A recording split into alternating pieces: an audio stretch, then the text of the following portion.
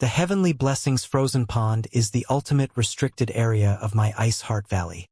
No one is allowed to enter without explicit permission. The cold pool is divided into 12 layers, and the lower one goes, the higher the difficulty and the greater the danger, but the more benefits one can obtain.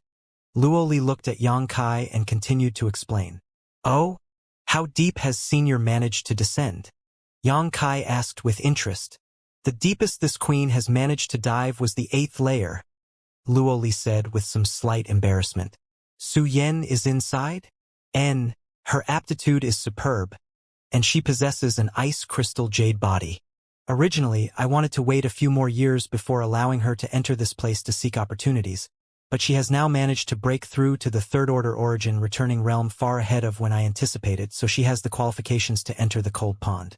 Although she is no longer my Ice Heart Valley's disciple, this can be considered a parting gift from this queen. If that is the case, I offer Senior my thanks. Naturally, he understood that Luoli had done this to ease the relationship between Ice Heart Valley and him. In any case, allowing Su Yan to enter this Heavenly Blessings Frozen Pond wouldn't have any detriments and could improve his opinion of Ice Heart Valley. Luoli smiled lightly. This is what Ice Heart Valley owes her. Young Master Yang need not be so polite. She should be coming out soon, so it is just a question of how far down she was able to dive. Hearing this, Xianxia's expression changed, and from his connection, he realized that Su Yan's aura was truly rising up slowly from this deep pond. A short time later, a small vortex suddenly appeared on the surface of the water and released a profound chill from deep below. Soon, a beautiful figure's shadow flew out from this vortex. A bit of cold light flashed along with this beautiful figure's appearance, forcing Xianxia to narrow his eyes. Even with his current strength, he could not help feeling a chill on his skin. Like a million tiny needles were piercing him when this cold light shone upon him. Xianxia's expression turned to one of shock as he stared towards the source of this cold light. This is... Luoli was also shocked as she stared up into the sky. Up above, Su Yan's figure stood quietly, motionless as an extremely tyrannical frozen aura pulsed from her right hand. In her grasp, there was a meter-long shining sword. The stinging cold light was emanating from this long sword. Xianxia and Luoli's eyes instantly fixed on the long sword, the former flashing a smile as warm as the sun, while the latter could not help trembling with shock. The sword held by Su Yan was slightly strange in shape. Although it was a meter long, it was far slenderer than a normal sword of such length. The sharp aura it gave off was also quite astonishing. The cold light shone without restraint from this sword as Su Yan held it in one hand while caressing it with her other. The sword gave off a light hum as the cold light it was emitting suddenly transformed into a terrifyingly cold field centered around Su Yan. Pure Ice Peak, which was already extremely cold, suddenly plunged in temperature once more. The barrier outside the thatched hut creaked under this field, as if it was being overwhelmed and about to collapse. Profound frost. Luoli could no longer maintain her composure as she leapt to her feet and exclaimed, her pair of beautiful eyes staring fixedly at the slender sword in Su Yan's hand, a look of disbelief filling her face. Xianxia did not miss her reaction and instantly understood that Su Yan had picked up a big bargain this time, one that Luoli apparently hadn't expected her to, so he couldn't help letting out a hearty laugh. Su Yan also seemed to have finally recovered at this moment, and turning her head, the ice aura suddenly faded and she revealed a warm smile, her tender body flickering as she flew down to the thatched hut and asked, Junior brother, why are you here? Senior Luo asked me to come over. Xianxia explained with a smile and a twinkle in his eye. He discovered that Su Yan's aura was extremely calm and stable, becoming far stronger than when they had separated a dozen days ago. Obviously, she had obtained many benefits from this Heavenly Blessings Frozen Pond. Xianxia's gaze then fell on the slender long sword again, and after observing it for a moment, Xianxia, who had seen several Origin King-grade artifacts before, couldn't help feeling startled. This slender sword was like a pure condensation of cold energy and was constantly releasing a sharp, invisible aura, one that pierced his mind all on its own, as if it was resisting his investigation. Su Yan, this sword, can you let this queen examine it? Luo Li composed herself and asked solemnly, "Please have a look, Supreme Elder." Su Yan respectfully held up the slender sword and handed it over. Luo Li reached out and accepted. A gleam of brilliance flashed across the sword as an unimaginable chill emerged from it and spread towards Luo Li's body. Luo Li's delicate hand was being frozen at a speed visible to the naked eye, with a thin layer of ice quickly condensing on her fair skin.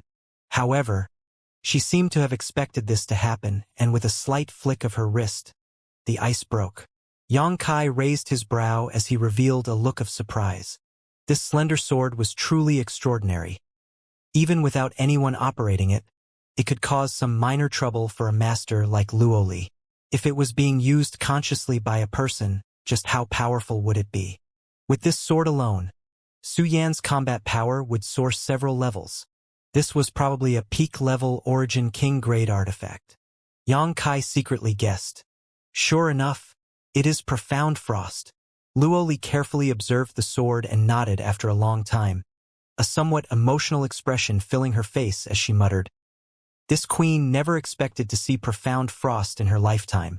Yang Kai could not help asking, "What is the origin of this sword?" A hint of respect appeared on Luo Li's face as she solemnly replied, "This is the personal sword of my Ice Heart Valley's ancestral founder, Bing Yun." Yang Kai and Su Yan exchanged a look of shock. Ice Heart Valley had existed for over 10,000 years, and it was rumored that its ancestral founder was a peak third-order Origin King, a true powerhouse of the star field. However, although she had left behind her complete inheritance, throughout Ice Heart Valley's history, it had never been able to replicate its original glory. The strongest master it had produced after its founding was only a second-order Origin King. In this generation, Luo Li was the only Origin King, and she was only a first order. This is Ancestral Founder's sword? Su Yan was in a daze, but after coming back to her senses she said, "Since it is the Ancestral Founder's sword, it should be kept by Supreme Elder." Disciple did not know the significance of this sword and only thought it was extremely valuable when she brought it out.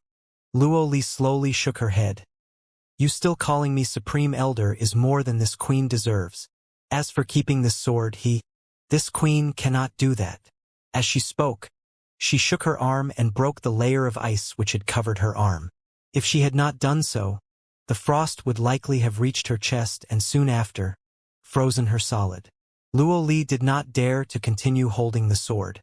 Reaching out, she handed Profound Frost back to Su Yan and said, "Since you've managed to obtain it, you should keep it. This is your opportunity after all. This queen has no reason to take it back." Ancestral Founder's last teachings state that Profound Frost will choose its own master. So if this queen kept it, she would be disobeying Ice Heart Valley's ancestral precepts. This queen cannot bear such a sin. But Su Yan seemed to want to say something. Fate works as so. Profound Frost's decision is equivalent to Ancestral Founder's decision. Luo Li sighed. If Su Yan was still an Ice Heart Valley disciple and she managed to obtain Profound Frost, Luo Li would feel only joy. However, Su Yan was no longer an Ice Heart Valley disciple, so her being recognized by Profound Frost was nothing less than a huge loss to Ice Heart Valley. Even so, Luo Li did not dare violate the Ancestral Founder's teachings. At this moment, Luo Li very much wanted to ask Su Yan to return to Ice Heart Valley, but when she remembered the attitude she and the other elders had shown, she was unable to voice such thoughts. "Since Senior Luo has said so, you should accept it, Su Yan. As long as you keep Ice Heart Valley in your heart, what does it matter if you are an Ice Heart Valley disciple or not?" Yang Kai said indifferently from the side. Luo Li glanced over at him thoughtfully before nodding in gratitude. Although Yang Kai had not spoken too clearly, Luo Li was able to understand the meaning behind his words.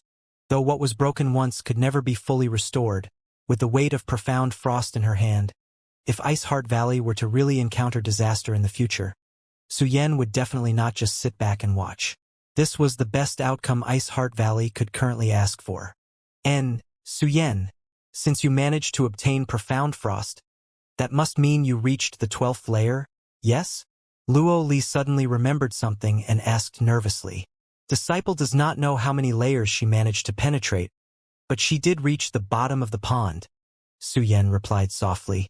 And the bottom of the pond is the 12th layer, Luoli sighed. It seems that, with the power of the Ice Phoenix source added to your body, your future achievements will be much higher than this queen's. She had cultivated diligently for many years but was still only able to reach the 80 layer. On the contrary, Su Yan managed to reach the 12th layer of the frozen pond on her first attempt. This was more than enough to illustrate the great power of her Ice Phoenix source. Without the Ice Phoenix source, Su Yan would never have been able to accomplish this feat at her current level. Since you reached the bottom of the pond, did you manage to find Ancestral Founder's Origin Essence Crystal? Luo Li's expression became even tenser when she asked this.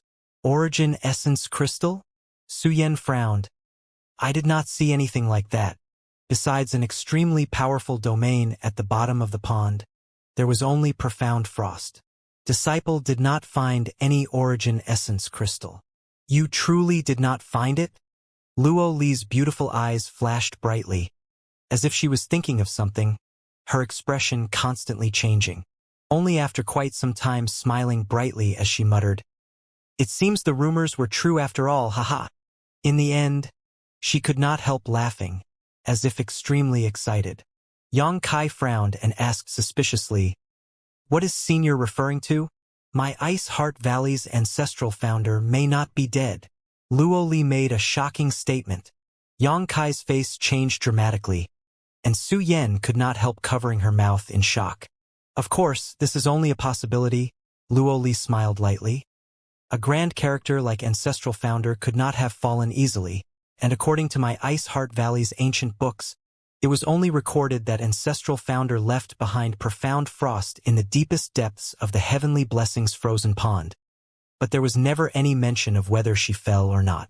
However, since Ancestral Founder's Origin Essence Crystal was not at the bottom of the pond, there is a chance she may still be alive. When one's cultivation reached the Third Order Origin King realm, an Origin Essence Crystal would be condensed in their body. An Origin Essence Crystal contained the life experiences of an Origin King, as well as the accumulation of their insights into the martial Tao. Even if such a cultivator died, their Origin Essence Crystal would not disappear. The ancestral founder of Ice Heart Valley left profound frost at the bottom of the Heavenly Blessings frozen pond, but her Origin Essence Crystal was nowhere to be seen, which was enough to raise many suspicions. She might really still be alive.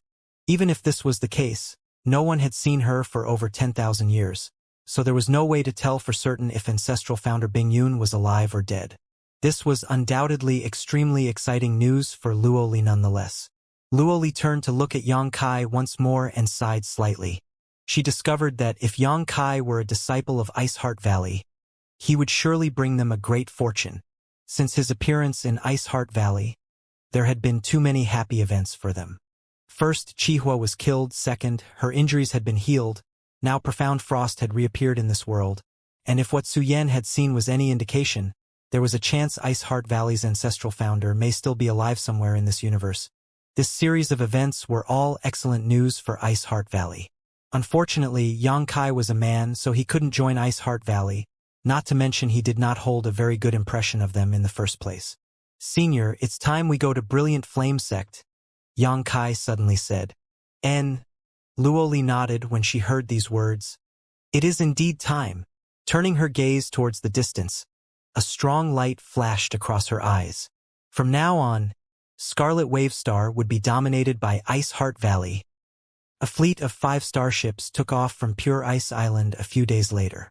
These 5 starships carried a total of 3,000 Ice Heart Valley elites as they sailed towards Brilliant Flame Mountain Range. Ice Heart Valley was one of the top 2 sects on Scarlet Wave Star, so it had its own starships. However, Yang Kai could tell that there was only one Origin-grade high-rank starship, which served as a flagship of sorts, while the other 4 were only Origin-grade mid-rank. The quality was incomparable to the one he possessed.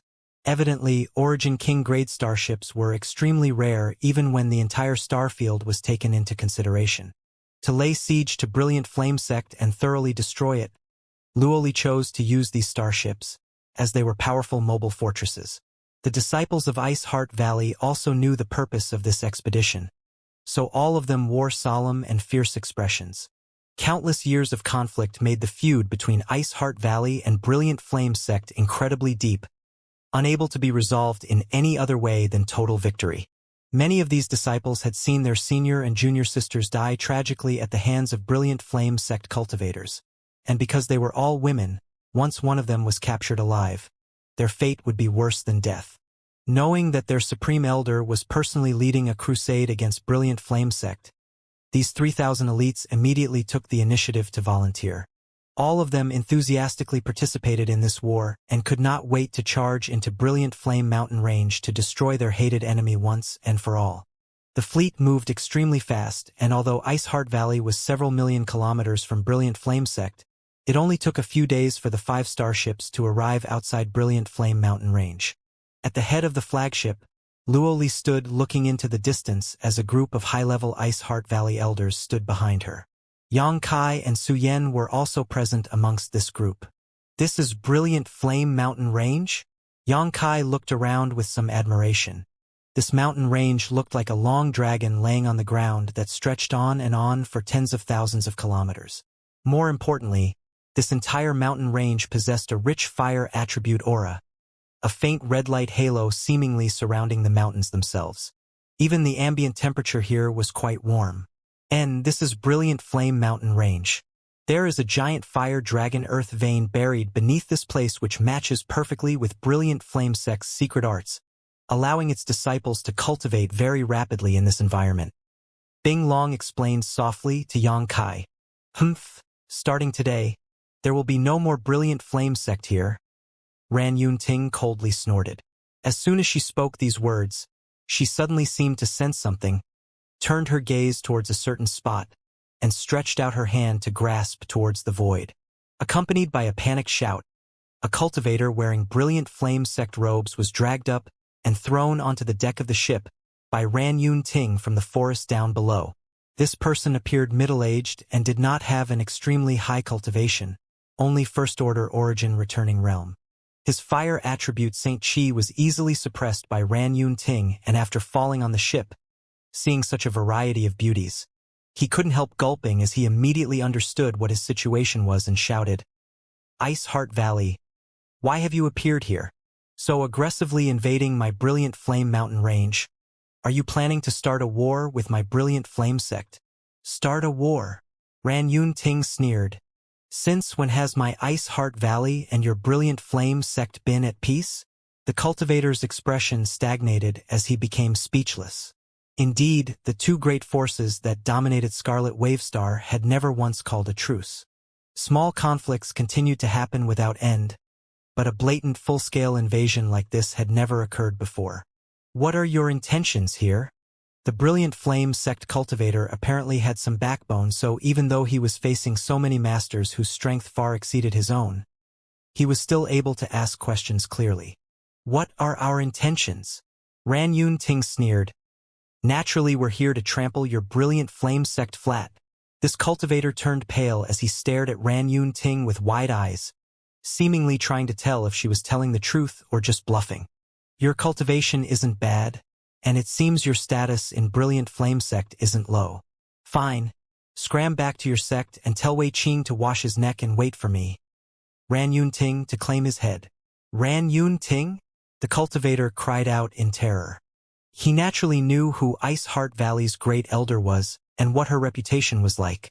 Turning his head around, he quickly discovered that every woman here had a cultivation which far surpassed his own and could only shout out instinctually, "My Brilliant Flame sect's supreme elder will not let this pass."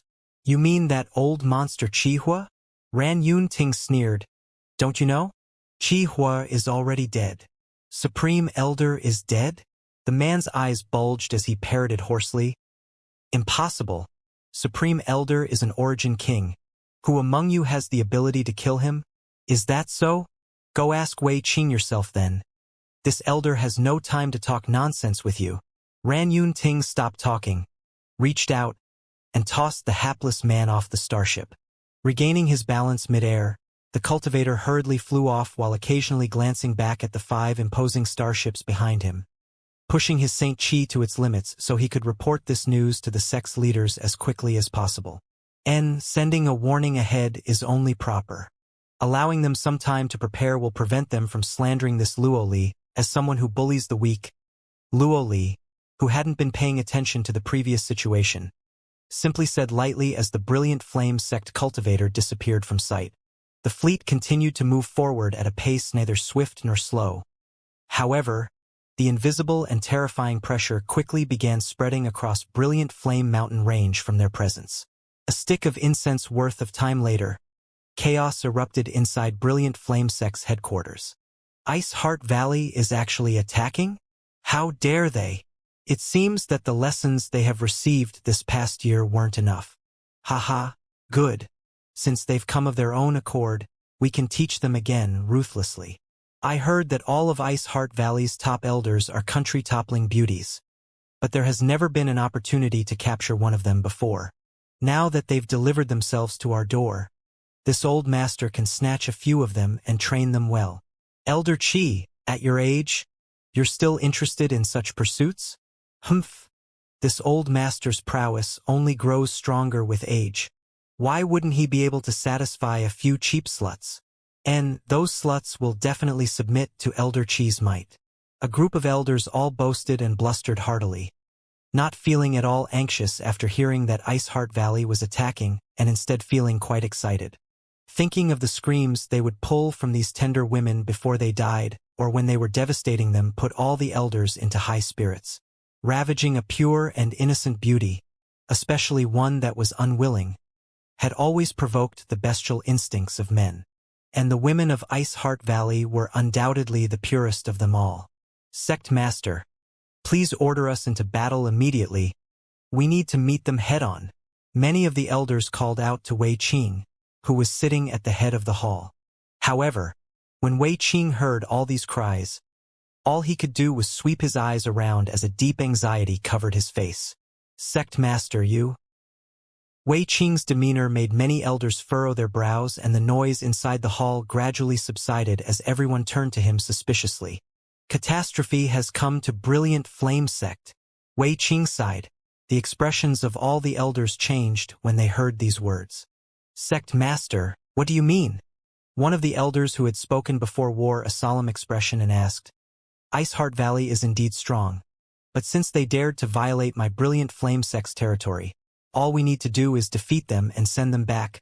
How could this be a catastrophe for my Brilliant Flame Sect? Because Supreme Elder may have already fallen. As soon as this statement came out, the audience fell silent. Only after a long silence passed did one elder ask hesitantly, How is that possible? Sect Master? Are you making some kind of joke? At this time, how could this king make such a bad joke? Wei Qing said solemnly. But how could Supreme Elder fall? Wasn't Supreme Elder entertaining Sir Luo Hai in his residence in the mountains? Wei Qing rubbed his forehead as he explained. A few months ago, Supreme Elder and Sir Luo Hai left Brilliant Flame Sect and went to Ice Heart Valley, but they have not returned since then. That doesn't mean Supreme Elder has fallen, though.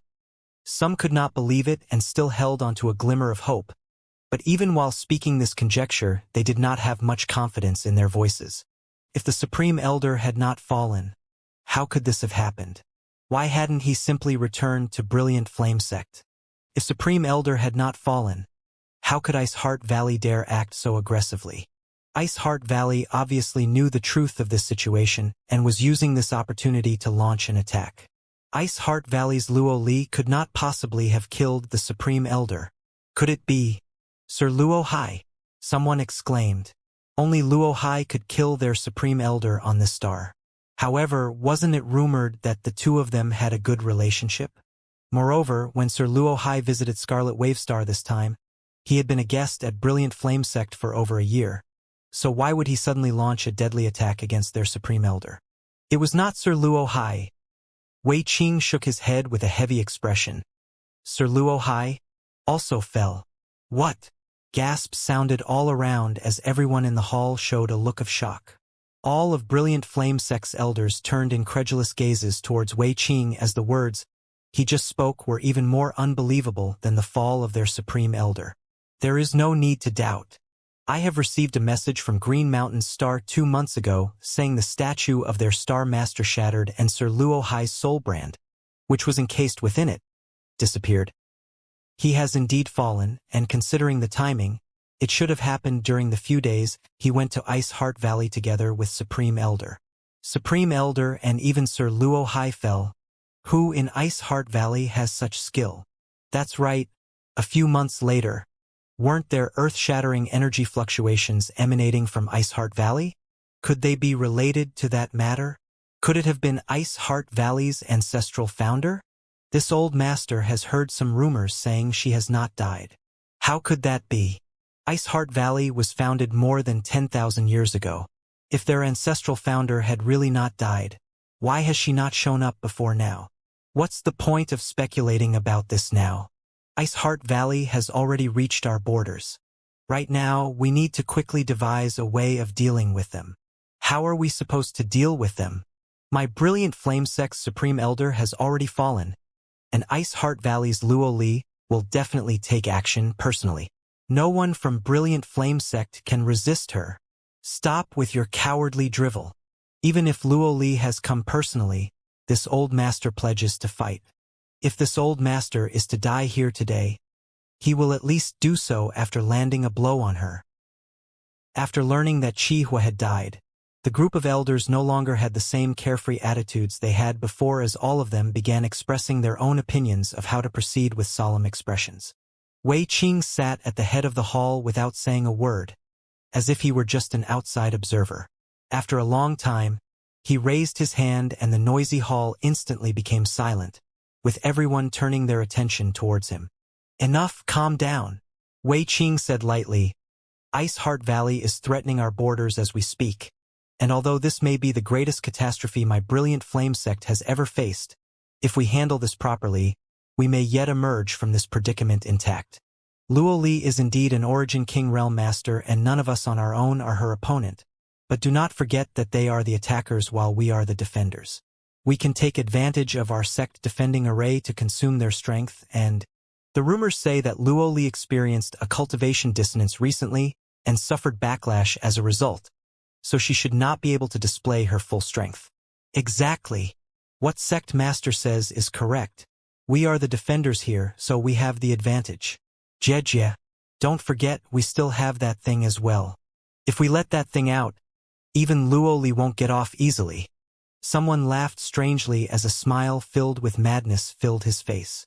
Others also quickly realized what this old man was talking about, and their expressions grew serious.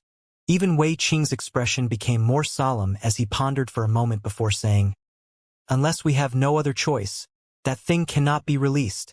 Transmit my orders. Have all disciples prepare to meet the enemy. Today we fight to the death." Fight!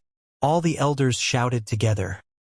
Ice Heart Valley's 5 starships slowly sailed towards the depths of Brilliant Flame Mountain Range, approaching Brilliant Flame Sect's headquarters at a steady pace. Some spirit arrays and barriers appeared along the way to obstruct their advance, but none were able to dampen Ice Heart Valley's momentum. Often, it only took a single volley of the starship's crystal cannons to destroy these barriers. Bing Long, go on ahead and announce that this queen is only here to punish the leaders of Brilliant Flame Sect, and that any disciples who leave now will not be targeted. Anyone who remains by the time my Ice Heart Valley's starships arrive will be considered enemies and shown no mercy, Luo Li suddenly said. Yes. Bing Long cupped her fists and flew off. Soon, Bing Long's divine sense spread out widely, conveying the message that only the elders of Brilliant Flame Sect were targets of their assault, while the common disciples were of no concern to them. When Brilliant Flame Sect received this message, all of the elders and leaders couldn't help cursing Bing Long for her despicable behavior, debasing her as a shameless and lowly slut. Brilliant Flame Sect had tens of thousands of disciples, and although their cohesion was not frail, not all of them would choose to die with the sect when facing this life or death crisis.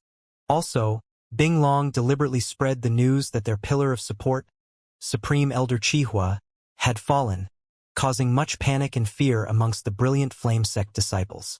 It was not long before some began fleeing from Brilliant Flame Mountain Range. Once they discovered a deserter, the higher-ups of Brilliant Flame Sect would act decisively. killing a few to warn the many. Although this bloody and cruel method temporarily deterred most of the common disciples, more and more brilliant flame sects people became panicked and tried to flee as time passed. Streams of light rose from many different places inside brilliant flame sect, speeding away in all directions. Luo Li quickly released her powerful divine sense to envelop all of brilliant flame mountain range. The cultivators below the origin returning realm were allowed to escape, but any origin realm master who tried was personally executed by Luo Li.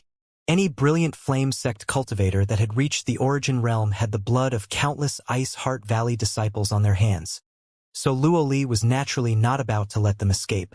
Soon, the disciples with cultivations below the origin realm also discovered this situation, and they immediately rejoiced, many of them ignoring the threats from their leaders and fleeing with all haste. For a time, Brilliant Flame sect became chaotic, as even the elders and deacons' bloody methods of suppression were unable to salvage the situation. Senior Luo Li, I'll be going on ahead. Yang Kai's gaze suddenly landed on a mountain at the back of Brilliant Flame mountain range.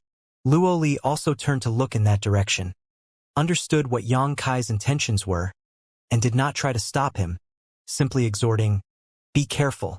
Yang Kai gently nodded. "Junior brother, do you want me to accompany you?" Su Yan asked. "No, you can stay here with Senior Luo Li." Yang Kai waved his hand before disappearing from the flagship. When he reappeared, he was already 1,000 meters away. Luo Li's beautiful eyes shrank slightly. Only now did she realize how Yang Kai was able to escape from Luo Hai's pursuit for several months. Based on this profound movement skill alone, any ordinary origin king would have no way to catch him. Even she was unable to see how he moved despite standing right next to him. Was this the mysterious Tao of space? Luo Li wore a look of interest on her face as she took a moment to observe Yang Kai carefully, but no matter how she tried, she was unable to comprehend anything about how he used Space Force, simply feeling that everything around him blurred momentarily before he disappeared and reappeared. With a slight sigh, Luo Li retracted her gaze as she confirmed that the Tao of space was not something she could fathom. Immediately, she focused her attention back on Brilliant Flame sect. At the deepest depths of Brilliant Flame mountain range, there was a barren, extremely high-temperature 1,000-meter-high mountain.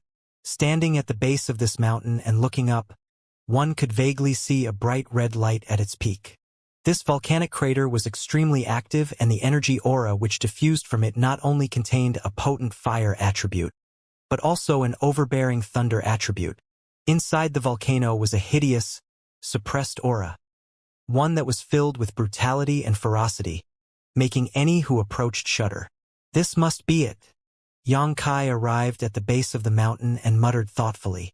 This time, he did not intend to intervene in the battle between Ice Heart Valley and Brilliant Flame sect. His only goal was Brilliant Flame sect's heavenly thunder fire. This was an ominous flame creature that even Luo Li feared.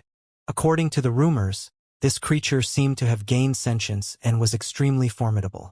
From his divine sense investigation, Yang Kai determined that this entire volcanic mountain peak was covered in a powerful spirit array.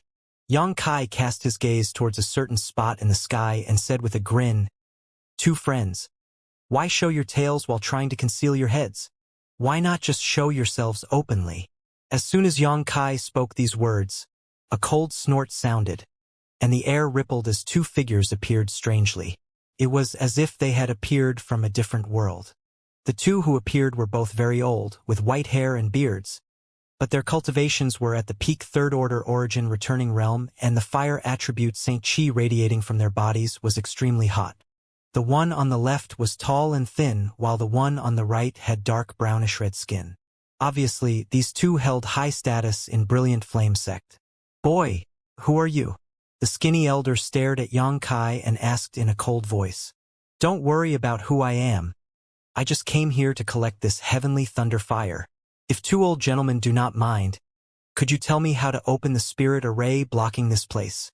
Yang Kai smiled and asked lightly. "Bold Junior." The skinny elder was furious. "You dare covet my Brilliant Flame sect's heavenly thunder fire? Out of consideration for your young age and high cultivation, we old masters won't embarrass you and give you one chance to withdraw peacefully." This old man seemed somewhat easy to speak to as he did not try to immediately kill Xianxia for trespassing into brilliant flamesex restricted area. Old sir is quite kind. Xianxia raised his brow as a sarcastic grin appeared on his face. Stomping his foot lightly in the next instant, Xianxia snickered. Is this what old sir meant by not embarrassing me? Honk. As Xianxia's foot fell, the ground suddenly cracked and a fissure spread from his position towards the two old men. From this fissure, two well-concealed wisps of fire attribute energy flew up from a point only a few meters away from Xianxia. These two wisps of fire attribute energy were like venomous snakes lying in wait to strike out without warning. Your vision isn't bad, little brat. Since you've already seen through everything, there's nothing left to discuss. For trespassing into brilliant flamesex restricted area, you must die. The skinny elder did not hesitate after Xianxia saw through his little trick, immediately removing his hypocritical face and pushing his Saint Chi, causing the wisps of fire attribute energy down below to transform into flame pythons that leapt towards Xianxia. Paltry tricks. Xianxia laughed loudly as he summoned the verdant dragon bone sword into his hand, and with a single swing sent out a wave of green light that easily split the terrifying flame python in half, causing it to scatter and dissipate. Strong.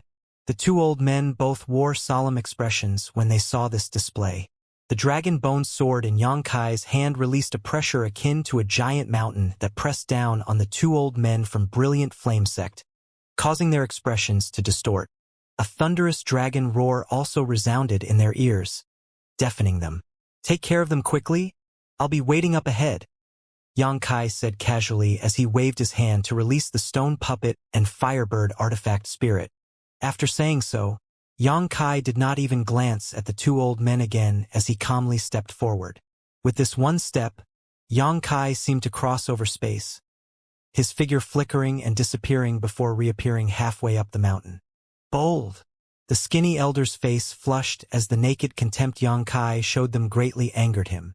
In an attempt to chase after Xianxia, he turned his old figure around and prepared to dash off. But the moment he acted, a jet-black stick struck towards him, releasing an incredible pressure as it approached, as if it weighed 1,000,000 kilograms, even ripping apart the air as it passed through it. A harsh whipping sound rang in the old man's eardrums. The skinny elder's face sank as he hurriedly raised his arms to guard himself while simultaneously releasing a blazing flame around his body. Honk!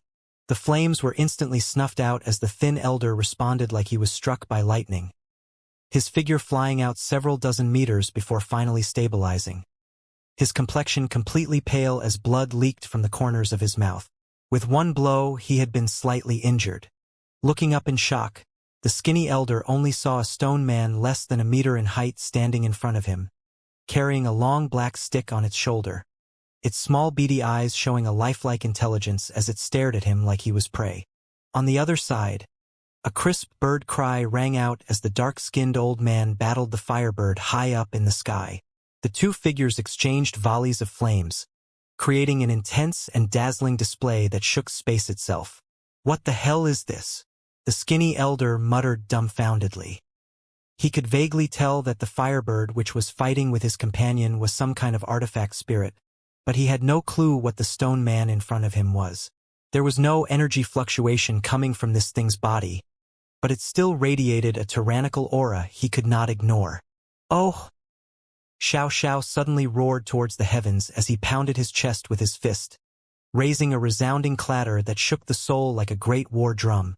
As this sound rang out, the stone puppet, which was less than a meter tall, rapidly grew in size to become a 12-meter-tall stone giant.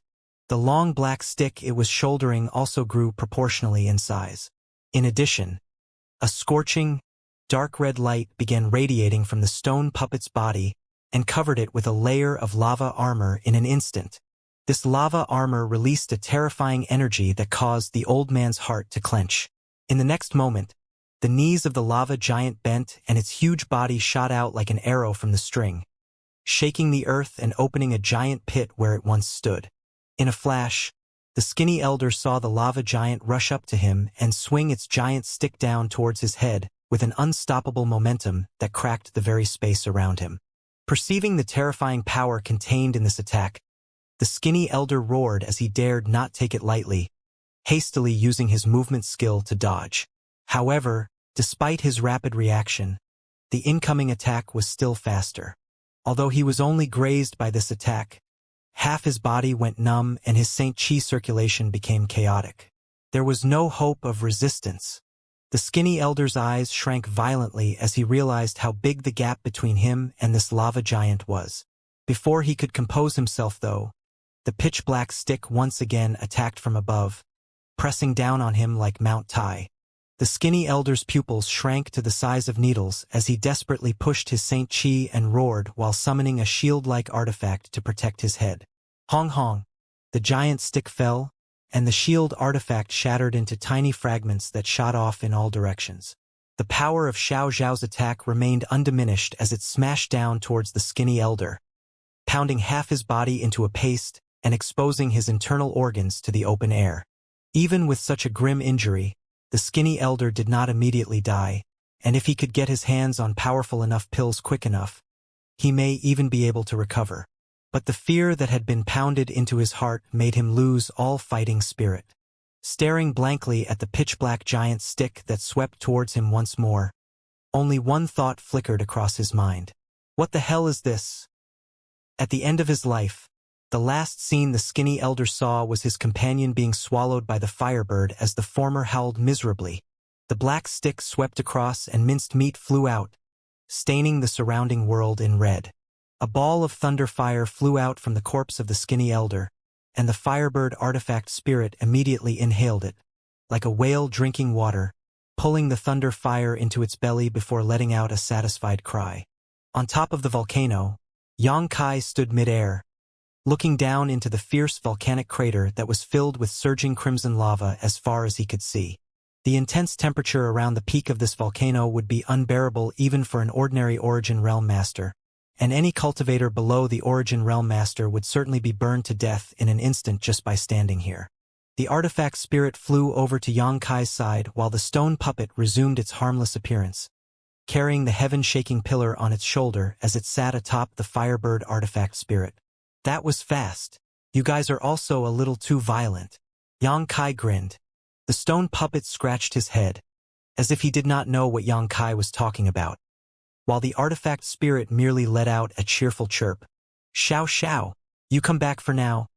Xianxia stretched out his hand and sent the stone puppet into the sealed world bead, leaving only the firebird artifact spirit behind.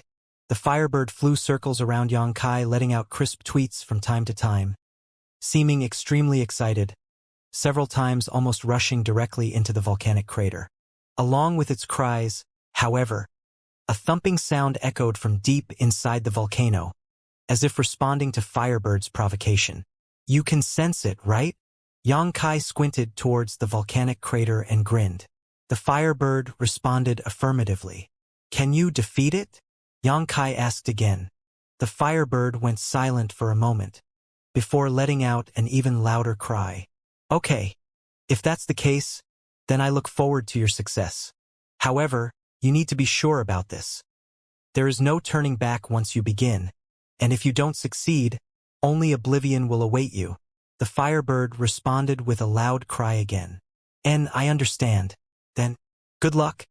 Xianxia nodded solemnly before immediately waving his hand and summoning a massive artifact refining furnace. This was the artifact refining furnace that gave birth to the Firebird artifact spirit. It was brought out by Xianxia from the Earth Lung Fire Pond in the 5th layer of the Flowing Flame Sandfield. It was the Firebird's true body. If the artifact refining furnace was destroyed, the Firebird would perish together with it without any doubt. Since obtaining the Firebird artifact spirit, Xianxia had basically never used this artifact refining furnace, first for the safety of the artifact spirit, and secondly because he did not need to use it. But this time, he had not hesitated to summon this artifact refining furnace. By coordinating with its true body, the strength the artifact spirit could display would increase by at least 20%. As soon as the artifact refining furnace appeared, the Firebird opened its mouth and swallowed it into its belly. Xianxia closed his eyes and took a deep breath. When he opened his eyes again, his left eye had become golden in color. Demon Eye of Annihilation. The golden pupil in his left eye now seemed to contain an endless majesty that made all who saw it shudder in fear. Looking down again, everything which had previously been hidden was revealed to Xianxia. The demon eye of annihilation was able to see through all illusions, and with its help, Xianxia immediately discovered the huge spirit array which was sealing the volcanic crater. Stream of pure energy, like giant shackles, locked the entire volcanic crater from 8 different directions.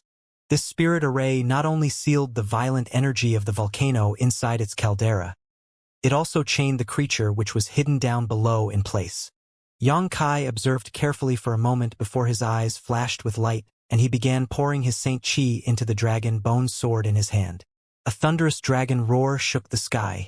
Go! Xianxia threw out the dragon bone sword. In a dazzling flash of green light, the dragon bone sword transformed into a giant dark green dragon and bombarded a certain point in the sky with an unstoppable charge. The 8 shackle spirit array that was sealing the volcanic crater shook slightly as a small gap was opened in it. A scorching aura immediately burst from this opening, burning everything in its path. Enter! Xianxia shouted. The Firebird artifact spirit turned into a stream of light and rushed into the opening, quickly followed by Xianxia.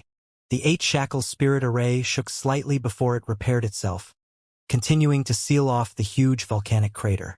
Inside the spirit array, Xianxia's face changed slightly as he hurriedly circulated his Saint Qi to resist the pervasive burning heat. The Firebird meanwhile shot towards the base of the volcanic crater. Looking around, the magma inside the volcano was rolling, and along the red lava, faintly flashes of blue lightning swam about like snakes. The entire caldera stirred, as if stimulated by the Firebird artifact spirit, like a sleeping dragon slowly awakening. The artifact spirit rushed into the magma in the next instant and disappeared. A moment later, an astonishing pressure suddenly erupted as a thunderous voice rang out. A trivial artifact spirit dares challenge this king's majesty? A foolish ant that knows not its place. Tremble before my power. Xianxia's body trembled as he stared downwards in amazement, his gaze seemingly penetrating the thick magma and staring directly into the depths of the earth. It seemed the rumors were true. Brilliant Flamesek's heavenly thunderfire had indeed obtained sentience. And this sentience was not low, at least more complete than the Firebird. It was able to clearly convey its thoughts and meaning while the Firebird obviously did not have such ability. The Firebird was clearly in a dire situation, causing Xianxia to worry. Before coming here, he had not expected the heavenly thunderfire to have evolved to this level. He thought that the heavenly thunderfire was at best on the same level as the Firebird, but now it seemed that the heavenly thunderfire was superior. Beneath the volcanic crater, a shocking struggle began between the Firebird artifact spirit and the heavenly thunderfire, causing the world energy aura which pervaded Brilliant Flamesect to tumble. In front of Brilliant Flamesect's headquarters, the elites of Ice Heart Valley, led by Luo Li, broke through countless layers of defensive barriers as they drove towards the center of the sect. The 5 starships formed a line in the sky and continuously shot volleys of crystal cannon fire, bringing death and destruction wherever they went. Aboard the fleet's flagship, Luo Li watched indifferently as the elders of Ice Heart Valley all displayed their might. In a certain square up ahead, 1,000 meters below, at this moment, the leaders of Brilliant Flamesect had all gathered, led by Wei Qing, all of them wearing ugly expressions as they stared upwards. Between these two groups, a fiery red light barrier remained intact. This was Brilliant Flamesect's last defensive barrier, and once it was breached, Brilliant Flamesect would become completely undefended and fall to the mercy of Ice Heart Valley. Staring across the barrier and each other for some time, Wei Qing shouted, "Senior Luo Li, is Ice Heart Valley really determined to fight to the death with my Brilliant Flamesect?" "Yes," Luo Li responded immediately. Wei Qing laughed. "Forcing Senior Luo Li to act personally is my Brilliant Flamesect's honor. But does Senior believe Brilliant Flamesect is some soft persimmon you can crush at will? If that is the case, Junior must advise Senior to reconsider. If Senior is not prepared for all of us to die here together, Junior advises her to retreat, otherwise Senior will surely regret it. Are you threatening this queen?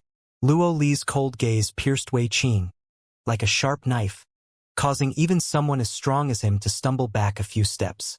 With shock in his heart, he cupped his fists and shouted, Junior would not dare. However, this Wei Qing is brilliant flame sect master, so he must take into consideration the safety of the sect's tens of thousands of disciples. Senior's cultivation is profound, and there is indeed no one in brilliant flame sect that can serve as your opponent. But if you wish to destroy my brilliant flame sect, know that it will not be as easy as you believe. I know what it is you are relying on. Luo Li smiled suddenly. To be honest, this queen also felt that dealing with that thing would be quite difficult, and if at all possible I do not wish to confront it. If Senior understands, everything can be discussed. Wei Qing's face brightened slightly, thinking Luo Li was still worried about acting rashly, lest innocence be hurt. Unexpectedly though, Luo Li simply smiled even more brightly. But this queen is only responsible for dealing with you. As for that thing, someone else will take care of it, so you'd best surrender quickly. This queen does not enjoy bullying the weak. As long as you waste your cultivation, this queen will give you a chance to survive. Wei Qing's face turned angry, and was just about to snap back when suddenly his knowledge sea rolled as an astonishing and terrifying will spread out from a certain direction, carrying with it a message that caused a chill to run up his back. A trivial artifact spirit dares challenge this king's majesty? A foolish ant that knows not its place. Tremble before my power. As soon as this voice sounded, a fierce battle erupted at the volcano in the deepest part of Brilliant Flame Sect. Everyone clearly felt the energy fluctuations from this clash spread out. Brilliant Flame Sect's leadership all wore looks of shock as they turned in the direction of this disturbance. Who would dare provoke the heavenly thunder fire? An elder of Brilliant Flame Sect exclaimed. It has already started? Luo Li narrowed her eyes. She had apparently still underestimated the speed with which Yang Kai would act. She thought it would take some time before Yang Kai engaged the heavenly thunderfire in battle, but now, she had barely reached her main target with her forces and Yang Kai had already begun. You have 10 breaths to cripple yourselves. Do so and this queen will spare your lives. If you still refuse to comply and force this queen to break this barrier, you will all perish. At this moment, Luo Li's temperament, which should have been cold and indifferent, became fierce and aggressive. The grievances between the two great forces were too deep, reaching the point where they could simply not live under the same sky. Wei Qing's expression changed dramatically as he felt the powerful fluctuations coming from the heavenly thunderfire's restricted area and understood that the last card he had to play was no longer available to him. However, crippling himself was naturally impossible. All cultivators fought against the heavens throughout their lives, crossing one narrow bridge after another, with countless trillions falling along the way. Wei Qing had spent 300 years cultivating to the peak of the Third Order Origin Returning Realm and had high hopes to break through to the Origin King Realm. How could he be willing to waste his cultivation now? Rather than linger on in disgrace, it would be better to put his life on the line to fight for a chance to survive. To battle! Wei Qing roared. Brilliant Flame Sect's leadership obviously held the same idea as Wei Qing. All of them knew how deep the grievances were between their two sects and that even if they begged for mercy, there would be none.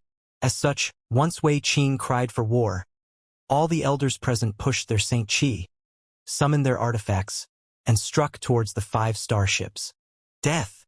Luo Li's face went cold as she lifted her hand and gently tapped the air in front of her. She did not make any fancy movements, nor create any spectacular display, but the moment her finger pointed forward, a crystal-clear 6-petal snowflake condensed before her. In the blink of an eye, this 6-petal snowflake expanded to cover the entire sky above the square. A chill that caused all to shiver quickly descended from the sky. Endless frozen seal, Bing Long, Ran Yun Ting, and all the other Ice Heart Valley elders shouted in unison. Saint Qi surged from all their bodies and gathering together before flooding into the space in front of them. Wherever their Saint Qi passed, the ground began to freeze. Snow then began falling from the sky. Shocking energy fluctuations pulsed from each tiny snowflake and as they landed lightly on the fiery red barrier, it seemed to melt through it, slowly opening holes in brilliant Flamesect's last protective shield. A region of frozen earth spread out towards the square. The less powerful brilliant Flamesect disciples instantly turned into ice sculptures. Wei Qing instantly fell into despair, knowing that brilliant Flamesect was doomed this time. With Luo Li taking action personally, all hope was basically lost. Originally, he had been relying on the sealed Heavenly Thunder Fire making Luo Li cautions, but now it had somehow been entangled by some unknown force and was of no use. Moreover, looking at Luo Li's appearance and aura, where were there any signs of injury? She was clearly at her peak.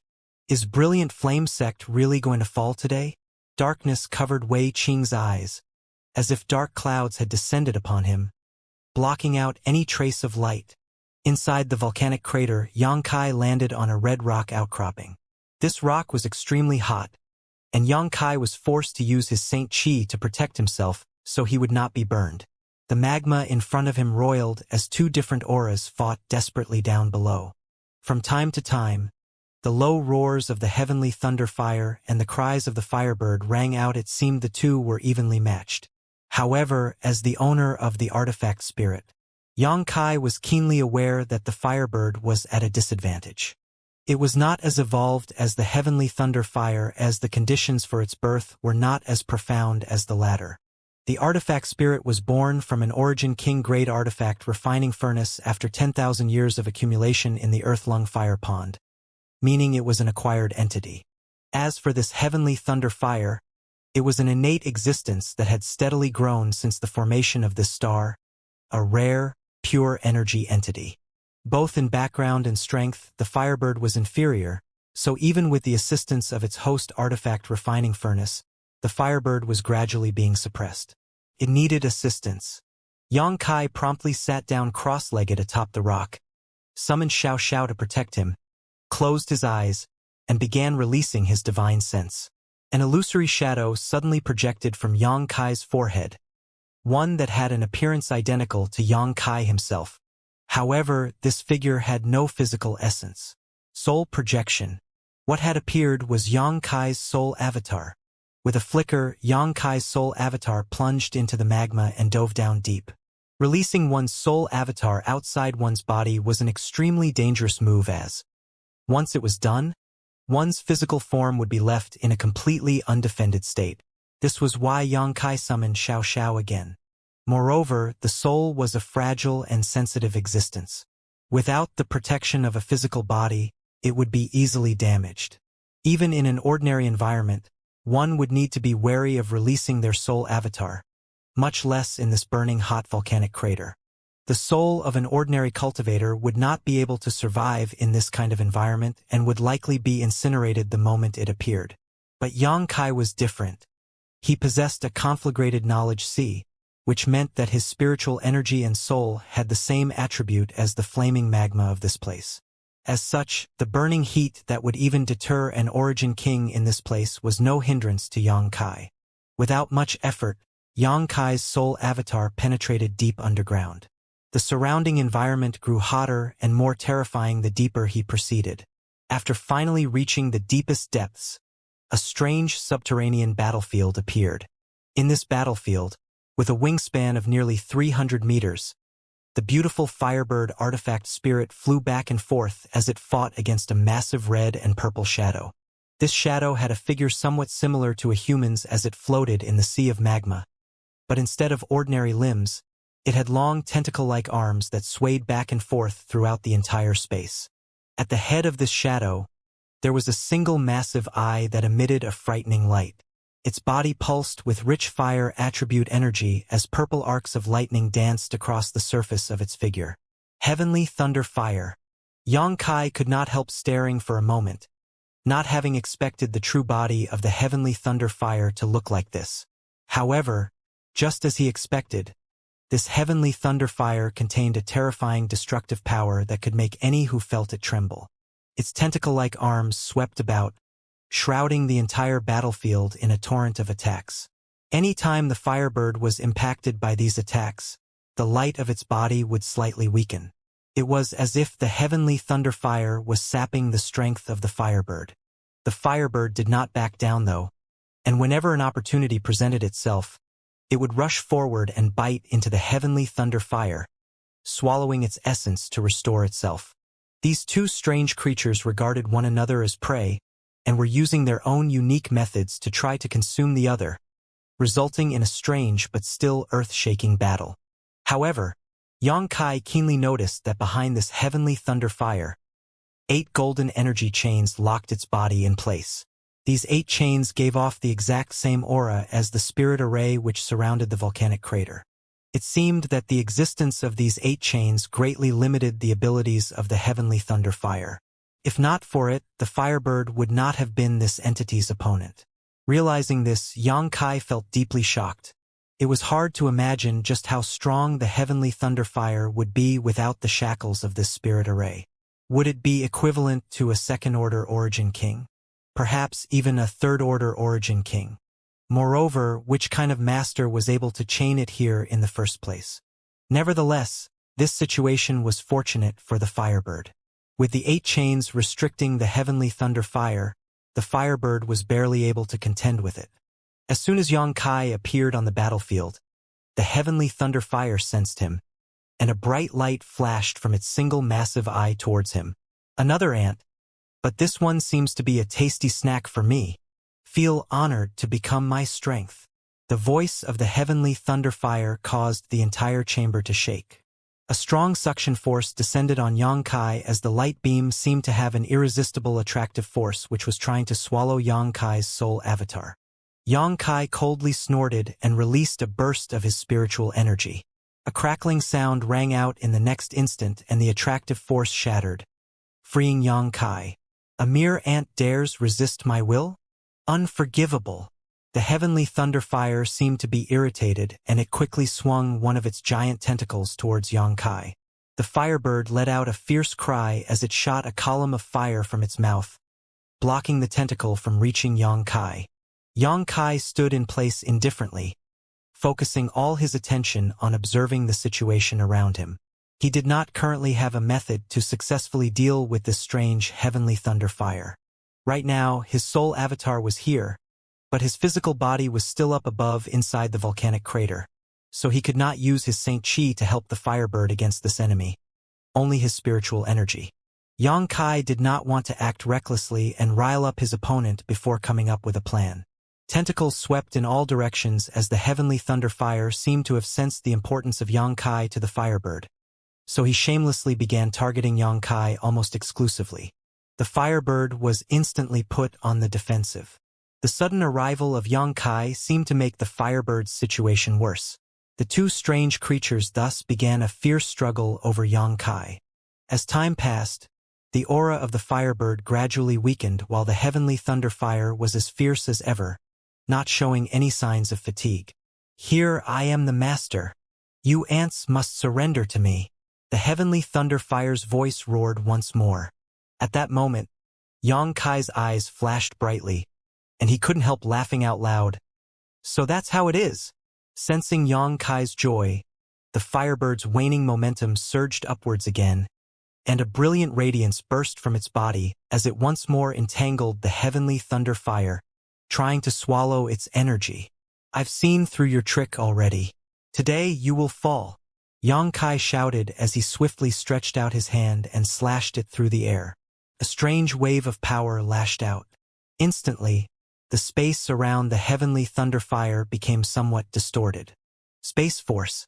Xianxia's soul avatar could not use the Saint Chi which was contained in his physical body, but that did not hinder him from using his comprehension of the Tao of space.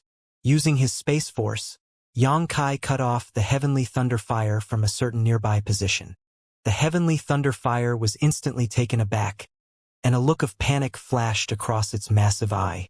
At that moment, it gave up attacking the firebird entirely and instead launched a flurried attack towards Xianxia. So, my thoughts have proven to be true. Xianxia laughed, concluding from the heavenly thunderfire's reaction that his guess was correct. Without any hesitation, Xianxia released a burst of space force from his soul avatar and rapidly spread it outwards to form a type of cage around the surrounding region. After just 10 breaths, the cage had taken shape. This invisible cage isolated the heavenly thunder fire from the outside world, enclosing it here with the firebird. This cage had no effect on the firebird, but it was a fatal threat to the heavenly thunder fire. Now, the heavenly thunder fire was no longer able to draw strength from its surrounding environment to restore itself.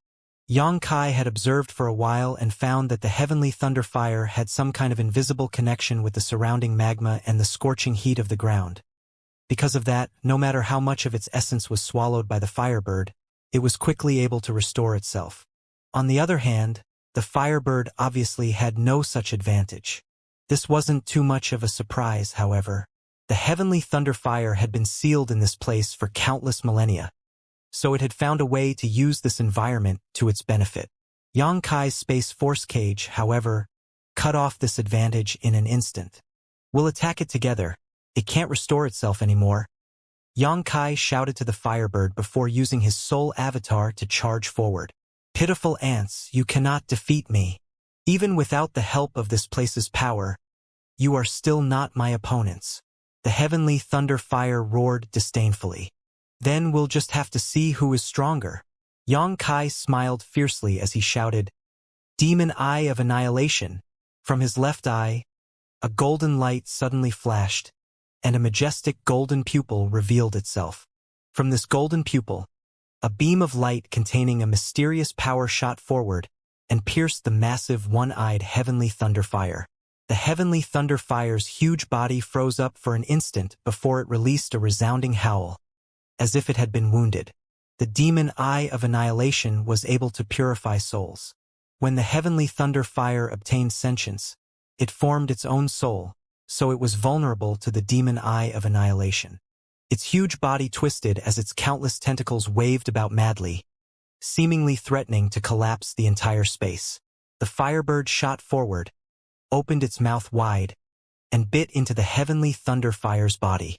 A stream of pure power visibly to the naked eye flowed into the firebird's body from its mouth. At the same time, the heavenly thunder fire's aura dropped noticeably. Ants, you dare anger me? I will have all of you dead. The heavenly thunder fire roared madly as its tentacles flew back, wrapped up the firebird, and hurled it away. Immediately, its single eye locked onto Xianxia and a fierce and destructive aura descended upon him. From that single eye, a mysterious light blasted out, one which was capable of fighting against Xianxia's golden light and slowly began pushing it back. It was conceivable that once this profound light covered Xianxia, his soul avatar would be erased. Blossoming Lotus, Xianxia shouted sharply. Within the golden pupil of his left eye, a lotus bud suddenly appeared. Immediately after this lotus bud appeared, it flickered and disappeared. But from the perspective of the heavenly thunder fire, this lotus bud rushed into its knowledge sea. This lotus bud took spiritual energy as its nutrients and began madly swallowing all it could from the heavenly thunder fire, slowly blossoming in the process. The more it blossomed, the more spiritual energy it drew in. By the time the lotus bloomed halfway, the heavenly thunder fire's figure was shaking, and its originally solid form became a bit illusory. Xianxia had a splitting headache and was unable to stop himself from letting out a miserable cry. To deal with heavenly thunder fire, he had used almost all of his spiritual energy at once to condense this lotus bud. But the effects were astonishing. The heavenly thunder fire took a devastating hit and lost the strength to target him. An angry growl and miserable howl burst from the heavenly thunder fire's mouth. The firebird took this opportunity to free itself from its restraints and summon its base artifact refining furnace. Stimulated by the firebird, the artifact refining furnace began rotating rapidly as it sent out an amazing attractive force from its mouth. The heavenly thunder fire's unstable body could not withstand this suction and was gradually pulled towards the artifact refining furnace. "New!" The heavenly thunder fire yelled madly but to no avail. Xianxia's blossoming lotus secret technique had swallowed most of its spiritual energy, rendering it incapable of resisting the firebird's attack. As it howled miserably, the heavenly thunder fire was pulled into the artifact refining furnace like a plume of blue smoke, The firebird then turned and glanced towards Yang Kai. Yang Kai gripped his temples as their 4 eyes met and gently nodded, conveying an encouraging look. The firebird flapped its wings, turned into a ball of flame, and wrapped itself around the artifact refining furnace before immediately sinking deeper into the magma below. This battle was not over yet. The next stage of this battle would be fought inside the artifact refining furnace, but unlike before, it would be on the firebird's home field where it would occupy the absolute advantage. Yang Kai was no longer able to intervene. However, he believed that when the firebird appeared again, it would bring him a big, pleasant surprise. Turning his head and looking around, Yang Kai did not choose to remain and immediately sent his soul avatar back to his body. Opening his eyes, Yang Kai saw the stone puppet's concerned gaze. After giving it a comforting look, Yang Kai immediately took out some pills and stuffed them into his mouth before closing his eyes and refining their efficacies. Time passed by. The tearing pain in Yang Kai's mind gradually faded, and with the help of the 7-colored soul-warming lotus, his spiritual energy was restored in short order, recovering to the point where he could move about within a day. After this battle, Yang Kai surprisingly found that his spiritual energy had also increased. This was a fortunate accident. A fragrant wind appeared behind him at a certain point, but Yang Kai didn't even turn his head to look, instead just smiling slightly and saying, "Congratulations, Senior. Now Ice Heart Valley may dominate Scarlet Wave Star and become its sole ruler." Luo Li's faint voice sounded. "This queen has no intention of dominating anything. Everything done today was simply to settle our long-standing grievances. As long Brilliant Flame Sect remained, many from Ice Heart Valley would die." Yang Kai nodded lightly, thinking these words conformed well with Luo Li's mentality. However, this success was only thanks to young Master Yang's assistance. "If you had not been here dealing with the Heavenly Thunder Fire, my Ice Heart Valley would not have been able to act so easily," Luo Li said gratefully. "We each simply attended to our own needs. Senior need not be so polite." Yang Kai slowly shook his head. What about Brilliant Flame Sect's people? All those in the Origin Returning Realm were killed. Those below the Origin Realm who were known to have killed my Ice Heart Valley disciples were also killed. As for the rest, their cultivations were crippled and they were set free," Luo Li replied. "Senior is benevolent. What you mean to say is this queen shows too much womanly compassion, right?" Luo Li smiled softly. "Junior wouldn't dare. Senior must have her reasons for acting this way. Junior has no reason to question that," Yang Kai replied calmly. Luo Li smiled and said, "If you wish to say it, just say it. I doubt there's anything you dare not do. And if this queen really slaughtered every Brilliant Flame Sect disciple from weak to strong, the heavens would not reflect kindly upon it." Yang Kai nodded and said nothing more. Cultivators had to act following their own convictions. Luo Li was not one who enjoyed killing, so if she were to engage in a reckless slaughter of Brilliant Flame Sect, it would no doubt have an impact on her mental state, which was not good for her. Although releasing these Brilliant Flame Sect disciples may seem like benevolence, it was just Luo Li obeying her own heart. "Young Master Yang, where is the Heavenly Thunder Fire now?" Luo Li asked curiously. Yang Kai pointed to the magma below. "It's still inside right now, but it won't be around much longer." Luo Li's body shook as terrified light flashed across her beautiful eyes.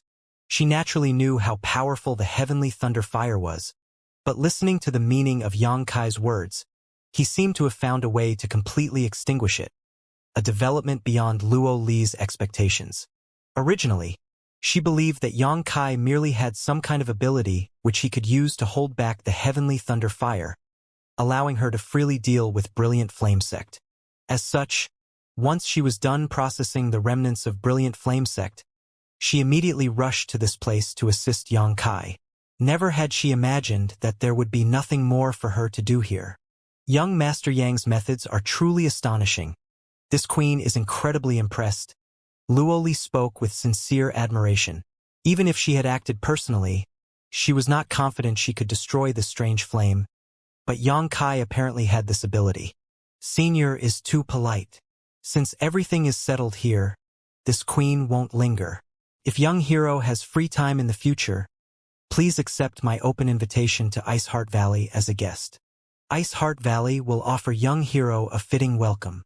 If there is a chance, Yang Kai replied in a non-committal manner. Luo Li nodded lightly before departing quickly. After Luo Li left, another person flew down from the volcanic crater and, with a burst of refreshing icy air, arrived by Yang Kai's side, sitting down. Naturally, it was Su Yan. Yang Kai turned his head, reached out, and grabbed one of her delicate hands, holding it in his own appreciatively. Su Yan did not speak, simply smiling lightly as she turned to look at the rolling magma in front of her, while leaning her head on Yang Kai's shoulder with a satisfied look on her face. It seemed the senior sister and junior brother pair simply wanted to spend some quiet time together. Junior brother, where are we going next? After a long silence, Su Yan asked. To Shadowed Star. Shadowed Star? Where is that? Shadowed Star is extremely far away, but it has a much better environment than today's Tongxian realm. Although there is a strange world principle suppression there, it is suitable for everyone from Tongxian realm to grow and develop. I founded High Heaven sect there on a cultivation paradise. Yang Kai began describing the various aspects of Shadowed Star one by one, causing Su Yan to feel a sense of yearning. The star field was incredibly vast, filled with wonders, but to her, it didn't really matter where she went. As long as she could accompany the man beside her, even the ends of the universe could be a warm home. At this moment, Su Yan felt a sense of satisfaction she never experienced before. The battle between the Firebird and Heavenly Thunderfire lingered on for quite some time. Yang Kai and Su Yan waited next to the volcanic crater for half a month, but still, the battle down below had not been decided. Bing Long came at one point and handed Yang Kai a large number of space rings filled with an astonishing amount of wealth which formerly belonged to Brilliant Flame Sect. There were many precious ores, herbs, artifacts, pills and secret arts, martial skills, and billions of Saint crystals. Ice Heart Valley was able to wipe out Brilliant Flame Sect in one fell swoop thanks to Yang Kai, so they did not take sole possession of Brilliant Flame Sect's wealth. After receiving instructions from Luo Li, Bing Long personally divided this huge harvest in half, one part going to Ice Heart Valley, while the other was given to Yang Kai exclusively. Naturally, this was a gesture of goodwill from Ice Heart Valley that was meant to ease the relationship between them and Yang Kai. Yang Kai understood this and did not refuse, readily accepting the space rings. Now that he was bringing over 10,000 of his friends and family to Shadowed Star, he would need an extraordinary amount of cultivation resources to support them. This wealth from Brilliant Flame Sect was enough to support those from Tongxian realm for 10 or 20 years without any difficulty.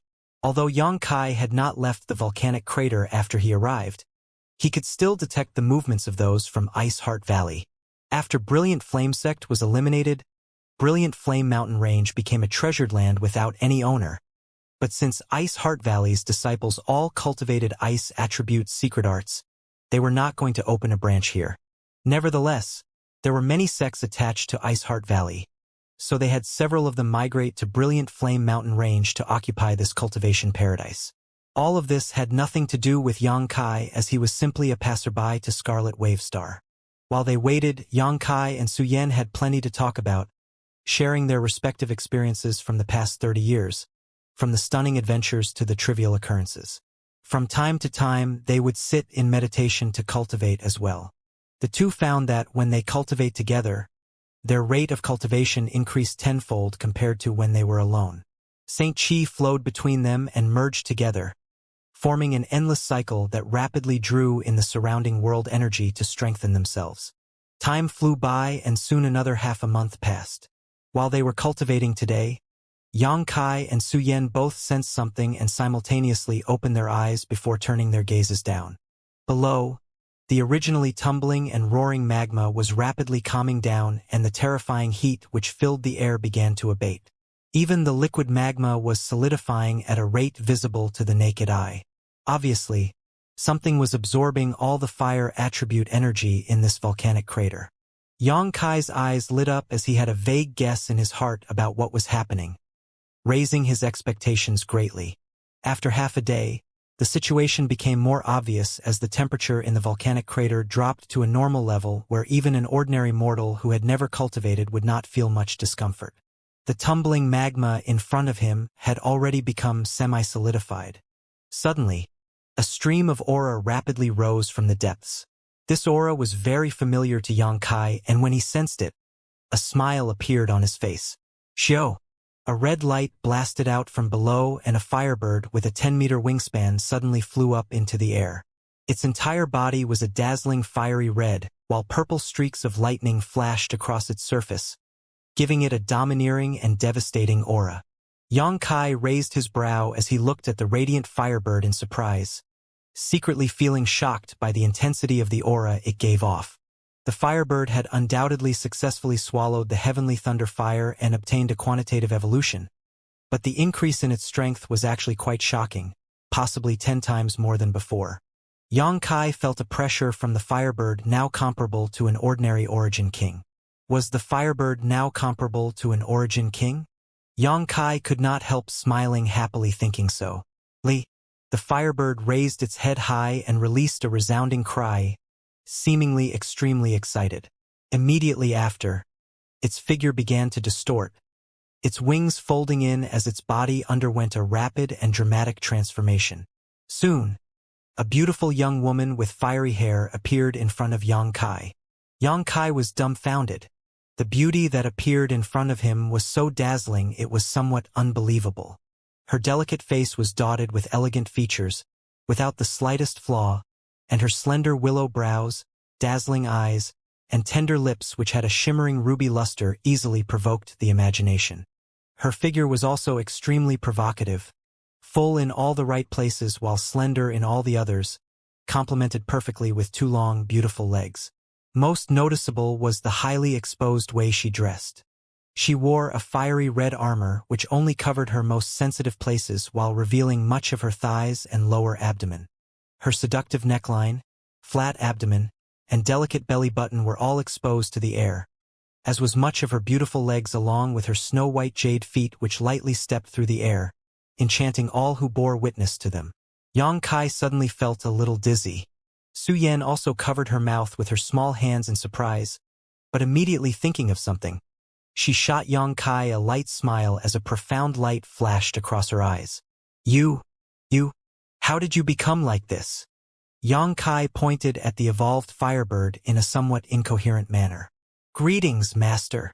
The firebird suddenly saluted Xianxia elegantly and spoke in a clear voice. Her voice and expression were cold and indifferent, a clear contrast to her scorching hot figure. Moreover, her voice seemed to contain an aura of destruction and killing intent, while her dark red eyes burned like flames.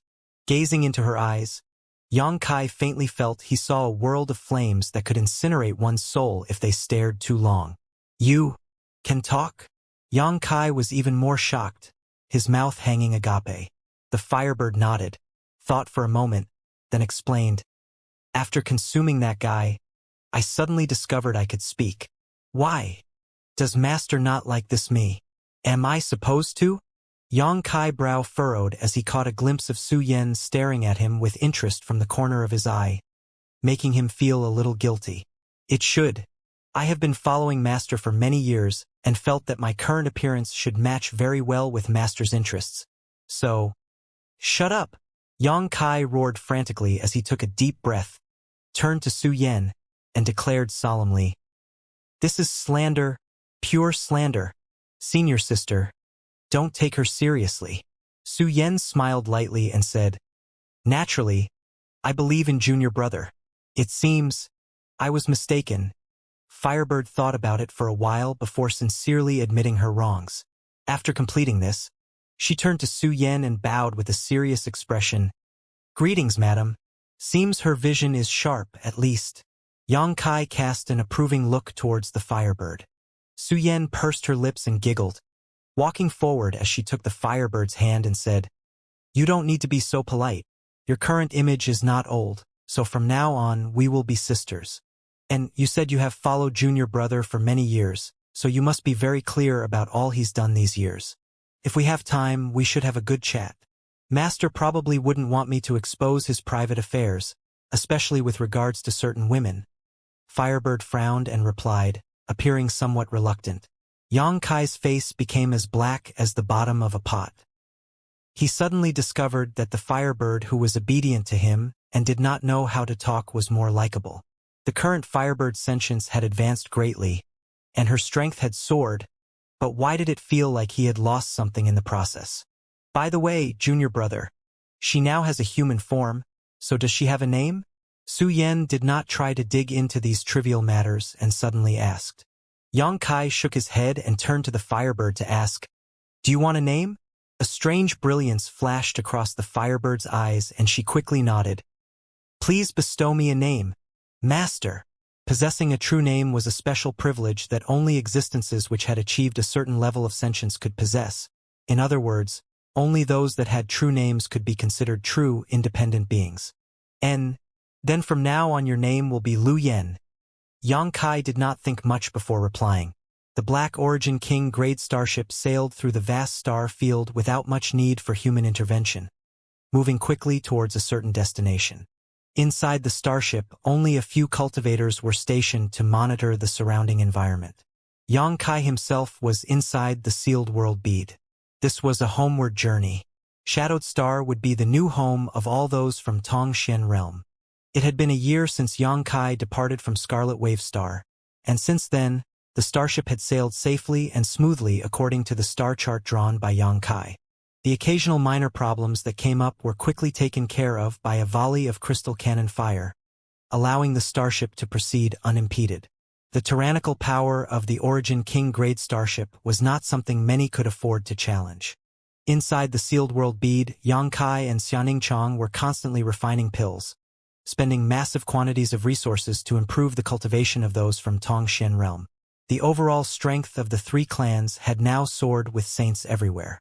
As for the top masters of the three clans, many had reached the second or third order Saint King realm, their strength having risen greatly. Cultivation was a process of accumulation. Tongxian realm was different from Shadowed Star. The former had insufficient world energy, so it severely limited the development of cultivators, while the latter actually suppressed cultivators from reaching peak heights. Now inside the small sealed world, with rich aura and abundant cultivation resources, the cultivators from Tongxian realm were able to develop and improve their strength at astonishing speed. Yang Xiaozhu and the other Origin realm masters also spent much time teaching those from Tongxian realm the mysteries of cultivation, so it was no surprise that the latter group progressed quickly. The atmosphere inside the sealed world bead was jubilant as every day someone would break through to the next realm. Yang Kai gave special treatment to his closest relatives. All people had selfish desires, and Yang Kai was no exception. His parents, Grand Master, Ancestral Founder, Martial Uncles and Aunt, Old Demon and others were all given heaven-defying pills that Yang Kai refined personally, allowing them to transform their physiques, dredge their meridians, and thoroughly enhance their potential and aptitude. Inside a certain loft, at a window on the second floor, a beautiful figure stood enjoying the breeze blowing through her hair, staring out across a nearby square, her eyes fixed on a brave and heroic-looking young man, a touch of gentleness and nostalgia across her face. Elder Sister Chiu. Suddenly, a shout came from behind her and Xiao Meng retracted her gaze, turned her head around, and saw a pair of twin sisters arriving together. Naturally, it was Hu Jiaoer and Hu Meier. "You've come." Xiao Meng smiled slightly, bringing her thoughts to the present and motioning, "Have a seat." Hu Jiaoer glanced at her thoughtfully before turning her eyes to the window where she noticed a bustling figure in the square. Heaving a sigh as she muttered, "It seems that the gap is only getting wider and wider between us. I don't know if it will ever be possible for us to catch up to him in this lifetime. And the more I cultivate, the farther I feel from him." Hu Meier's expression also dampened. Xiao Meng smiled at them and said, "Why are you two sisters so discouraged? At least your cultivation pace is shockingly quick compared to your elder sister here. The two of you have reached the second-order Saint King realm, while I just entered the Saint King realm. Even so, I heard that he has already reached the third-order Origin returning realm," Hu Meier said sadly. "Now, those who can stand next to him are only Su Yen and Xianxia. I really wonder how they cultivated. All of them actually reached the Origin returning realm already." A few days ago, Xianxia also seems to have broken through to the second-order origin realm. It's simply maddening to think about it. They have their own opportunities. We just need to work harder ourselves. Don't try to catch up to him. Just strive to not be left too far behind. Qiu Yimeng persuaded. Elder sister Qiu's determination and resolve are inspiring. Hu Jiaoer was a little moved as she looked at Qiu Yimeng admiringly. Qiu Yimeng smiled and said, "Since we chose to leave Tongxian realm with him, we should have at least this much heart. If we could not withstand this kind of desperation, we should have just remained on Tongxian realm where we would still be considered peak-level masters. Isn't that what you thought as well, two little sisters?" Hu Jiaoer and Hu Meier looked at each other and nodded solemnly. "Good, enough about this topic. Come with me, it's time for the youths from the three clans to compare notes. Only by competing constantly can we really mature." Qiu Yimeng got up and motioned to the two sisters. Hu Jiaoer and Hu Meier quickly followed. The days in the sealed world bead were calm and steady, allowing time to flow by freely, and before anyone knew it, another year had passed. One day, Yang Kai was cultivating together with Su Yan, their palms pressed against each other's, their Saint Chi circulating between them. Suddenly, he opened his eyes as if sensing something. What happened? Su Yan also opened her eyes and asked curiously. "It seems we've arrived." Yang Kai grinned. "We've finally arrived?" Su Yan was also quite pleased. The journey was quite long. Shadowed Star is very remote. If it were not for this Origin King grade starship, we wouldn't have been able to reach this place. Come with me to have a look. Good, call Ningchong too. After meeting up with Xianxia, the trio moved out to the starship. Immediately, a disciple from High Heaven Sect came forward to report. "Sect Master? Shadowed Star is directly in front of us. We're finally home." His expression was very excited. Unlike those from Tongxian realm, this disciple was originally a member of the Haiku family, a native of Shadowed Star. He had come out with Yang Kai for 8 years now, so he missed his hometown. "Please give the order, Sect Master." The disciple of High Heaven Sect respectfully bowed. "Bring us down." "Yes." The next moment, the starship sailed towards the massive Cultivation star, and in just over a quarter of an hour, it entered the atmosphere, revealing the charming scenery below. Yang Kai did not order the starship to continue forward and instead took Su Yan and Xianxia out before putting the starship into the sealed world bead and using his star shuttle to finish their descent.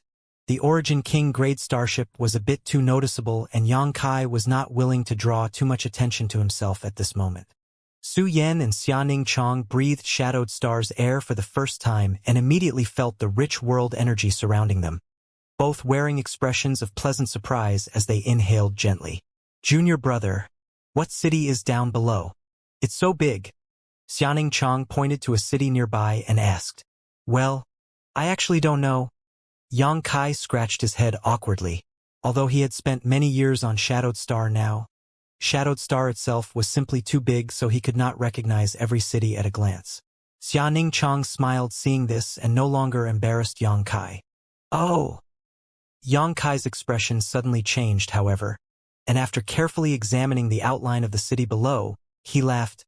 "Never mind, I do know where we are." "Where?" "This is Heavenly Fate City." Yang Kai pointed down. "Look over there. Do you see that small mountain range? When I first arrived on Shadowed Star, this is where I settled down, Dragon Cave Mountain. Later, after being besieged by many people and engaging in a great battle, Dragon Cave Mountain was destroyed, and we moved to the current High Heaven Sect." Turning towards the direction Yang Kai pointed, Su Yan and Xianxia saw a small, dilapidated mountain range. Perhaps because of the relationship this place shared with Yang Kai, the two women looked at the mountain range with cordial eyes. "It seems you share some fate with this place," Su Yan said with a little emotion. When Yang Kai first came to Shadowed Star, this was where he arrived and settled, and now that he had returned after a long journey, this was the first place he came back to. It was almost serendipitous. There must indeed be some fate at work here. "Good, let's go down. I know the City Lord of Heavenly Fate City quite well, so we should be able to borrow their space array without any trouble." Yang Kai waved his hand and flew down. The city lord of Heavenly Fate City was P84. If it had not been for his cultivation having fallen after suffering a serious wound, he would have followed Xianxia to leave Shadowed Star like Chen Tong. After so many years, Xianxia wondered whether P84's cultivation had recovered. When Xianxia was still weak, P84 had taken good care of him, so Xianxia naturally felt grateful to him. Suddenly, a violent energy fluctuation erupted from nearby. Junior brother, someone is fighting. Suyen noticed and pointed to a certain direction. Xianxia turned his head and looked over, only to reveal a look of shock in the next instant as he froze in place with a stunned expression on his face. How could it be them? Although they were separated by a great distance, with the strength of Xianxia's current divine sense, he was easily able to tell the identity of the parties which were fighting. It was Shadow Moon Hall's top disciples Wei Guchang and Dong Xian'er. These two were the rising stars of Shadow Moon Hall, famous figures who were well known throughout Shadowed Star. Xianxia had not seen them for many years, but he could tell that their cultivation had been progressing quite rapidly. Together, the two of them were able to exert power far beyond that of ordinary first-order origin returning realm cultivators. However, their opponents were even stronger. There were more than a dozen origin returning realm masters engaging them, with a third-order origin returning realm powerhouse taking the lead. Wei Guchang and Dong Xian'er were currently surrounded and had no chance of escape. But how was this possible? Xianxia was extremely puzzled. They were currently right next to Heavenly Fate City, which was a city under the direct jurisdiction of Shadow Moon Hall. Wei Guchang and Dong Xian'er were the future pillars of Shadow Moon Hall, with the former being the disciple of the Hall Master and the latter the disciple of its great elder, Chen Tong. Both of them possessed extraordinary status. Who would dare to attack them within the territory of Shadow Moon Hall? Xianxia instinctively realized something was terribly wrong, as if something big had happened to Shadowed Star during the years he had left. You know them, junior brother? Suyen asked. Let's go take a look. Xianxia calmly led Suyen and Xianing Chong towards the direction of the battle. A few hundred kilometers away, Wei Guchang and Dong Xian'er were engaged in a bloody battle. Their opponents were 5 origin returning realm masters. Even if Wei Guchang and Dong Xian'er possessed extraordinary combat strength for their realm, they were still being suppressed heavily because they were outnumbered and outmatched. Moreover, it seemed they have experienced many battles recently, causing their Saint Qi auras to be somewhat weak. If not for their opponents seemingly worrying about the moon-shaped artifact floating above Wei Guchang's head, they would already have rushed forward and killed them. This moon-shaped artifact was being driven by Wei Guchang with some special method, exuding a soft light that flexibly floated about the battlefield, protecting Wei Guchang and Dong Xian'er's lives at critical moments several times. Although this round moon-shaped artifact was incredibly powerful, Wei Guchang's frequent use of it was consuming his strength rapidly. During the battle, he was constantly stuffing pills into his mouth in an attempt to restore his Saint Qi, but it was far from sufficient. The 5 origin returning realm masters who were besieging him and Dong Xian'er were acting quite cautiously, not going for a decisive blow but instead keeping their distance while focusing on consuming their physical strength and Saint Qi, seemingly intent on capturing them alive. Not far away, a third-order origin returning realm master stood with his hands behind his back, watching Wei Guchang with cold eyes while occasionally shouting, "Martial nephew Wei, don't be stubborn. Hand over the heavenly moon silver mirror and martial uncle will give you a chance to live." Tui! Wei Guchang spat. Although he was completely disheveled, the look of contempt on his face was still clear. "Xiechun, it is repulsive to think you once called yourself an elder of Shadow Moon Hall. Not only are you a coward who covets life and fears death, stooping to colluding with those evil monsters to harm the sect, but you're even serving them like a whipped dog now. Ha ha ha. If you want the heavenly moon silver mirror, come get it yourself." Wei Guchang was covered in blood, but that did not change his heroic character. Xiechen's face went cold as his eyes filled with murderous intent. Wei Guchang's words undoubtedly hit his sore spot. Taking a deep breath, however, he remained where he was and continued to call out, "Nephew Wei, you may be a rising star of the younger generation, but don't you understand that wise birds choose the best roosts to live in? Today's Shadowed Star has only one true ruler. The glory Shadow Moon Hall and all other big sects once possessed is gone forever. Out of consideration for your youthful naivety, Martial Uncle will not make things difficult for you. If you hand over the heavenly moon silver mirror, you may leave. You are free to refuse, but you may not care if you die. But what about Xianxia? She is still just a young flower. Do you not feel the slightest guilt about dragging her to death here with you? Wei Guchang's expression changed slightly when he heard these words. Still immersed in this fierce battle, he could not help turning his gaze towards Dong Xianxia, the hot-blooded ruthlessness on his face instantly being replaced with a touch of tenderness. Xiechun was extremely cunning, only needing a few words to shake Wei Guchang's momentum. Noticing his Wei Guchang's gaze, Dong Xianxia grit her teeth and shouted, "Senior brother, don't listen to his nonsense. He is no longer our martial uncle. Xianxia being able to live and die together with senior brother is her greatest wish. No matter what, we cannot hand the heavenly moon silver mirror over to them." Xianxia, Wei Guchang murmured. At that moment, Xiechun's eyes flashed, and he swiftly condensed his Saint Qi as he pointed his finger towards Wei Guchang. A black light burst from Xiechun's fingertip the moment Wei Guchang's guard dropped and delivered a blow to the latter's chest. Wei Guchang was knocked back, seemingly taking a serious hit, coughing up a mouthful of blood as his momentum quickly weakened, only managing to stabilize himself after tumbling a few dozen meters through the air. "Senior brother," Dong Xianxia called out pitifully, her voice filled with a hint of profound sadness and distress. A vicious look flashed across Xiechun's face as he cackled loudly. "Brat, this is the price for daring to fight with this old master. Now let us see how you refuse to die. Kill him for me." "Despicable!" Wei Guchang grit his teeth and yelled as he saw his enemies madly charge towards him, releasing many artifact attacks and secret techniques. At this moment, Wei Guchang's Saint Qi was in chaos and the silver moon artifact above his head had grown dim, so he was unable to put up any kind of defense. Death was beckoning to him. Strangely, Wei Guchang's expression softened at this moment as he cast a glance towards Dong Xianxia, his eyes filled with guilt and distress. Behind Dong Xianxia, two other Origin Realm cultivators launched violent attacks towards her. Dong Xianxia simply smiled back at him, as if everything else in the world had faded from her view. Before death, the two did not need words. Just a simple glance was enough to convey their satisfaction. They had not been born in the same year, the same month, or the same day, but they could die together, never to be separated again. Wei Guchang reached out his hand towards Dong Xianxia, a gesture Dong Xianxia returned. Their two palms met midair, and it was as if their hearts and minds merged into one. Pulling each other into a tight embrace, the pair closed their eyes and waited for the inevitable to come.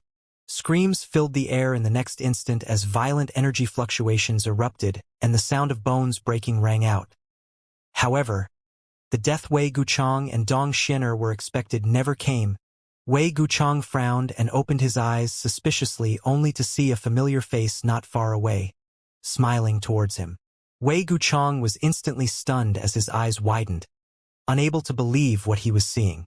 After rubbing his eyes vigorously to make sure he was not imagining things, Wei Guchang could not help crying out, "Brother Yang!" The person standing next to him was none other than Yang Kai. Wei Guchang's heart jumped wildly. Yang Kai had left Shadowed Star for a long voyage across the vast star field, something Wei Guchang was well aware of because he had heard P84 mention it more than once, each time wearing a disgruntled and regretful expression. If not for his cultivation having fallen that day, P84 would have left Shadowed Star together with Yang Kai to experience the mysteries and excitement of the star field. But at that last moment, fate played a cruel prank on him and his cultivation fell. In the end, only Chen Tong left with Yang Kai from Shadow Moon Hall. Yang Kai had left 7 or 8 years ago and there had been no news from him since then. No one knew whether he had safely made it to the star field or not. But today, at this critical moment, Yang Kai had magically appeared and saved their senior brother-junior sister pair. Since Yang Kai is back, what about Elder Qian?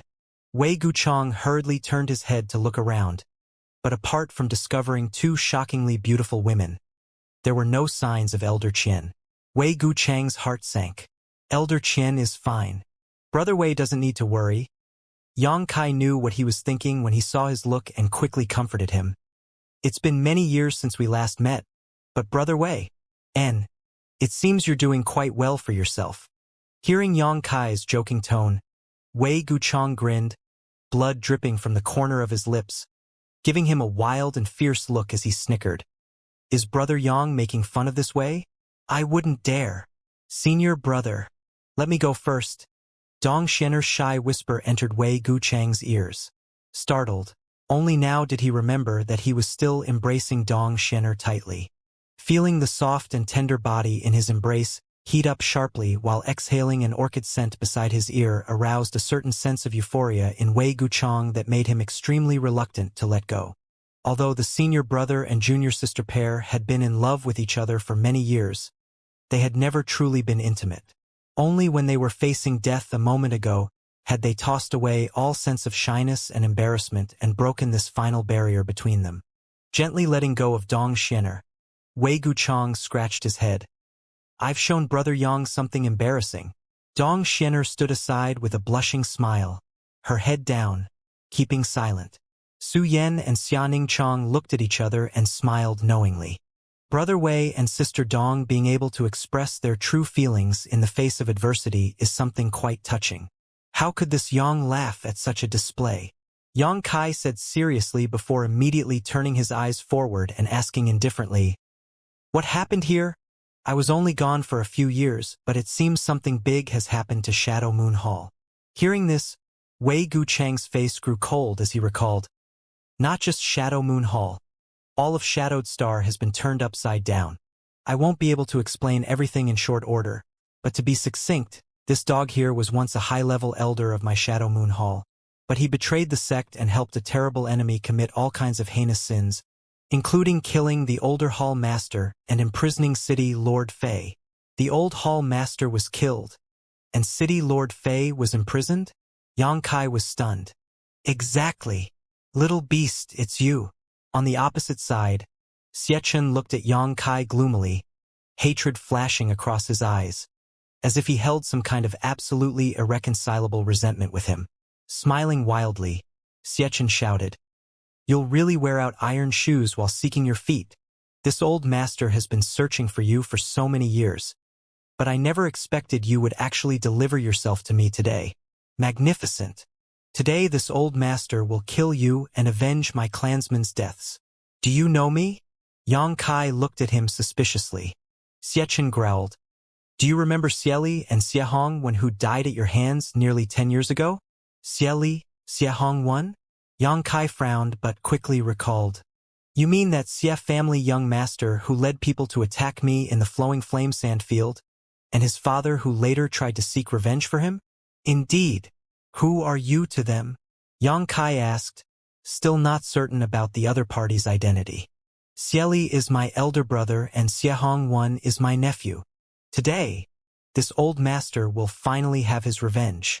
Little beast, do you have any last words to say?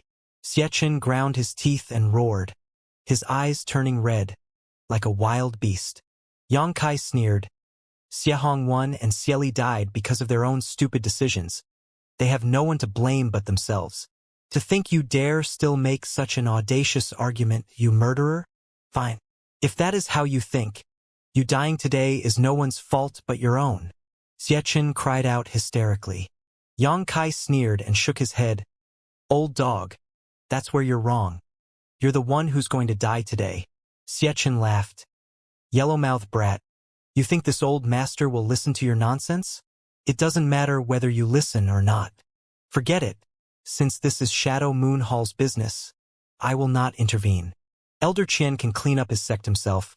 Yang Kai didn't bother with Xiechen anymore, and instead used his divine sense to communicate with Qian Tong inside the sealed world bead. Elder Qian. Wei Guchang heard this, and a happy expression flashed across his face as he looked around. Where is Elder Qian? Is my master here? Dong Xianer also wore a look of pleasant surprise. Yang Kai grinned, waving his hand as he condensed a mysterious power, forming a whirlpool mid in front of him. Wei Guchang and Dong Shen'er's gazes were instantly drawn to this whirlpool and soon saw an elderly figure walk out from it. Qian Tong. What is this? Xie Chen's face changed slightly as he stared at the strange vortex, unable to figure out how Qian Tong came out from it. This vortex seemed to be connected to another world, but he was unable to draw any definitive conclusions about it. Soon, however, Xie Chen's gaze focused on Qian Tong, a look of dread spreading across his face. As Shadow Moon Hall's great elder, Qian Tong had a resounding reputation within Shadow Moon Hall for many years, and with the old hall master in retreat all year round, striving to comprehend the mysteries of the Origin King realm, Qian Tong was all but in charge of Shadow Moon Hall. Coupled with Qian Tong's extremely high cultivation, Xie Chen had always been afraid of him. Now that Qian Tong appeared before him suddenly, Xie Chen instinctively took a few steps back while looking a little panicked. But soon he stopped in place and his expression turned fierce. Indeed, he would not have been Qian Tong's opponent 10 years ago. After all, his cultivation was a minor realm lower. But now, as the deep-seated fear of Qian Tong in his heart abated, it was replaced with an eagerness to compete. Oh, we're home. Qian Tong walked out of the vortex, saw Heavenly Fate City nearby, and couldn't help letting out a laugh. We're really home. This old master was getting quite bored staying in that isolated place. Although the sealed world bead was peaceful and rich in aura, it seemed to lack a certain something which made Qian Tong feel somewhat uncomfortable. Now returning to his homeland and even arriving at Heavenly Fate City again, Qian Tong was naturally in a good mood. Good. Chang'er, Shen'er. I haven't seen you for many years, but it seems your cultivations have not stopped improving. And you will both likely break through to the second-order origin returning ray. Why are you injured? Qian Tong's face suddenly sank, and cold anger began filling it. Who hurt you? He was not clear about the current situation. Wei Guchang and Dong Shen'er looked at Qian Tong in a daze, unable to return to their senses for a long time. But after a prolonged silence, the two of them dropped to their knees. Elder Qian, disciple has failed in the task you entrusted him with. To protect Shadow Moon Hall, please deliver punishment, Elder Qian. Wei Guchang pressed his forehead to the ground and shouted. Master, please also punish me. Dong Shen'er also kowtowed as she sobbed softly. Even in the face of enemies several times more powerful than themselves, even in the face of death, the senior brother and junior sister had not shown the slightest weakness. But now that Qian Tong had appeared, the firm will supporting this pair finally collapsed like they were aggrieved children who had finally seen their parents again. Qian Tong quickly realized that something was very wrong and swept his eyes around coldly, eventually focusing on Xie Chen and vaguely guessing something, but not immediately pursuing it. Reaching out, Qian Tong waved his hand and lifted Wei Guchang and Dong Shen'er up, quickly saying, Get up first and explain. What has happened to Shadow Moon Hall? Qian Tong's face was calm, but like before an approaching storm, there was a heaviness to the atmosphere around him. Shadow Moon Hall has fallen. Wei Guchang replied sadly. Fallen. Qian Tong's face sank. Who did it? Speak carefully. Understood. Wei Guchang nodded respectfully before explaining everything which had happened to Shadow Moon Hall. 2 years ago, Shadowed Star experienced a great upheaval. A new and powerful great force suddenly surfaced and rapidly began suppressing various sects and families on Shadowed Star. Any who failed to submit were ruthlessly slaughtered. Shadowed Star experienced a reign of terror, with countless cities turning into ruins overnight and hundreds of millions perishing, leaving behind mountains of corpses and rivers of blood. Soon, the claws of this mysterious great force stretched out towards Shadow Moon Hall. In the face of this seemingly unstoppable foe, the leaders of Shadow Moon Hall were at a loss about how to respond. Shadow Moon Hall was originally divided into 2 factions, a truth which dated back to before Qian Tong had left Shadowed Star. And in the face of this crisis, this division only became more serious. In the end, the faction led by Xie Chen won out. Xie Chen and his supporters launched a sneak attack on the old hall master as well as some of the sect's core elders, causing the Shadow Moon Hall to suffer heavy casualties and collapse. Overnight, ownership of Shadow Moon Hall changed. with Xiechun becoming the new Hall Master and surrendering to the new mysterious Great Force. The senior cultivators who used to support and stand on Qian Tong's side were almost all killed ruthlessly, while Fei Ji, who oversaw Heavenly Fate City, was also imprisoned. Only a few elites from Shadow Moon Hall managed to escape. Wei Guchang and Dong Xianer were summoned by the old Hall Master, who realized what was about to occur just before it did, and entrusted them with the Heavenly Moon Silver Mirror before ordering them to escape from Shadow Moon Hall. For the past 2 years, the two of them had hidden, running around while living under extremely difficult circumstances. The reason why they had appeared so close to Heavenly Fate City today was to try to rescue Fei Ji. Xiechun had announced that Fei Ji, who had refused to submit to him, was to be beheaded in Heavenly Fate City today to serve as a warning, forcing Wei Guchang and Dong Xianer out of hiding. Even if they knew it was a trap, the two had jumped into it without hesitation. Old Hall Master is dead? Old Fei was imprisoned. Qian Tong's face was covered in haze like a black cloud, and it was clear to anyone that his anger was soaring. What about High Heaven Sect? Yang Kai asked in a deep voice. With Shadow Moon Hall suffering such a disaster, did High Heaven Sect not send help? If High Heaven Sect had really stood by and done nothing, Yang Kai would be greatly disappointed. When Yang Kai was in trouble, Qian Tong and Fei Ji had always offered their help. The reason why Fei Ji's cultivation had fallen was also related to Yang Kai. However, thinking about it carefully, with Yi Shiyun in command of High Heaven Sect, it was impossible that she had not acted. High Heaven Sect sent aid. Many of the disciples who escaped from Shadow Moon Hall were sheltered by High Heaven Sect. Moreover, Great Elder Yi deployed several Third-Order Origin returning Realm Masters to assist. But what? They were ultimately outmatched and they had no choice but to withdraw after a few died. Wei Guchang reported sadly. What? Yang Kai was thoroughly shocked. Even Qian Tong wore a look of disbelief. The Origin Realm Masters dispatched by High Heaven Sect must have been masters from Star Emperor Mountain, so how could they be outmatched to the point where some of them even died?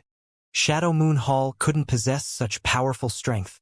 The masters of the corpse spirit religion are as numerous as clouds. It is even rumored that they have 4 Origin Kings leading them. The masters from High Heaven Sect who died were killed by one of those Origin Kings. Wei Guchang explained. Corpse Spirit Religion was the title of the newly emerged Great Force. Impossible! Qian Tong denied vehemently. Yang Kai was also astonished. An Origin King Realm Master had risen on Shadowed Star? And 4 of them at once? How was that possible? There was a mysterious suppression from the world principles on Shadowed Star which prevented an Origin King from rising for the past 10,000 years. If that wasn't the case, Qian Tong and the others would not have so eagerly followed Yang Kai on his long-distance voyage. But now, Wei Guchang was telling them that 4 Origin Kings had appeared on Shadowed Star. Naturally, they found this fact difficult to accept. Disciple has only heard rumors, so he cannot say for sure whether they are true or not.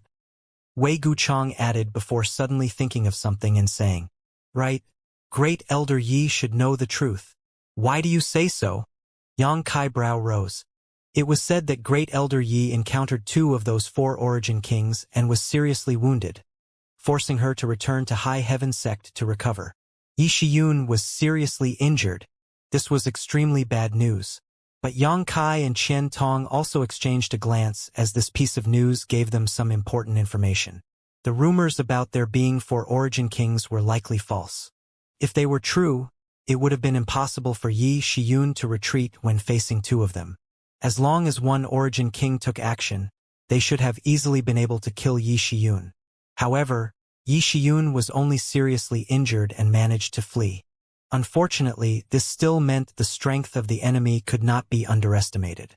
Yi Shiyun's cultivation had reached the absolute limit of the Origin returning realm, and if not for her unwillingness to leave Shadowed Star, it was likely she would already be an Origin King.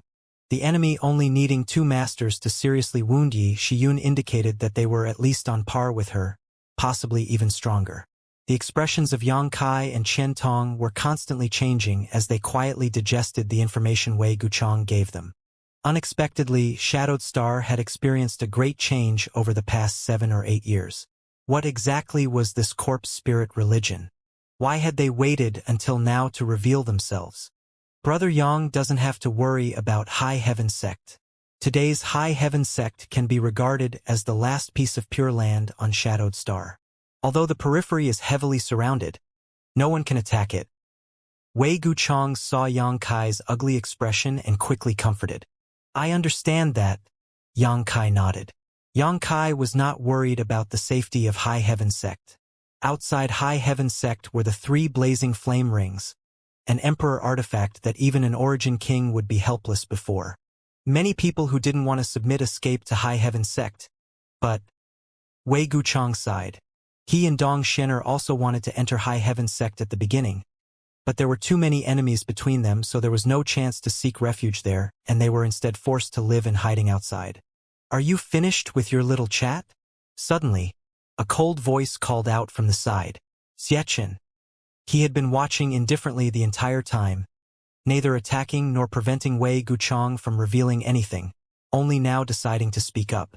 Qian Tong turned his head and looked at him, his gaze as cold as a knife. Xiaqian's heart jumped, being stared at like this, but he quickly regained his calm and sneered, Great Elder Qian, it's been too long. Xiaqian. Qian Tong took a deep breath. It seems this old master was indeed too kind back then.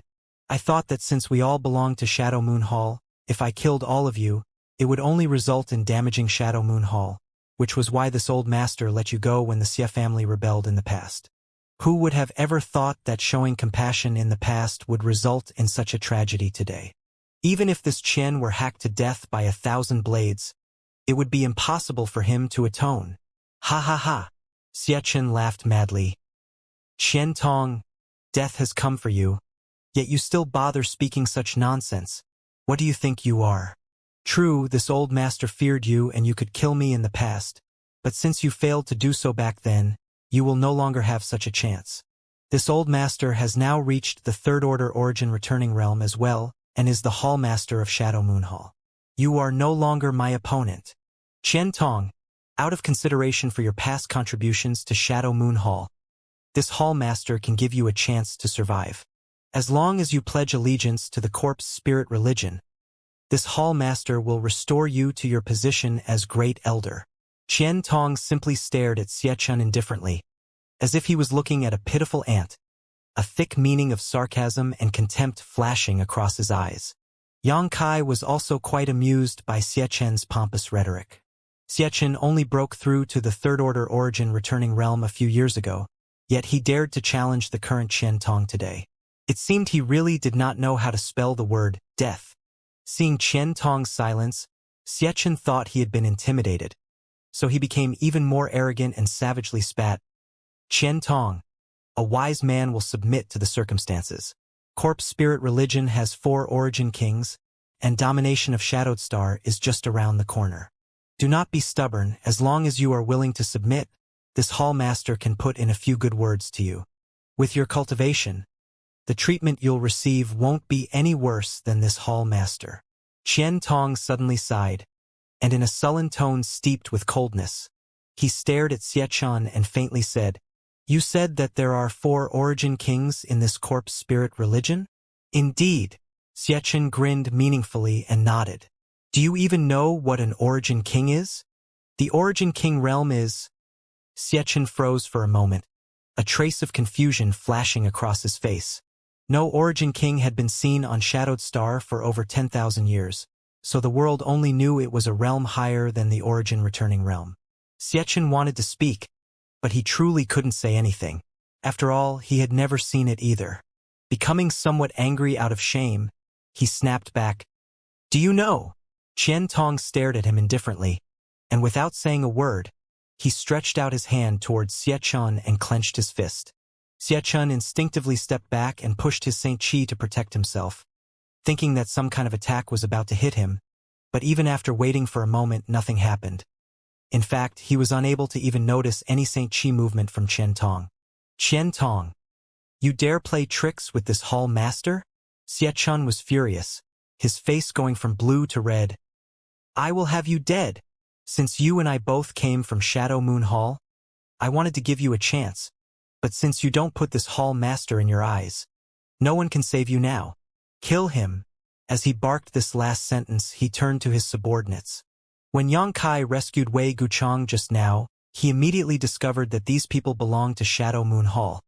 So he had not immediately killed them as he was unaware of the current situation and simply forced them back from Wei Guchang.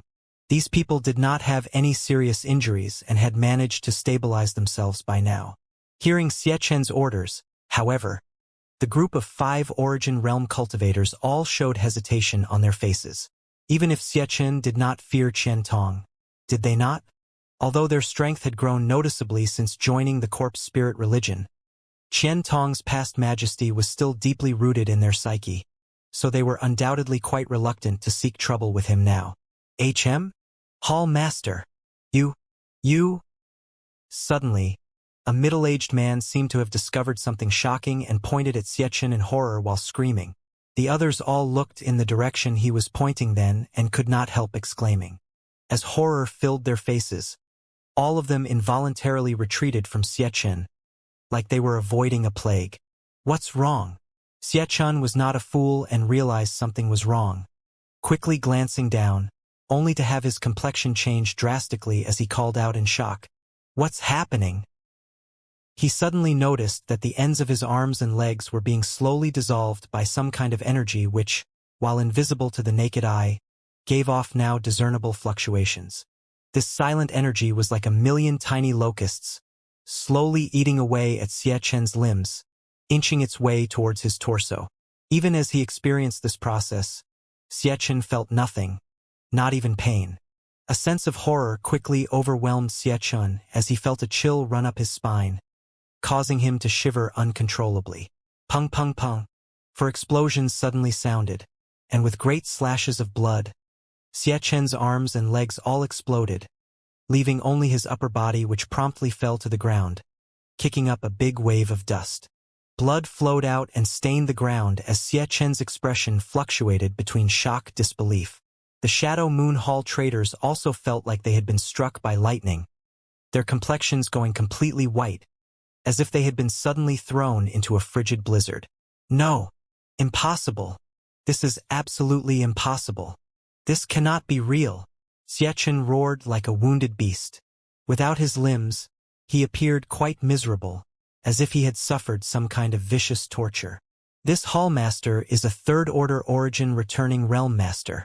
No one can do this to me except an Origin King. This Hall Master does not believe it. Xie Chen had obviously taken a massive blow both physically and mentally and raved like a madman. But as soon as he spoke these words, he froze up in abject terror as he stared at Qian Tong blankly, fear covering his eyes as he stutteringly asked, Origin King, you're already an Origin King. If Qian Tong was not an Origin King, it would be absolutely impossible for him to do this to him with only a simple wave of his hand.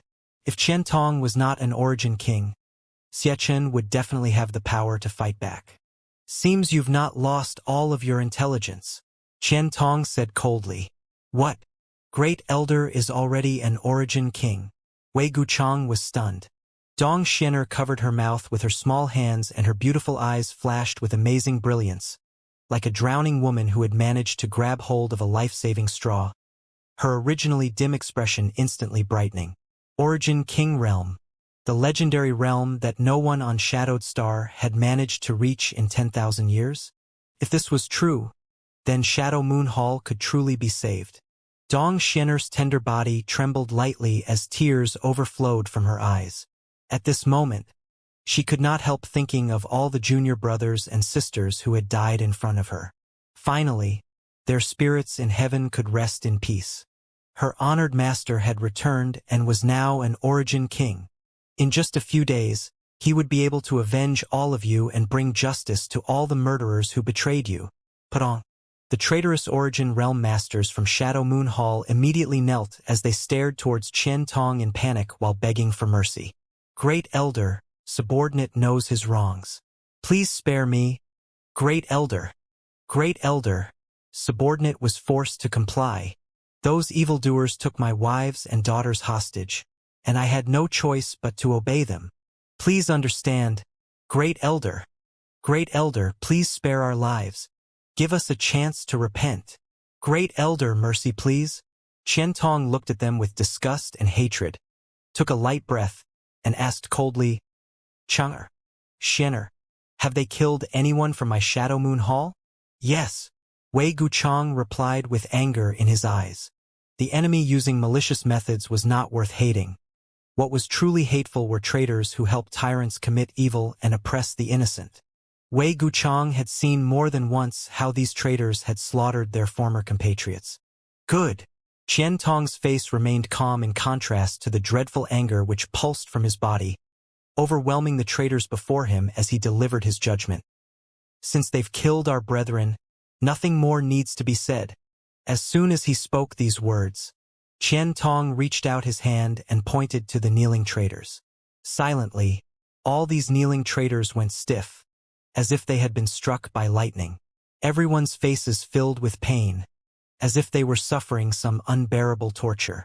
Then, a moment later, hong hong hong, with a series of loud bangs, all the traitors exploded and died, their souls completely extinguished. Only Xiechun, who had lost all his limbs and whose meridians were completely shattered, crippling his cultivation permanently, remained. Kill me! Kill me! Xiechun shrieked. As he was now, it would be far better to simply die.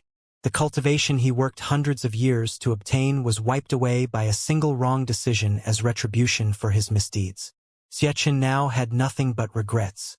A quick death is too good for you. Qian Tong remained indifferent as he waved his hand and staunched the blood flowing from Xiechun's wound, reached out, and lifted him up before striding towards Heavenly Fate City. Chang'er, Xian'er, come with this old master. We're going to save your martial Uncle Fei. Wei Guchang and Dong Xian'er exchanged a glance before excitedly following. They knew that Qian Tong had truly been enraged this time. Otherwise, with his temperament, it would have been impossible for him to launch such a vicious attack. Brutally killing those traitors was not unexpected, but Qian Tong preserving Xiechun's life, prolonging his suffering and fear, torturing him in body and mind, proved Qian Tong was going to make a grand statement this time. We'll also follow. Yang Kai motioned to Su Yen and Xianing Chong. City Lord Fei assisted me in the past as well. Since he is junior brother's benefactor, we must definitely save him. The two women replied in unison. Defenses were tight in Heavenly Fate City. Every 3 steps there was a guard, every 5 a watch. It was as if the entire city was on high alert. At the central square, a disheveled Fei Jitu was chained and shackled atop a tall stage. His appearance was terrible and no energy fluctuations were coming from his body. It was unclear whether his cultivation was sealed or crippled. However, despite his downtrodden appearance, he still stood straight. Around the square, countless residents of Heavenly Fate City had gathered. All the people in the crowd looked up at Fei Jitu with expressions of extreme sadness and anger. Fei Jitu had served as the city lord of Heavenly Fate City for many years, and although he had not done a perfect job, many from the city appreciated him for protecting their peace and prosperity. However, since corpse spirit religion had taken over, Heavenly Fate City had been thrown into complete anarchy. Countless young children had inexplicably disappeared, while countless beautiful girls had also been taken. On top of that, anytime anyone from Heavenly Fate City showed the slightest bit of resistance, they would be brutally punished. Compared to when Fei Jitu was city lord, life was a living hell. Everyone deeply missed those days. Today, however, was the date scheduled for Fei Jitu's execution. Corpse Spirit Religion wanted to use this display as a warning to all of Shadowed Star about what miserable fate awaited those who dared oppose them. Not far from Fei Jitu's high platform, a few high-level leaders from Shadow Moon Hall were seated. In the past, these people all had some connection with Fei Jitu, many of them even calling him brother. But now they had all gathered around a luxuriously dressed young man with clear looks of flattery on their faces. This boy truly looked quite young, no older than 17 or 18, but his face was abnormally pale and there was an unusually cold aura around him which made everyone quite uncomfortable. If one got close to this young man, they would be able to smell a faint rancid scent coming from his body. At this moment, he was sitting under the scorching sun, seemingly a bit irritated. From time to time, he would even look up at the sun in the sky and mutter curses under his breath. One of the high-ranking traders from Shadow Moon Hall, who noticed this behavior, immediately waved his hand and shouted, "Bring the blood sacrifice." With these words, a Saint King realm cultivator rushed from nearby with a child in his arms. The child who was brought up was only 2 or 3 years old and still had his baby fat, making him look quite cute. However, being treated so roughly, the child was naturally crying and kicking violently. Among the crowd of onlookers below, a man who looked about 30 years old who, after hearing the child's cry, shook noticeably, and he called out in a sad and shrill voice, "My son!" A few days ago, his son had disappeared from home inexplicably, and the man had no idea who had abducted his child. Only now did he realize that the one who had abducted his child was none other than Shadow Moon Hall. Did that mean the rumors were true? During this period, many children under the age of 5, as well as many young beautiful girls, had disappeared strangely from Heavenly Fate City.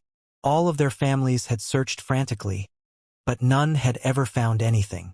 In private, everyone speculated that Shadow Moon Hall was behind this. After all, the only ones capable of committing such brazen acts and remaining anonymous was Shadow Moon Hall.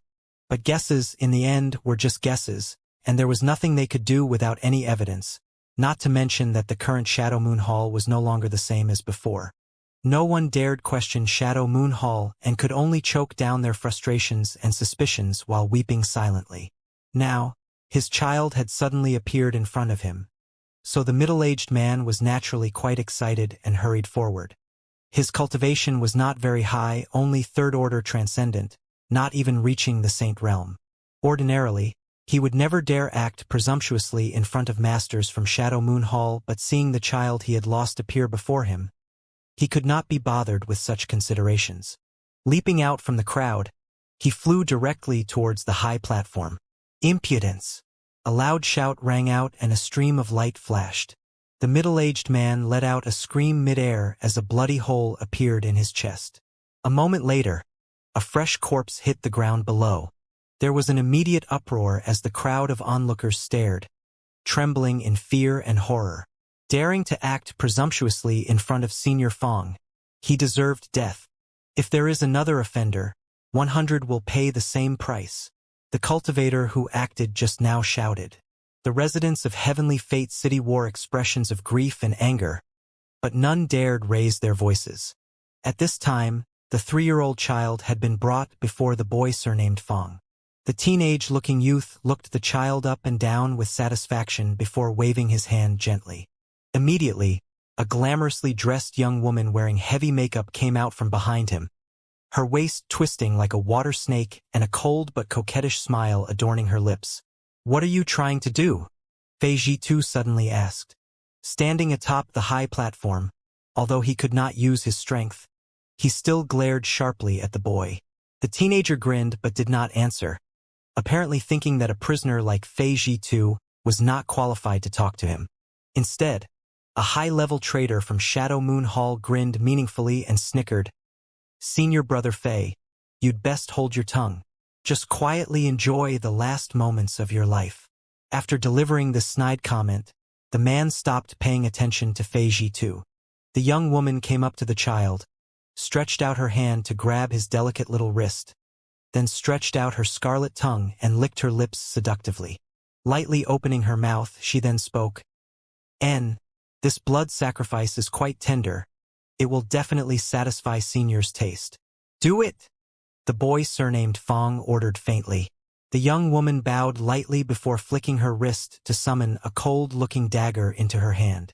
Gently, she then cut the child's wrist, drawing fresh blood out from the wound. In the young woman's other hand, a glass cup appeared that she put under the child's wrist to catch the flowing blood. "Dida, Dida."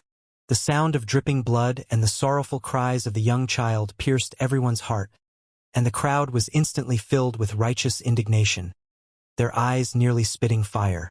"You depraved monsters! You will die like dogs!" Fei Jitu roared, struggling against his shackles as he tried to rush over and save the child. But before he could even take a step, he was knocked to the ground by a cultivator on the high platform and stomped on several times. The young man surnamed Fong glanced over at Fei Zhitu coldly and said with a grin, "You're just a defeated dog. What right do you have to speak to me? However, you can rest assured, this is just the beginning for you. After cutting off your head, this king will bestow you a new life." What he said seemed contradictory, and many in the crowd did not understand. But to Fei Zhitu these words were akin to the whispers of hell. From the ground where he was still being beaten, he shouted, "Fong Fong Chi, even if I die, I won't let you off." The teenager simply sneered back, "When you become a member of my corpse spirit race, you won't think so. In fact, you will also come to know the joys of such blood meals." While talking, he took the glass full of blood from the young woman's hand, put it under his nose, sniffed it lightly, then with an intoxicated look on his face, immediately raised his hand and drank the hot liquid down. The onlookers were all shocked. Countless pairs of eyes stared blankly as traces of blood leaked from the corner of Fong Fong Chi's mouth. It was like all of them had been struck by lightning, their bodies freezing in place. He drank blood? What is this corpse spirit race he spoke of? The scene before them was beyond their realm of understanding, and at this moment, Fong Fong Chi was undoubtedly the incarnation of evil in their eyes, a frightful existence that many lost the courage to look towards. Fei Zhitu struggled even harder as his eyes flashed with indescribable hatred, staring at Fong Fong Chi as if he wanted to tear him into 10,000 pieces. An excellent flavor. Fong Fong Chi wiped the blood from his lips before stretching out his hand. In the next instant, the coquettish young woman knelt in front of him and stretched out her scarlet tongue to lick his fingers clean.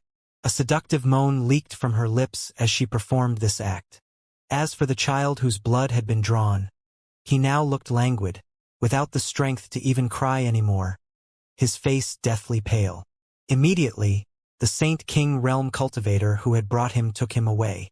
Although this child was in no immediate danger of dying, after suffering such trauma at the mere age of 3, a deep wound would be inflicted on his soul, one he would perhaps never be able to recover from. Good. The hour has come. Fei Zhitu, your new life awaits. This is a special gift to you from the religion master. You should be grateful. Fong Fong Chi stood up and announced. After drinking the glass of blood, his originally pale face showed an abnormal blush and his aura burgeoned unnaturally. Fei Zhitu let out a wild laugh hearing this. I, Fei Zhitu, swear here that even if I become an evil spirit in the future, I will kill all of you animals. Mark my words. As he said so, his gaze swept over the traders from Shadow Moon Hall one by one with a vengeful expression. Well said. An angry voice suddenly boomed, disrupting the desolate atmosphere of the square. Who? Fong Fong Chi's expression changed drastically as he hastily looked towards the sky. His instincts were warning him that this intruder's strength was extremely high. What's more, this newcomer had managed to approach so close without him noticing. Fong Fong Chi's strength was already on par with a third-order origin returning realm masters, so only someone at the very peak of the third-order origin realm could deceive his senses. That's... Fei Zhitu froze for a moment before a fierce grin formed on his face. He was certain the one who spoke just now was Qian Tong. Up in the sky with a flicker, Qian Tong appeared. Great Elder! The Shadow Moon Hall traders shouted with horror on their faces. Humph! You dare call me Great Elder still? Qian Tong faintly swept his eyes across all these traders, making them feel as if a great mountain was pressing down on them, nearly making it impossible for them to breathe. 2 streams of light quickly arrived after. Naturally, it was Wei Guchang and Dong Shener. When they saw the terrible state Fei Zhitu was in, they immediately shouted, Martial Uncle Fei, Chang'er, Shener. Fei Zhitu looked at the 2 rising stars of Shadow Moon Halls and exclaimed. During this time, he had not been able to contact Wei Guchang and Dong Shener, so he had no idea what their situation was. Now that he saw they were unscathed, he felt a weight lift from his heart. Go and rescue your martial Uncle Fei, Qian Tong ordered. Yes. Wei Guchang and Dong Shener flew down to the high platform without hesitation. The cultivator who was in charge of guarding Fei Zhitu was a bit at a loss for a moment, not knowing how he was supposed to react. While he was hesitating, Wei Guchong kicked him flying. Scram! Bold! Wei Guchong! How dare you act with such impudence in front of Senior Fong? Immediately, someone scolded him loudly. Wei Guchong simply sneered while guarding Dong Xianer, who was freeing Fei Zhitu from his shackles. Snapping back at the man who called out, Yuan Qi, Wei Guchong always respected you. But all of that was in vain, as you turned out to be nothing but a coward who covets life while fearing death. Not only did you degenerate into a dog for our hated enemies, you even betrayed and entrapped Marshal Uncle Fei. Since I met you today, I will be sending you to your grave. The cultivator named Yuan Qi turned bright red after hearing Wei Guchong pronouncements as he snapped back. What do you count for? You'd best keep such nonsense to yourself. Wei Guchong seemed to want to say something back, but Qian Tong indifferently cut in. Don't bother with them. There's no need to speak with dead men. Wei Guchong thought about it seriously before nodding. Great Elder is correct.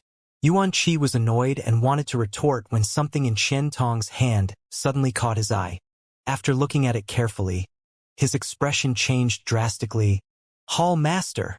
He hadn't realized until this time that the thing Qian Tong was holding was actually Xie Chun. Or rather, it was Xie Chun without any arms or legs. What's more, Xie Chun was clearly still alive. His expression filled with pain, as if he was being eaten alive by thousands of ants. A tragic sight to behold. Hearing what he said, the others also finally reacted. Upon seeing Xie Chen's miserable state, as if catching a glimpse of their own future, each of them couldn't help feeling a chill and quietly moving closer to Fong Fong Qi, as if seeking some sense of security. Qian Tong casually threw what remained of Xie Chun onto the high platform before commanding lightly. This old master does not want to stain his hands with too much blood of his former comrades. I give you one chance. Commit suicide and spare yourself some suffering. Everyone trembled. Old Ghost Qian, why are you blabbering on and on?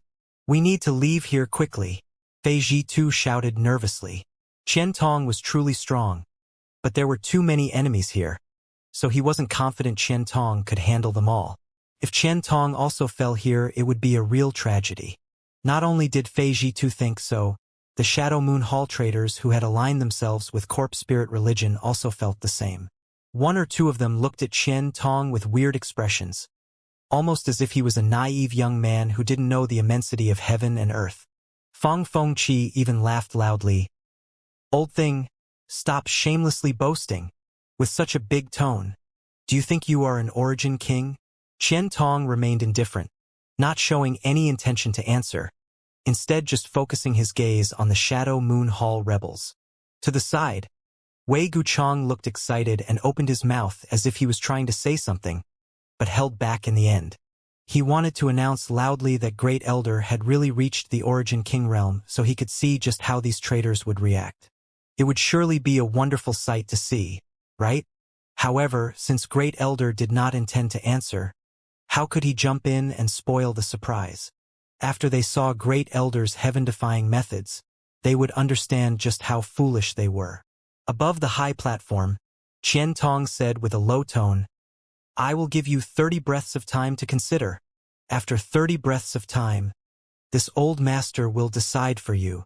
Stop your foolish posturing, Great Elder. Old Ghost Qian, are you making fun of us? So what if you were the Great Elder in the past? Even ants will struggle against death, so how could we kill ourselves here with nothing but some empty threats from you? That's right. Qian Tong, if you dare take action here, don't blame us for being impolite. The traders all called out vigorously because Qian Tong's calm and relaxed attitude irritated them greatly. Did he really think he was an origin king? Did he think a few glib words were enough to make them commit suicide? None of them knew where he had been secluded these past few years, but now it seemed he had made a mistake in his cultivation and lost his mind. Qian Tong simply closed his eyes and ignored the noise. As for Xie Chun, who had lost all his limbs, it seemed he truly had gone insane from the physical and mental torture, and was now just laughing wildly, his creepy voice piercing into everyone's ears. Silence! Fong Fong Qi snorted coldly and waved his hand through the air. A sword-like attack slashed from the high platform and directly cut Xiechen's body in half. "You're all going to die. All of you will die." After Xiachen roared twice, his aura disappeared. Fang Fengqi just glared towards Xiechen's lifeless corpse and coldly snorted, "If you can't accomplish your mission, at least don't screw everything else up in the process." Among the Shadow Moon Hall traders, Xiachen wasn't the strongest, but he was the shrewdest, which was why Fang Fengqi had supported him as Hall Master, and even granted him a special technique from the Religion Master which allowed him to improve his cultivation and break through to the Third Order Origin Returning Realm in short order. But Fang Fengqi never expected Xiachen to be so useless in the end. Not only had Xiachen failed to kill the 2 Shadow Moon Hall juniors and snatch the Heavenly Moon Silver Mirror according to the plan, but he had even gotten his limbs cut off and been dragged back like a dog. There was no use keeping such a person alive.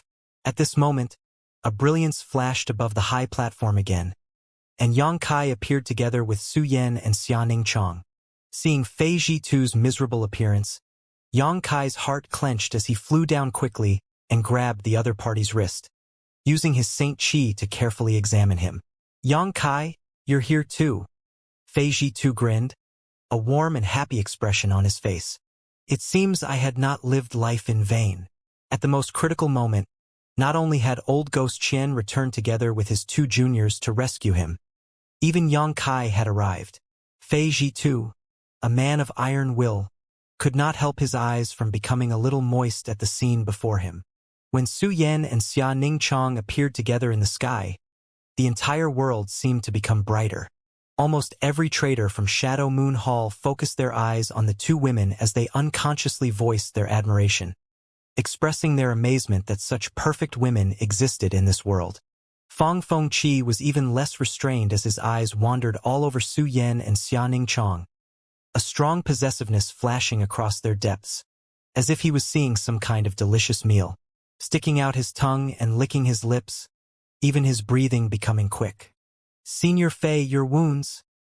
After Yang Kai performed an initial investigation, he frowned and muttered. Fei Zhitu's complexion changed and he became somewhat nervous. "And it shouldn't be a big problem." Yang Kai smiled lightly. "It's just your Saint Chi being sealed and some physical suffering." "Brat, don't scare me like that." Fei Zhitu snapped before exhaling a long breath and pondering for a moment. "Good. They still needed my body for something, so they didn't destroy my foundation. Just some minor injuries. Nothing Senior Fei needs to worry about. Little senior sister, what pills do you have that are suited to treat him now?" Yang Kai looked back at Xianing Chong. Xianing Chong swiftly took out a jade bottle from her space ring and handed it to Yang Kai. Yang Kai took it, opened the bottle, and poured out a dark red pill he handed to Fei Zhitu. Fei Zhitu did not even glance at it before popping it into his mouth. The next moment, however, his eyes bulged as he exclaimed, "This is..." Without even finishing his thought, he immediately sat cross-legged on the high platform and circulated his secret art in order to dissolve the pill's medicinal efficacies. Soon after, powerful energy fluctuations burst from Fei Zhitu's body, and his physical wounds began healing at a speed visible to the naked eye. Wei Guchang and Dong Xianer looked at each other and were both secretly startled. They could tell at a glance that the pill Xianingchong just took out was definitely an origin-grade pill, and most likely an origin-grade high-rank one at that. Only such a high-grade pill would have such remarkable effects. An origin-grade high-rank pill was a treasure Wei Guchang could not help being shocked at. "Many thanks, sister-in-law." Wei Guchang solemnly cupped his fists and thanked together with Dong Xianer. Xianing Chang's face blushed for a moment as she glanced towards Yang Kai and said quietly, "Senior brother is too polite. Senior Fei is junior brother's benefactor, so he is our benefactor as well. A trivial pill is nothing to worry about. Brother Yang is truly blessed." Wei Guchang winked at Yang Kai while feeling a little envious. "Bring those 2 women here. They belong to this king," Fang Fengqi suddenly shouted. Without even mentioning the beauty of Su Yan and Xianingchong, just the pill Xianingchong seemingly casually took out was enough for him to covet. On Shadowed Star, origin-grade high-rank pills were all but impossible to come by. As such, he could not wait to capture Su Yan and Xianingchong.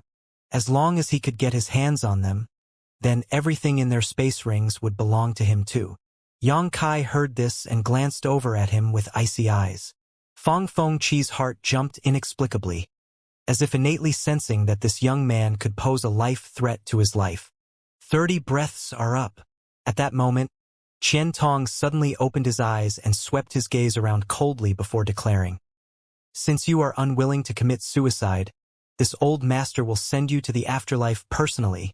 When these words came out, an astonishing might burst out, sending a ripple of force through the air that could not only be felt, but seen as well. Domain. The domain of an origin king. The dozen or so traders from Shadow Moon Hall were shocked and hurriedly pushed their shur to resist, but like eggs smashing onto a rock, their shur was shattered by Qian Tong's domain, instantly collapsing without playing any role at all. In the blink of an eye, all the origin-returning realm traders began leaking blood from their 7 orifices, their faces pale and colorless. The powerful domain engulfed them tightly, as a violent wind began swirling about. This wind was the unique attribute belonging to Qian Tong's domain. As the wind condensed into sharp blades, it began slicing into the traders. From the screams that rang out, it was clear that the dozen origin-returning realm masters surrounded by Qian Tong's domain were suffering brutal torture, their bodies slowly being shaved away, turning them into bloody messes. An origin king! Everyone cried out in panic, with Fang Fengqi's eyes nearly popping out of their sockets as he stared towards the enraged Qian Tong, trembling in fear. Originally, he was just making a joke. He never expected his casually spoken words to become prophetic, that Qian Tong was really an origin king. Great Elder, spare me, I was wrong. Great Elder, mercy. Just like the scene outside Heavenly Fate City before. When these traders realized Qian Tong's strength, they did not hesitate to beg for mercy. Throwing away all sense of shame, they knelt on the ground and kowtowed so hard their heads bled as they implored Qian Tong to spare them. Qian Tong remained indifferent, with only a trace of sadness and disappointment flashing across his eyes. Blood splashed and pieces of meat scattered as the Shadow Moon Hall traders were shredded into a paste in just 10 breaths of time, all of them suffering death by 10,000 cuts, their 5 organs, 6 viscera, even bones being ground down into dust. Good. Kill them. Kill them all. Don't let them run. Justice for the women and children who died in Heavenly Fate City. Send them all to their graves.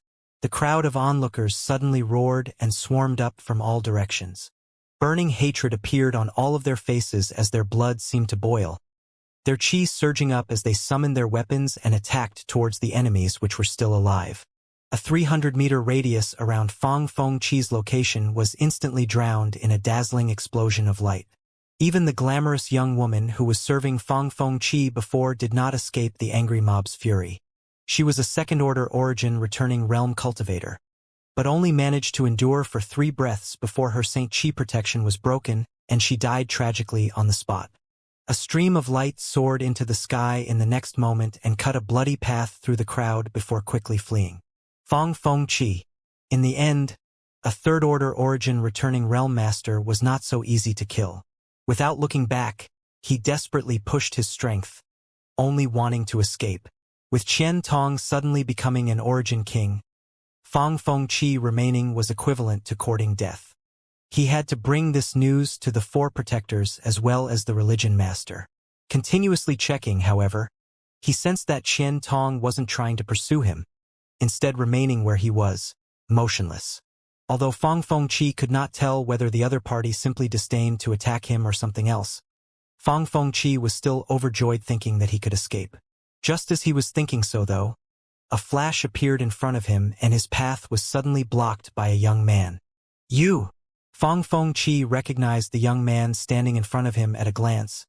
He was the one standing on the high platform just now. Fang Fengqi's expression twisted in anger as he continued to rush forward, threw out a punch, and shouted, "Scram!" He only wanted to escape as quickly as possible, so how could he bear getting entangled with Yang Kai here? As such, he did not hold back. A peculiar force lingered on Fang Fengqi's fist, turning it from ordinary at first glance to one that seemed to be launched from a powerful artifact in an instant. Atop Fang Fengqi's arm hundreds of dark red hair-like needles suddenly grew. These needles looked extremely odd and gave off an aura that made even Yang Kai feel uncomfortable. Covered in these needles, Fang Feng Qi's punch increased in power dramatically. Yang Kai frowned as a trace of suspicion flashed across his face. What kind of martial skill was this? He had never encountered a martial skill that could transform one's own body. But this was not the end. Looking up, Yang Kai was shocked when he took another glance at Fang Feng Qi. He surprisingly discovered that Fang Feng Qi's entire image had changed dramatically. Before, he looked like a cold, malicious youth, but now, using some kind of strange secret technique, his face had become extremely distorted, with sharp fangs growing from his mouth and a rich death qi swirling around his form. Thinking of the name Corpse Spirit Religion again, Yang Kai's mind flashed and he quickly guessed the origins of this Fang Feng Qi. With an attack incoming, Yang Kai did not dare to neglect, waving his hand to release a golden blood thread that shot out and wound itself around Fang Feng Qi's outstretched arm before rapidly tightening. Clearly visible scars appeared on Fang Feng Qi's arm, but even with the sharpness of Yang Kai's golden blood thread, Fang Feng Qi's arm could not be severed. From the wound, however, green-colored blood oozed that was filled with a nauseous aura that could kill an ordinary person with its scent alone. Poison! Yang Kai's eyes narrowed. This green blood was not only poisonous but also extremely corrosive. The golden blood thread wrapped around Fang Feng Qi's arm flashed wildly as a sizzling sound rang out from it. Fang Feng Qi roared, opened his mouth, and spat out a mass of green mist towards Yang Kai. Yang Kai coldly snorted as his figure flickered, disappearing from the place he stood only to reappear directly above Fang Feng Qi's head, the verdant dragon bone sword in his hand swinging down violently. Fool! Fang Feng Qi sneered. In his opinion, this bladeless sword couldn't hurt a hair on him, so not only did he not try to dodge, he instead threw another punch towards Yang Kai.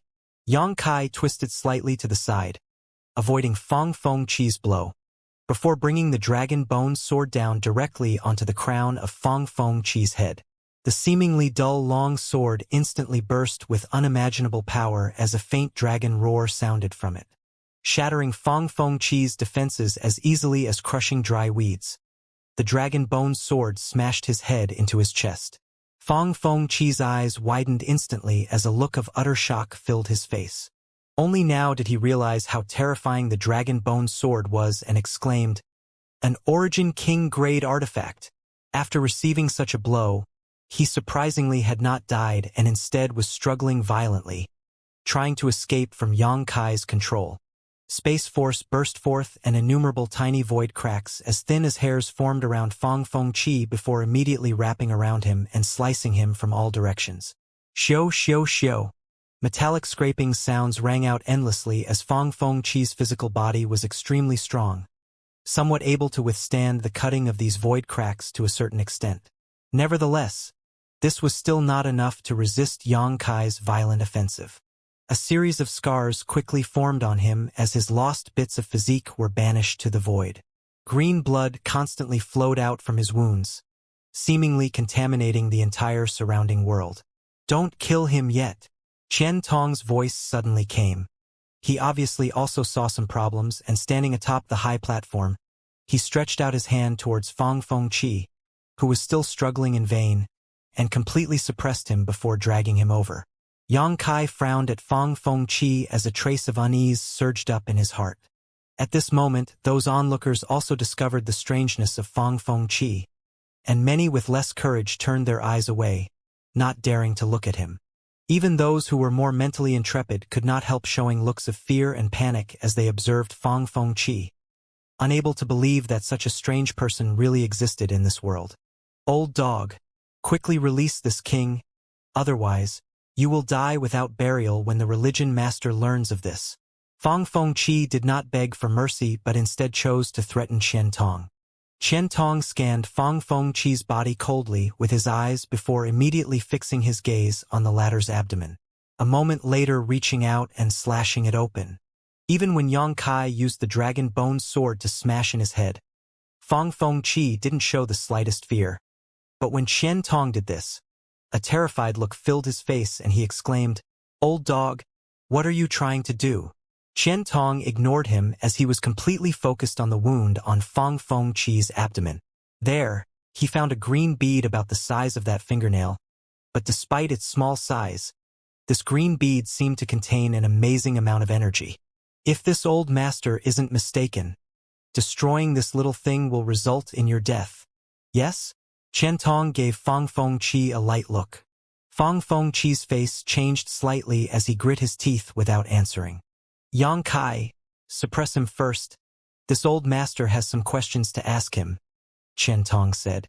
Yang Kai nodded, stretched out his hand, and removed the dragon bone sword which was still lodged in Fong Fong Chi's head before using a dozen golden blood threads to firmly tie up his figure.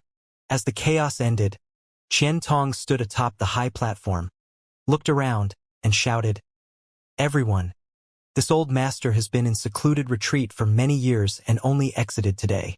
I am deeply saddened to hear about the tragedy that has befallen Shadowed Star. But please rest assured, Heavenly Fate City is still under the jurisdiction of my Shadow Moon Hall, and none shall dare invade it again now that I am here. Soon, this old master will visit this corpse spirit religion to seek justice for the fallen, as well as to open a brighter future for Shadowed Star." The crowd down below roared joyfully as they chanted Qian Tong's name and swarmed around the platform. Over the past 2 years, Heavenly Fate City had been under the control of corpse spirit religion, and everyone had lived in constant fear, worried they would not see the sun tomorrow. However, everything was all right now. Qian Tong had returned and had reached the Origin King realm. With him protecting Heavenly Fate City would never again have to experience these disasters. Elder Qian, I beg of you to uphold justice. My little girl disappeared a month ago, but someone claims to have seen her inside the City Lord's mansion. Please allow this old man to search the City Lord's mansion to see if she is still alive. My child also disappeared 3 months ago. He must be in the City Lord's mansion. My daughter as well. Qian Tong's eyes showed a pained light as he waved his hand to calm the cries of the crowd before solemnly saying, "Everyone, please wait a moment. This old master will have some people search the City Lord's mansion immediately. If your children are still alive, you will definitely be reunited." Many thanks, Elder Qian.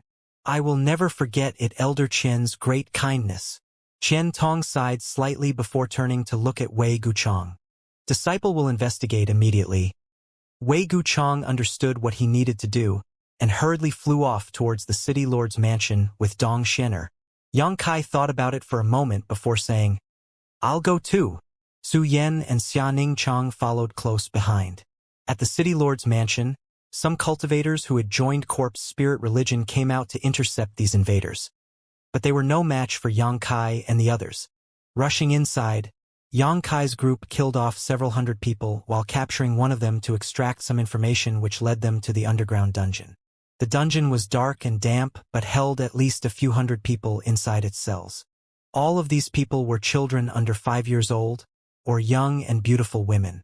Whether it was a child or a woman, their vitalities were quite faint, as if they had been repeatedly tortured. On top of that, all of them had obvious wounds on their arms. Remembering what Fong Fong Chi had done to the young child on stage earlier, how could Yang Kai's group not know what happened to these people? Despicable!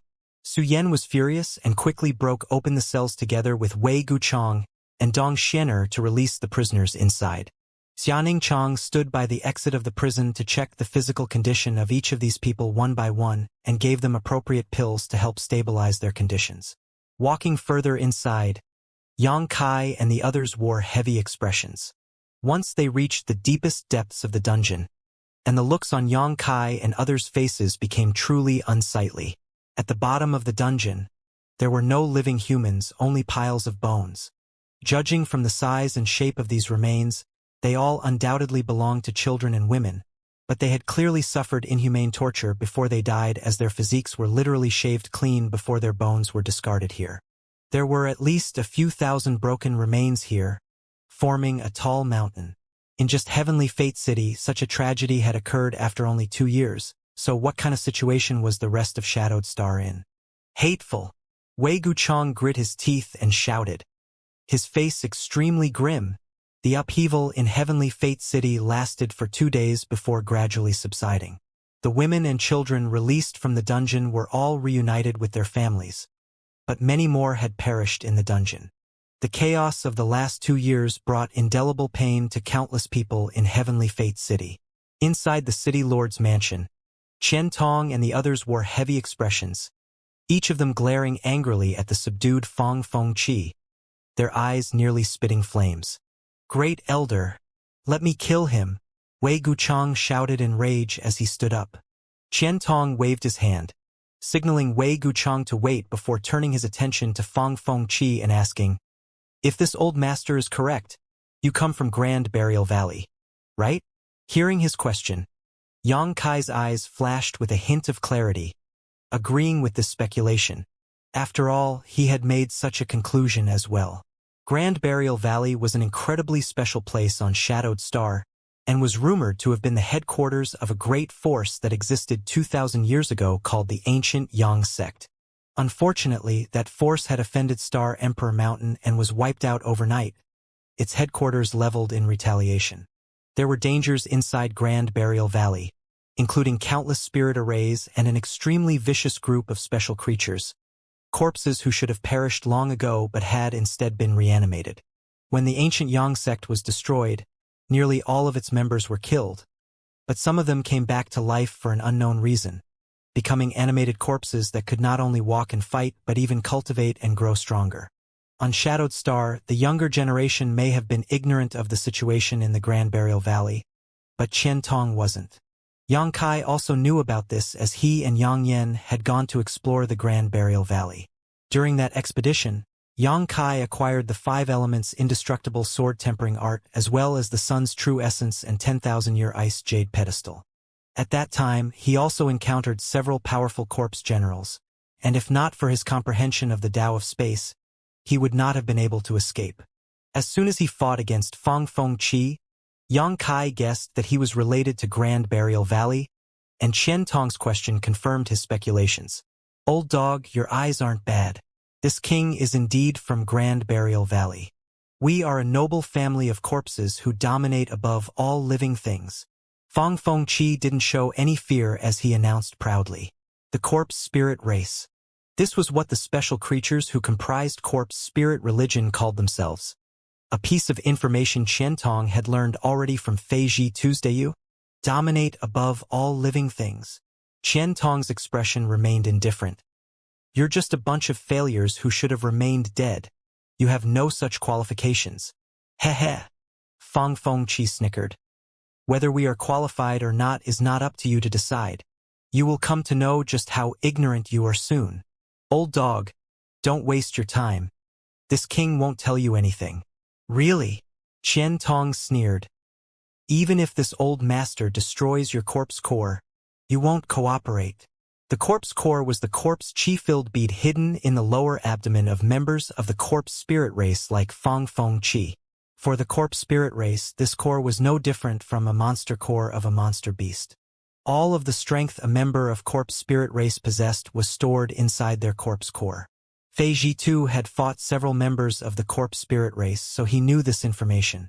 Fang Fengqi's face changed slightly as he snapped, "Old thing, you dare to threaten this king? Whether it's a threat or not, you'll know if you try," Qian Tong said aggressively. Fang Fengqi seemed to understand Qian Tong's decisiveness and his face became cold as he shouted, "Old dog, you'll never make this king talk. You've brought this upon yourself." As soon as he said so, a terrifying energy fluctuation erupted from his abdomen and a cracking sound rang out, as if something had just broken. "Not good." Fei Jitu's face changed drastically. Everyone else also realized what was happening, and Yang Kai hurriedly pushed his Saint Qi to protect Su Yan and Xianing Chong, while Qian Tong waved his hand and protected Wei Guchang and Dong Xianer. "One day soon, my corpse spirit religion will unify Shadowed Star, and all of you will die, ha ha ha ha." Fang Fengqi let out a peal of mad laughter before his body exploded with a loud crash. A thick green cloud of corpse chi centered on Fang Fengqi's former position spread out. Wherever this corpse chi passed, the ground melted, and walls crumbled. In the blink of an eye, The entire city lord's mansion shook violently and almost collapsed. At the last moment, if it were not for Qian Tong using his Origin King Realm cultivation to support it, the city lord's mansion would definitely have been destroyed. This was not surprising though. The power of the self-destruction of a third-order Origin returning Realm Master was not to be underestimated. The only reason for keeping Fang Fengqi alive was to extract some useful information from him about corpse spirit religion, but instead of being useful, this only led to trouble, causing Qian Tong's expression to turn ugly. If all members of the corpse spirit religion were so ruthless and decisive, dealing with them would surely be difficult. Outside the hall, an Origin returning Realm Master hurriedly walked in and swept his eyes around, a look of shock filling his face as he was uncertain what had happened. "What is it?" Qian Tong asked in a deep voice. The man quickly cupped his fists and replied, "Great Elder, all corpse spirit religion disciples hidden in Heavenly Fate City have been exterminated." "Good. Were there any casualties?" "With the help of the elders from High Heaven Sect, only a dozen people were killed or injured. Give all of them lavish funerals." "Yes." In Shadow Moon Hall, although many coveted life and feared death, choosing to submit to corpse spirit religion, there were also many who stood firm and resisted. The latter had been imprisoned without exception and were rescued 2 days ago. Now joined Qian Tong in his efforts. In Heavenly Fate City, Fang Fengqi was not the only corpse spirit race member. Yang Kai, Wei Guchong, and the others encountered several others when they invaded the city lord's mansion, all of which they promptly killed. There were also many hiding in Heavenly Fate City, but they had been cleaned up over the past 2 days. It could be said that only now had Heavenly Fate City been completely liberated and its internal worries eliminated. Yang Xiuzhu and the others soon walked in from outside as well. "Everyone has worked hard." Qian Tong quickly got up and cupped his fists gratefully. Yang Xiuzhu waved his hand, his expression still somewhat grim. Dealing with some miscellaneous pawns was no trouble at all. But if Heavenly Fate City is like this, I really don't know what the rest of Shadowed Star is like. Fei Zhitu sighed. Over the past 2 years, corpse spirit religion has developed extremely quickly. They seem to have a secret technique that can turn living people into members of their corpse spirit race and force them to bend to the religion's will. Corpse spirit religion only appeared 2 years ago, and at that time they only numbered a few thousand, but now they have swelled tens of thousands. Many of these masters were originally Origin returning realm masters from various major sects and families, so they cannot be underestimated. Fang Fengqi also planned to turn Fei Zhitu into a member of the corpse spirit race, which was why he had not crippled his cultivation or destroyed his meridians. As long as the meridians weren't destroyed, even if Fei Zhitu were beheaded, Fang Fengqi had a way to turn his corpse into a corpse spirit which had similar combat prowess to when he was alive. This is a grave tribulation for Shadowed Star. Qian Tong sighed heavily. After going out for 8 years, his return home had turned out like this, wiping away all the joy he felt from breaking through to the Origin King realm and replacing it with deep sadness and concern. "Everyone, I want to return to Clear Sky Sect." To the side, Mou suddenly spoke. He had also been helping in Heavenly Fate City these past 2 days, but now that the situation had stabilized, he naturally wanted to head home. "Brother Mo." Qian Tong opened his mouth, naturally understanding how he felt. They did not know the exact situation of Clear Sky Sect, but at least half of the great forces on Shadowed Star had already been wrapped up in this turmoil. Clear Sky Sect was one of the first-class forces on Shadowed Star, so it would obviously be a target for corpse spirit religion, meaning its prospects weren't promising. Mou wanting to return to Clear Sky Sect was only natural. After all, he was Clear Sky Sect's great elder. However, allowing him to return alone at this time was not something the rest of those gathered here felt comfortable with. If possible, Qian Tong wanted to accompany him, but although Heavenly Fate City had been cleaned up already, the problem of Shadow Moon Hall's headquarters was yet to be resolved. With Shadow Moon Hall's headquarters still in dire straits, it was of utmost importance that Qian Tong remain here to handle matters personally, rescuing those who were unwilling to submit to corpse spirit religion while purging the traitors and heretics who betrayed and murdered them. This MO is not an ordinary third-order Origin returning realm now. "None of you need to worry," I will be careful. Mou smiled lightly. Seeing that he had made up his mind, Qian Tong could not say anything more, instead just nodding. In that case, I wish Brother Mo a safe journey. Rest assured, on today's Shadowed Star, there are few worthy to be my opponent. Mou nodded. The former Mou was one of Shadowed Star's top origin returning realm masters, and after experiencing the Blood Prison trial, his overall combat power has increased significantly, even though he failed to break through to the Origin King realm as Qian Tong did. Even if the Corpse Spirit religion had many powerful masters, as long as they did not really possess an Origin King, there was no one Mo you needed to truly fear. Senior Mo, how about delaying for one day so I can accompany you? Yang Kai suddenly proposed. Yang Kai, do you want to return to High Heaven Sect? Qian Tong asked. And, although there's no need to worry about High Heaven Sect being breached, I am still worried about what happened to Elder Yi as well as the others. Senior Mo's Clear Sky Sect happens to be on the way, so we might as well travel together. Very well. Although he did not understand why Yang Kai wanted him to wait for a day, Mou still agreed. After everything was decided, Yang Kai immediately went to the location of Heavenly Fate City's space array. When Corpse Spirit Religion seized control of Heavenly Fate City, the space array was destroyed by Fei Ji too. So now Yang Kai wanted to try and see if it could be repaired. If possible, it would save them a good deal of travel time. After all, it was not a short journey to High Heaven Sect. Yang Kai had used Heavenly Fate City's space array more than once, so he knew where it was located. Soon, he rushed over to the palace with Su Yan and Xianing Chang, the two women standing guard to prevent any accidents as Yang Kai walked over to the space array and began carefully studying it. Being proficient in the Tao of space did not mean he could arrange a space array, as this required a great deal of knowledge about spirit arrays. Yang Kai had never arranged a space array before, but he had seen Yang Yan arrange one, so he had some confidence.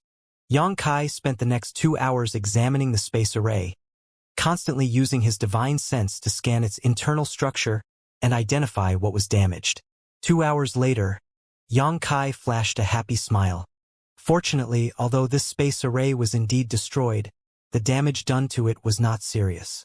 There were still traces of various patterns and structures, so if he simply patched them up, Yang Kai was certain he could restore it to working order.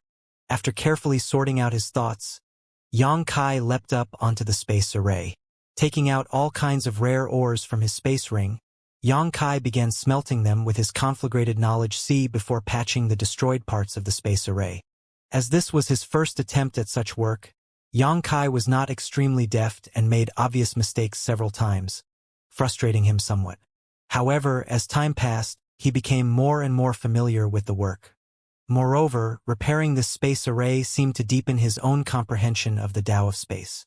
This unexpected gain greatly satisfied Yang Kai. It seemed he had found another way to cultivate the Tao of space. The Tao of space had always been difficult to cultivate. Recently, Yang Kai had been cultivating by absorbing the energy of space spirit crystals, but he had already used up his entire supply of space spirit crystals. So now his primary way of cultivating space force was to expand the sealed world bead. Now, he learned that arranging and fixing space arrays was also a viable cultivation method. One day later, the space array was repaired. Yang Kai called Mou, Yang Xiuzhu, and the others over before bidding farewell to Qian Tong. Yang Kai was not worried about Shadow Moon Hall at all. Qian Tong was now an Origin King, so it was no exaggeration to say he was the strongest master from Shadowed Star in 10,000 years. If some crisis befell Shadow Moon Hall and he could not handle, then all of Shadowed Star would probably be doomed. Brother Yang, may good fortune be with you. Wei Guchang cupped his fists in parting. Yang Kai responded in kind. Yang Kai, where is this space array connected? Mou asked from the side. If I am not mistaken, it should connect to Demon Blood City. What do you mean? Mou asked hesitantly. Demon Blood City was very close to the Flowing Flame Sandfield and not far from Clear Sky Sect's headquarters, so Yang Kai choosing to connect the space array to that location wasn't a surprise, but the way he said it gave Mou some pause. Yang Kai simply smiled awkwardly and replied, "This is the first time I've repaired a space array, so I can't guarantee that we will be directly teleported to Demon Blood City." MOU was instantly dumbfounded while Yang Xiuzhu and others also had speechless expressions. Relax? Yang Kai saw the looks on their faces and knew what they were worried about, so he quickly reassured them, even if we aren't sent directly to Demon Blood City, there will be no danger in this transmission. That much I can guarantee. Hearing this, everyone felt relieved. Teleporting with a space array was an extremely delicate matter. If the slightest error was made, one could be banished to the endless void, never to return. Shadowed Star had records of many such incidents occurring over the years, where a space array had some kind of problem with it and someone who was sent through it vanished without a trace as a result, or was spat out on the other side in a million pieces. So, when everyone heard what Yang Kai said just now, they couldn't help feeling a little nervous. But since Yang Kai guaranteed that there would be no danger, they no longer had anything to concern themselves about. Even if they were sent to the wrong place, it would not matter much. Time is short, we should leave immediately.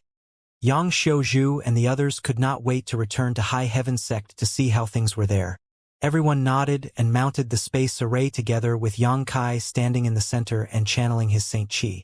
In an instant, the Saint crystals placed into the space array flashed a dazzling light and pumped out a massive amount of energy. Powerful space force fluctuations emerged, and the group of people disappeared. Destroy this array to prevent others from teleporting in. As soon as Yang Kai his group disappeared, Qian Tong waved his hand and commanded.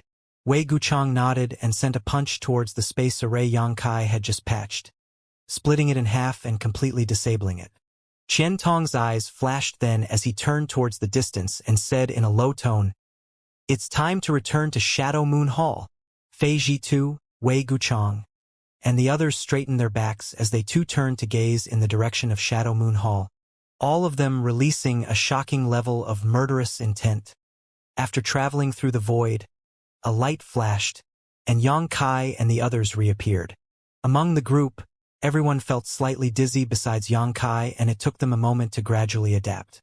Most long-distance teleportations were accompanied by such side effects. Only Yang Kai, who cultivated Space Force, was able to ignore these effects. Fortunately, there was no danger where they appeared, otherwise all of them would have been taken off guard. Turning his head and looking around, Yang Xiuzhu furrowed his brow slightly. This isn't Demon Blood City. Where are we? The place where everyone appeared was clearly a vast plain that stretched out as far as the eye could see, with no signs of a city anywhere nearby. Sure enough, something went wrong in the transmission. Yang Kai had warned this was a possibility beforehand, so he naturally felt no need to apologize, simply saying, "We should be somewhere between Demon Blood City and Heavenly Fate City. Does anyone have any impression of this plane?"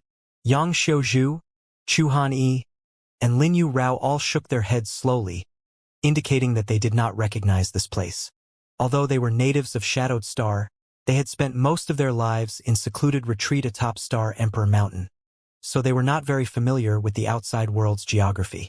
Even Yang Kai had a better grasp of Shadowed Star's landmarks than them, so undoubtedly, it was a bit unrealistic to expect them to know where they were.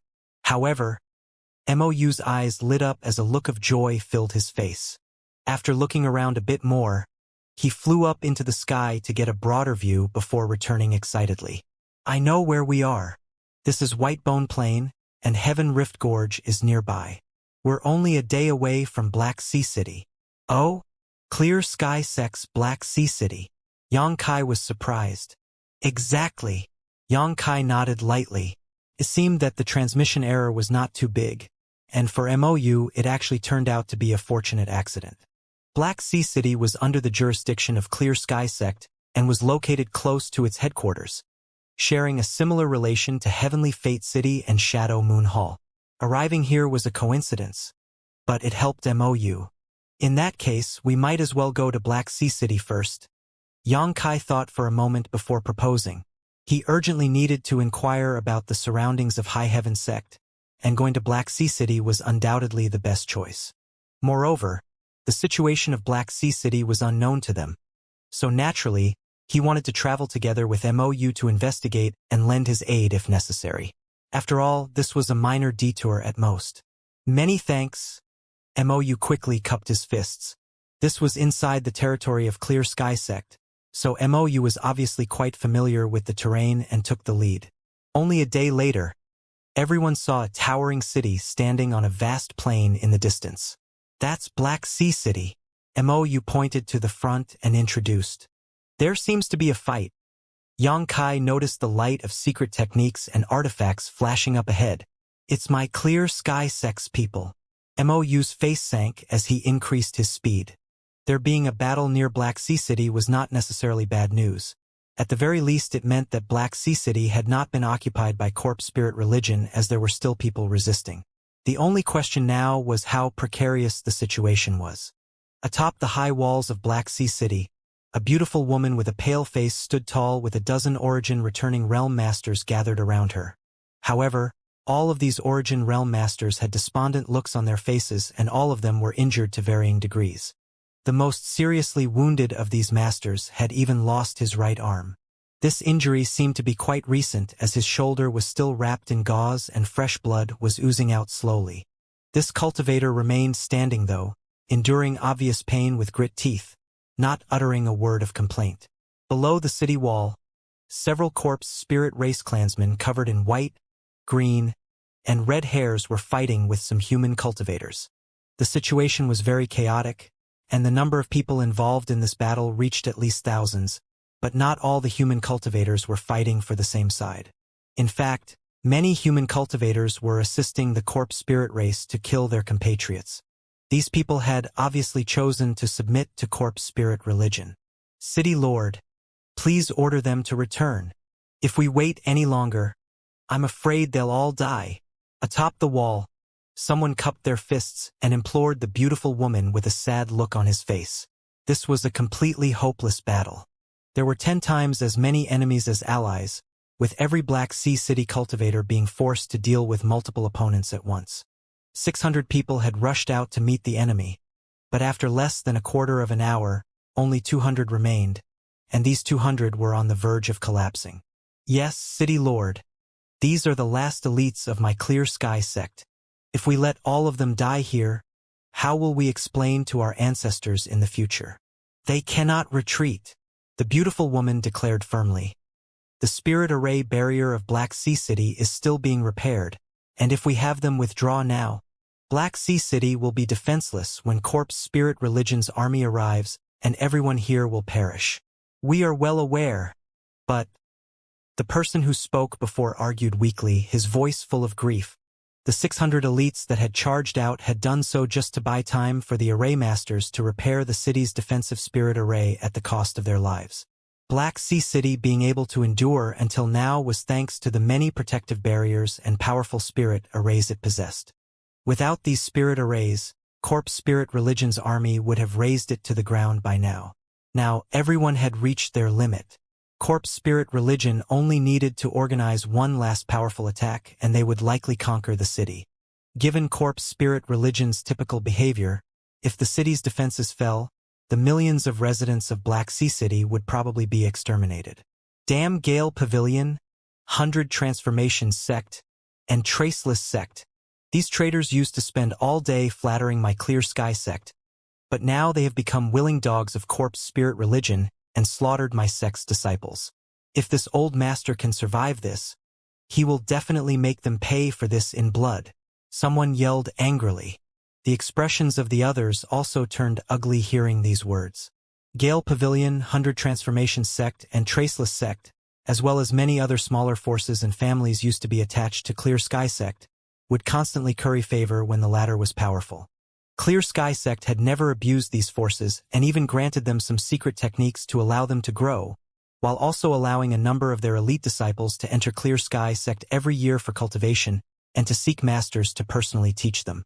However, after Shadowed Star's great upheaval, these opportunistic forces took the initiative to submit to corpse spirit religion, not only betraying Clear Sky Sect but even launching an unexpected sneak attack on Clear Sky Sect headquarters. In that battle, Clear Sky Sect headquarters had been destroyed, with only a few people managing to escape, reducing the great force that once stood supreme over a 10,000 kilometers radius area to only Black Sea City. The beautiful female city lord said nothing, but the pain in her eyes was obvious. How many people in this world could maintain just and moral stances in the face of such tyrannical evil? Understanding this, she wasn't angry at those people who had chosen to live on dishonorably, because doing so meant they lost what made them human in the process. "Where is Chen Tao?" the beautiful woman suddenly shouted. Not far away, a woman with peach eyes and a graceful figure hurried forward, cupped her fists, and reported, "Elder Du, disciple is here." In normal times, such a woman would be the center of attention of all men. But at this moment, none had the mind to have such frivolous thoughts. The beautiful woman said majestically, "Chen Tao, this elder commands you to select 300 people from my clear sky sect's younger generation and lead them away from Black Sea City through the space array." Chen Tao was dazed for a moment, but she was not just beautiful but also intelligent, so she immediately understood what the purpose behind this command was. Her pretty face turning white as she cried out in protest, "Elder Du!" The beautiful woman just turned and smiled temperately towards her though. "My clear sky sect's headquarters has been destroyed, and the sect master was killed. Now, the last blood of my clear sky sect is gathered here in Black Sea City. You must take those 300 people away with you and find some way to survive. Only by living on will my clear sky sect have hope for the future." Chen Tao's eyes immediately turned red. "But elder, all of you? Rest assured. We will buy you the time you need. Remember, you must find a way to reach High Heaven Sect. Only High Heaven Sect has the means to protect your safety. This task will be arduous. But you must find an opportunity to bring the disciples to High Heaven Sect." "Elder," Chen Tao kept shaking her head. "Go! Now!" The beautiful woman's expression turned fierce as she shouted angrily at Chen Tao. "Do you want my clear sky sect to forever disappear from Shadowed Star? Do you want us to all shame clear sky sect's countless generations of ancestors?" Chen Tao's face grew dull as she found herself unable to speak. Another elder from Clear Sky Sect looked at Chen Tao softly and smiled. "Remember, you must live on. Great Elder will return one day, and as long as you can reunite with him, there will be a chance to revive Clear Sky Sect. Go!" the beautiful woman shouted. Tears flowed down Chen Tao's face as her tender body trembled violently. Kneeling down on the ground, she respectfully kowtowed 3 times to her elders before getting up abruptly and preparing to depart. At that moment, though, the beautiful woman standing atop the city wall and the few remaining masters of Clear Sky Sect seemed to notice something incredible in the distance. If they were not mistaken, the rear camp of Corpse Spirit Religion's army had been thrown into chaos as shocking energy fluctuations exploded out. Brilliant flashes of light erupted as hundreds of Corpse Spirit Religion soldiers were killed every breath. "Elder Du, someone is attacking from that side. I can see that, but who could it be?" The beautiful woman gently nodded.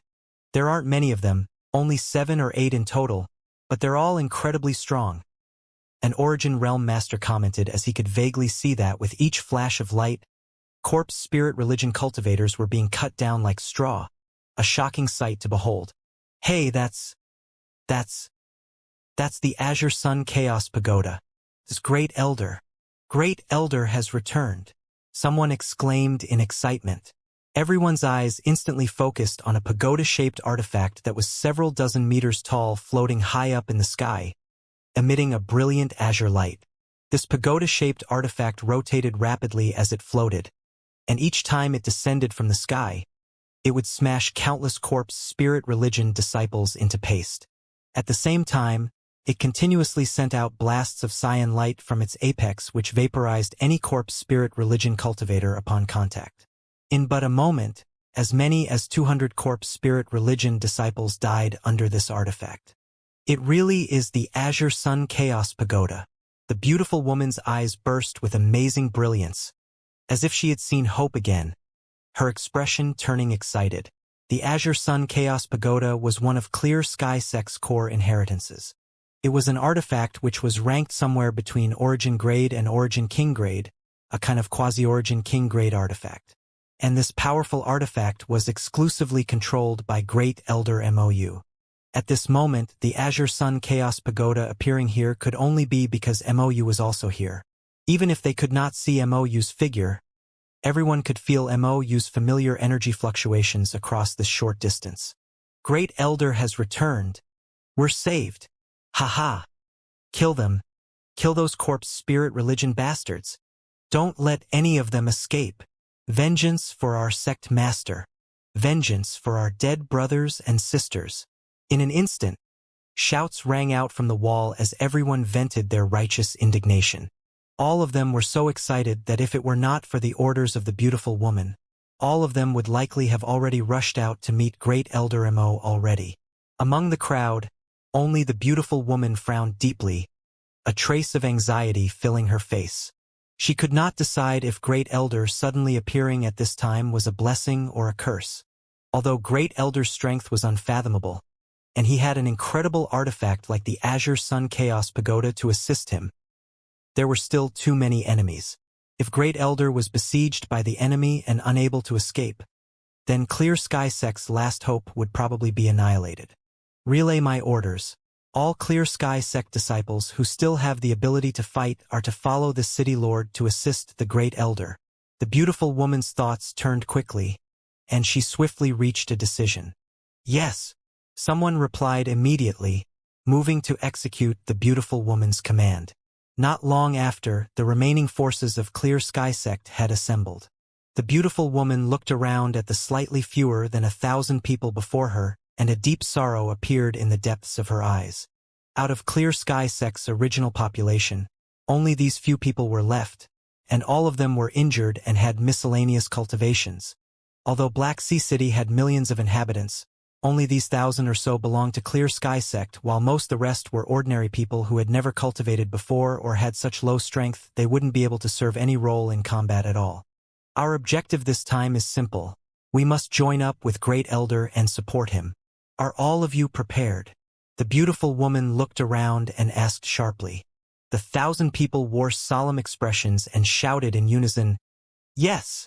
In the future, all of your names will be engraved on Clear Sky Sect's Wall of Heroes. Follow me." The beautiful woman did not make a grand speech, but her tone was no less resolute, and with a wave of her hand, she was the first to rush out of Black Sea City. The others followed close behind, each of them wearing expressions filled with righteous fury and a determination to fight death itself. When the 1,000 remaining members of Clear Sky Sect rushed out of the gates, countless others followed them. These people were residents of Black Sea City or cultivators who had fled here earlier.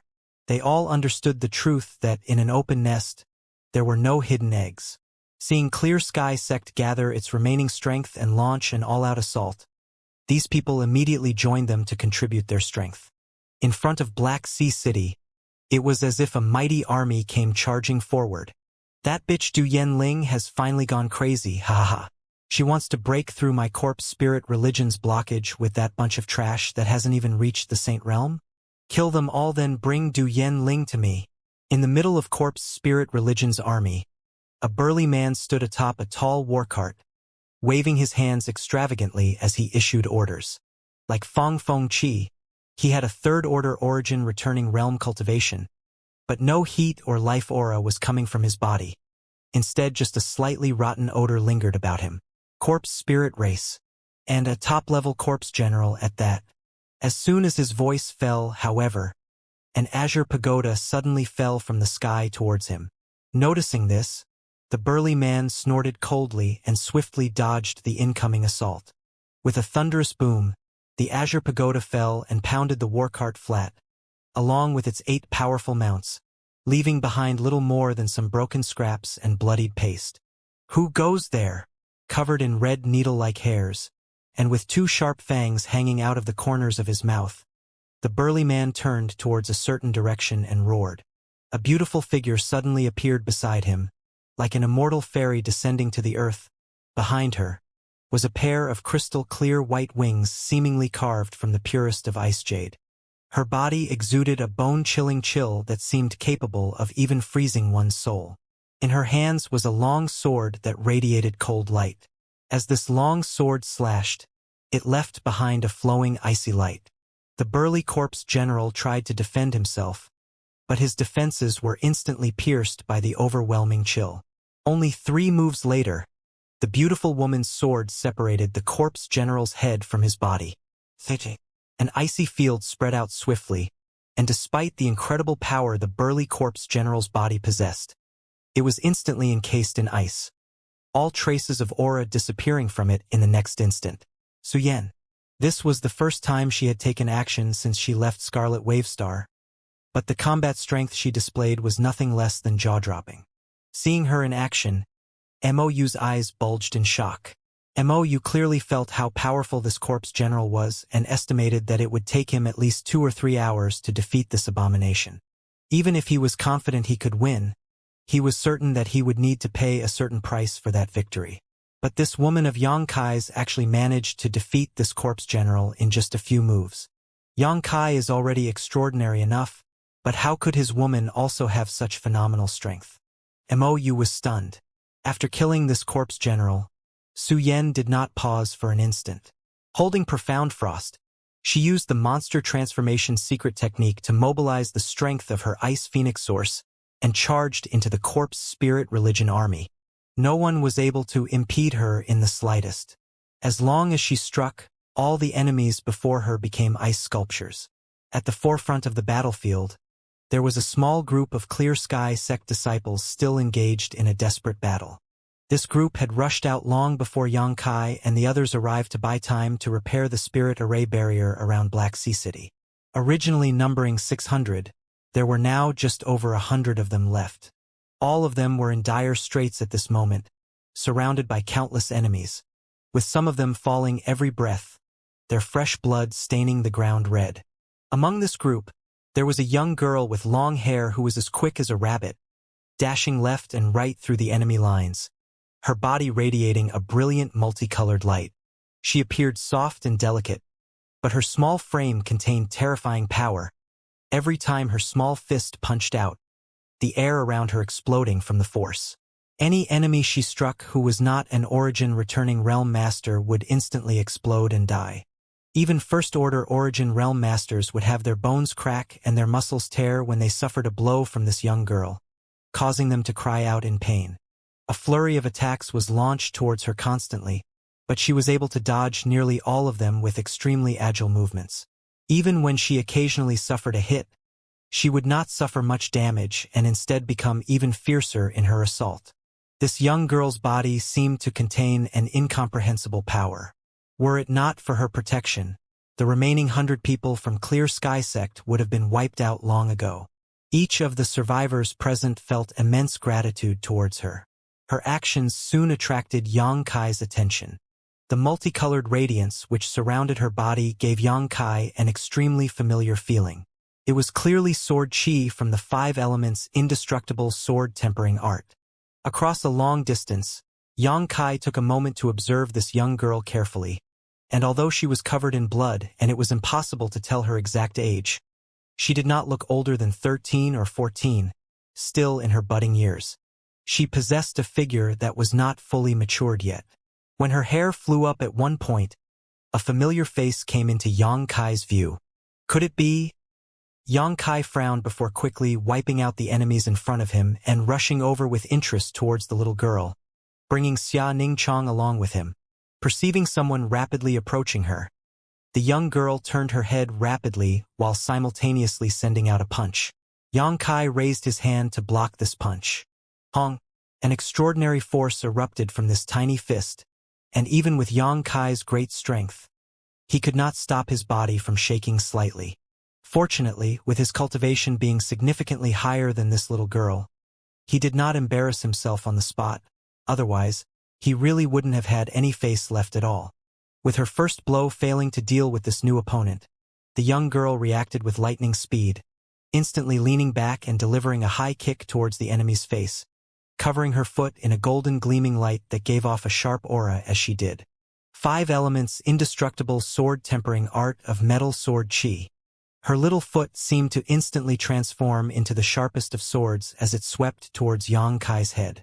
Yang Kai just smiled lightly and swiftly reached out his hand, grabbed the young girl's ankle, and used his Saint Chi to perfectly offset her attack before holding her up like a doll.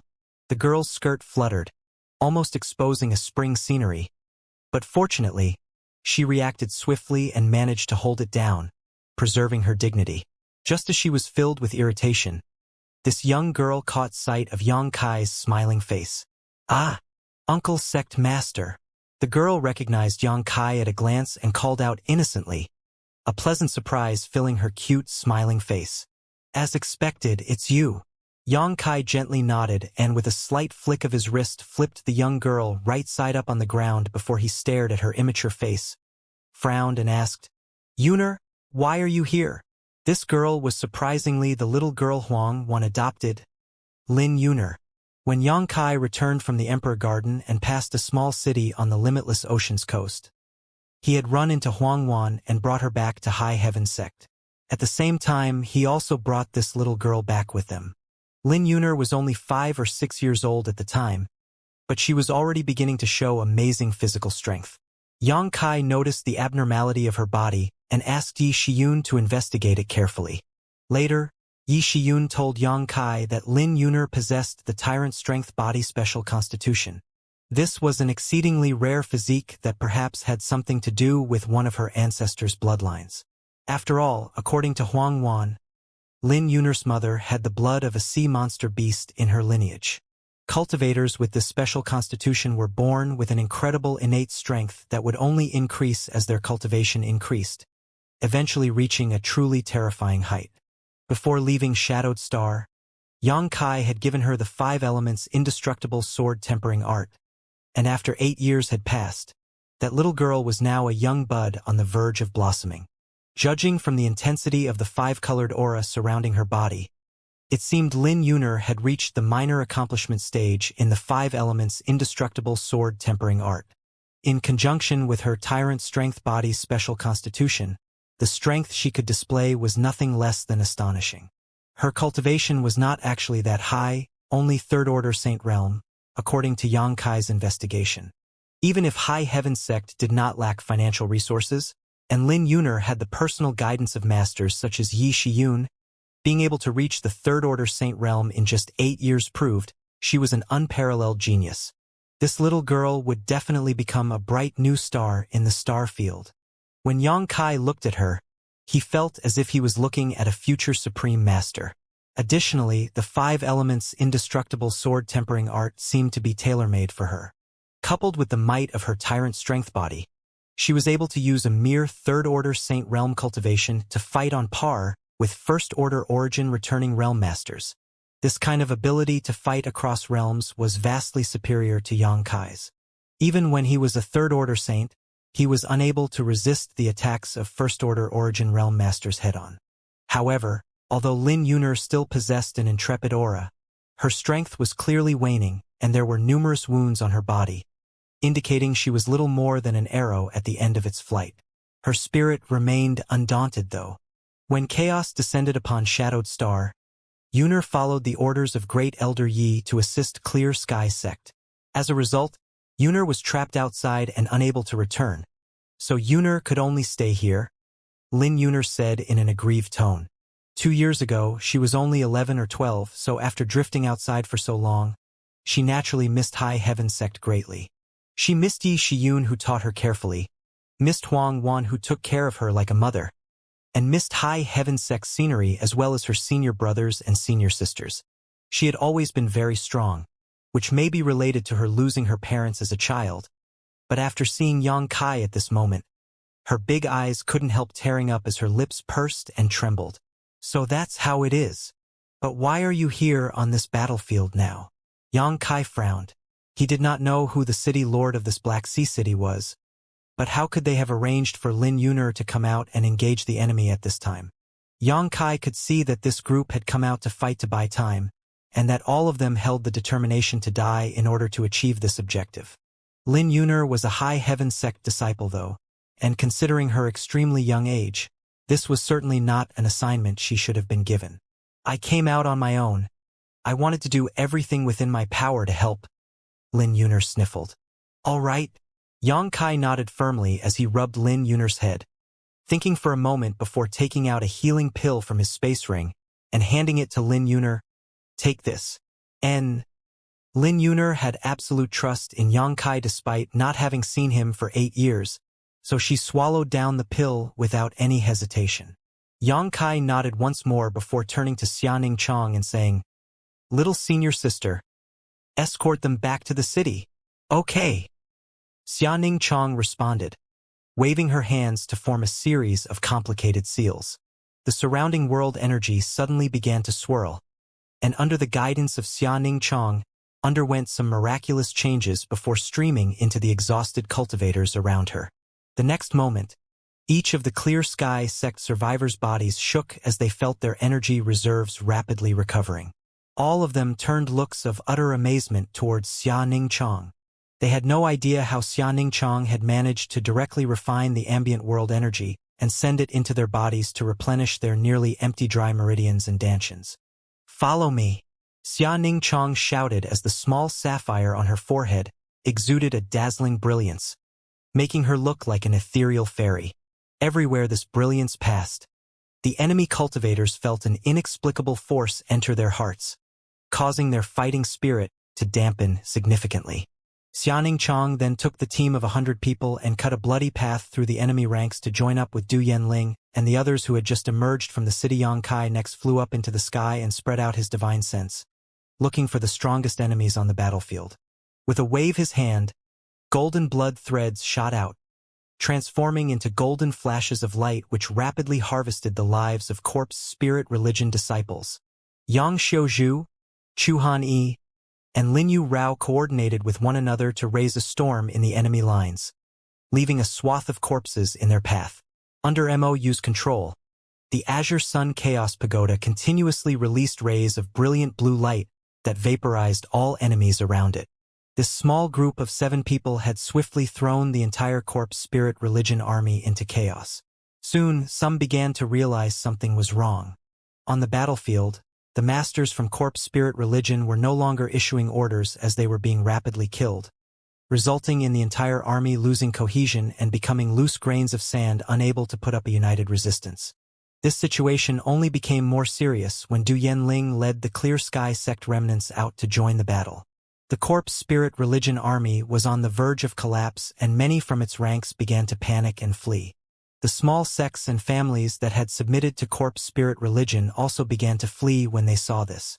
Du Yanling and the others observed all this with bloodshot eyes and doggedly pursued these fleeing enemies across several tens of thousands of kilometers, slaughtering every corpse spirit religion cultivator they could before returning to the city in victory. Upon their return, the voices of Black Sea City's millions of residents filled the air in jubilation. Corpse Spirit Religion's army had laid siege to Black Sea City for an entire year, and Clear Sky Sect's strength had continuously waned during that time, so it was all but assured that the city would soon be destroyed. However, at the critical moment, powerful reinforcements had arrived, not only turning the tide of battle, saving Black Sea City from certain destruction, but also leading the surviving defenders to thoroughly rout Corpse Spirit Religion's forces, delivering them a devastating blow. Everyone was curious about the origins of these reinforcements.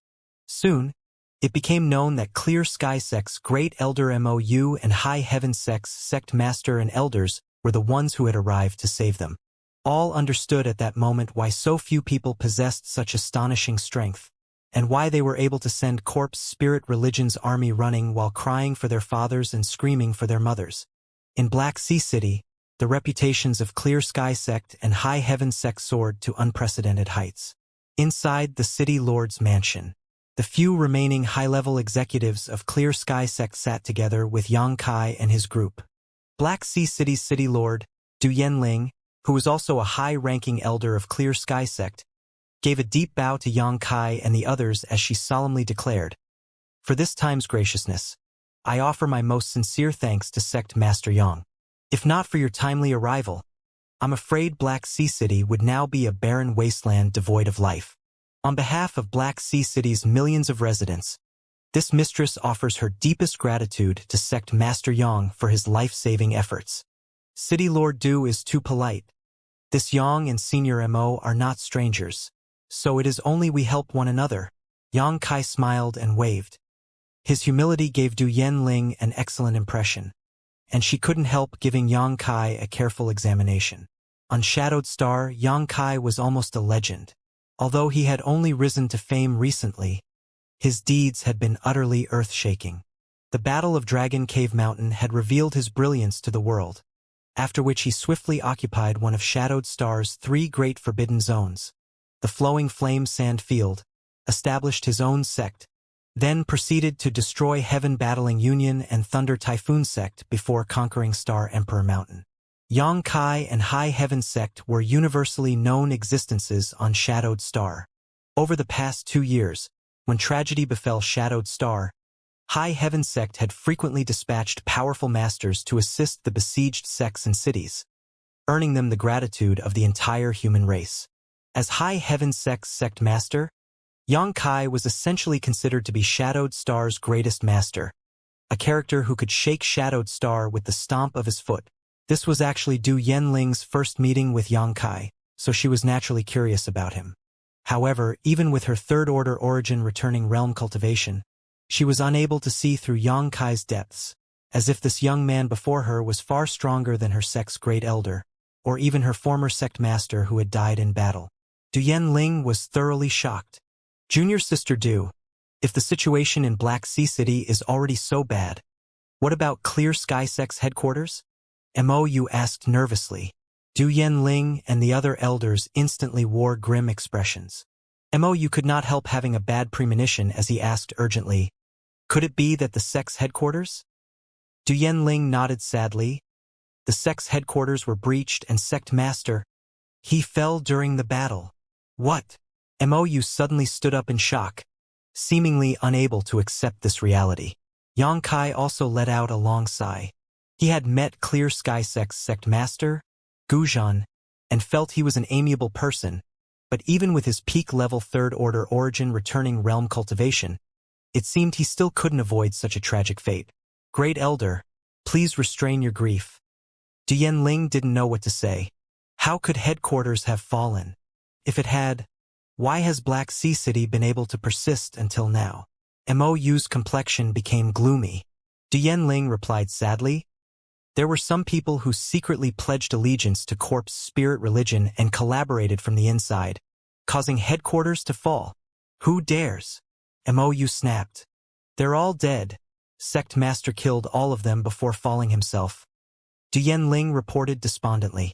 Mou was stunned for a long time before he seemed to lose all strength and fell back into his chair, unable to speak for quite some time.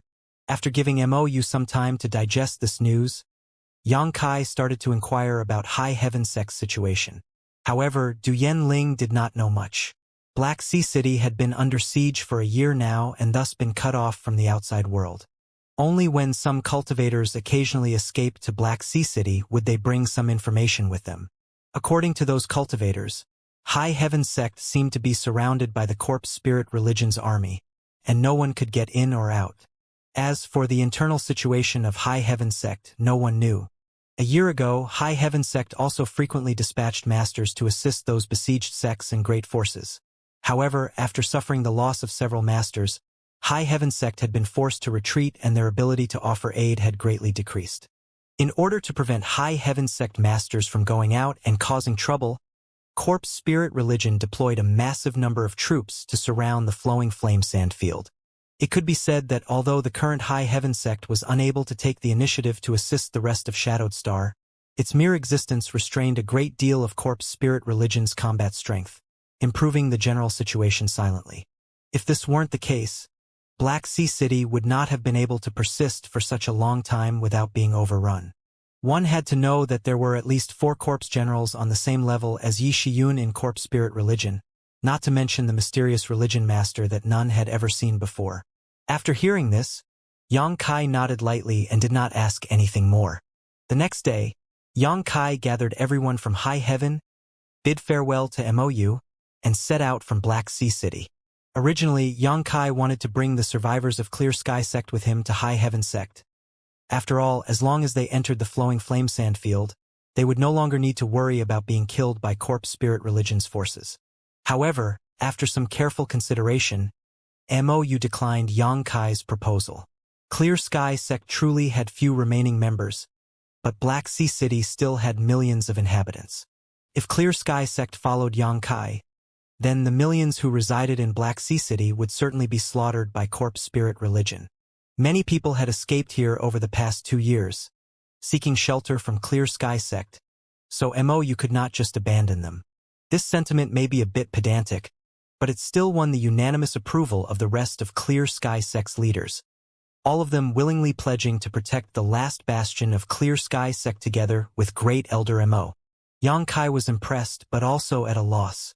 Xianxia, don't worry, although there aren't many from my Clear Sky Sect left, Black Sea City is filled with able bodies, so it won't be too difficult to supplement our fighting strength. As long as the cultivators here can unite, protecting this single city should not be a big problem. Hai said with a smile as he saw off Xianxia. Xianxia could only nod. In that case, I wish you good fortune, Senior Mo. After cupping his fists deeply, Xianxia said goodbye to Du Yenling and the others before bringing Su Yan, Xianning and the others out of Black Sea City and setting off for the Flowing Flame Sandfield. After watching Xianxia and the others depart, Mou wore a solemn look and issued a command. Inform all the cultivators above Saint Realm in Black Sea City that if they would like, they can temporarily join my Clear Sky Sect and help protect this city together with us. Yes. Du Yenling and the other elders immediately set out to execute this order. They had considered recruiting cultivators from Black Sea City before now, but the situation had been so hectic there was simply no time to deal with such matters. Before today, Corpse Spirit Religion's army had been sieging the city, and the independent cultivators in the city really did not have much fighting spirit, making it difficult for them to exert any real strength in battle. Things were different now, though. Corpse Spirit Religion had been repelled and suffered immense casualties, so the morale in Black Sea City was at an all-time high. It was undoubtedly the best time for Clear Sky Sect to bolster its ranks and strengthen its defenses. Black Sea City was still a fair distance from Flowing Flame Sandfield, and if one relied on Star Shuttle it would take at least 7 or 8 days to make the trip. Xianxia was quite eager to return to the sect now, so he chose to use the Origin King grade starship. Although the starship was massive compared to a Star Shuttle, it was much faster while also being significantly safer. As long as one remained inside, they would essentially not need to concern themselves with outside threats. Along the way, they encountered many scattered teams from Corpse Spirit Religion, some as small as a few dozen, while others numbered up to 1,000, all of them under the lead of the Corpse Spirit race, dealing damage to Shadowed Star. A simple volley of the starship's crystal cannons, however, was enough to turn these enemies into dust, inflicting serious casualties if not wiping them out. Xianxia did not order any detours, immediately flying off after delivering a single round of attacks each time. Only 3 days later, the number of enemies who died under the starship's crystal cannons reached the tens of thousands. Only a few of these enemies belonged to the Corpse Spirit race, while most were human cultivators who had submitted to Corpse Spirit Religion. Since they had chosen to follow Corpse Spirit Religion and commit all kinds of evil on their orders, there was no need to show any mercy. The masters from the 3 clans who had been staying in the Sealed World Bead were also brought out by Xianxia into the starship to allow them to witness this intense slaughter. Since they needed to gain a foothold on Shadowed Star, it was necessary for them to have more contact with this world. Xianxia wanted them to integrate into Shadowed Star as quickly as possible, as well as experience for themselves the level of the cultivators here for themselves. Sure enough, after witnessing the strength of these enemies, Ling Tai Su, Thunder Dragon, and Zhang Yuan were struck silent, but each of their eyes flashed with a thick desire to become stronger. Lin Yuner, on the other hand, behaved in a manner befitting her age. When she thought about how she would soon be returning to High Heaven Sect and seeing all the people she so dearly missed, she was so happy she could not stop twittering about, running circles around Xianxia in excitement.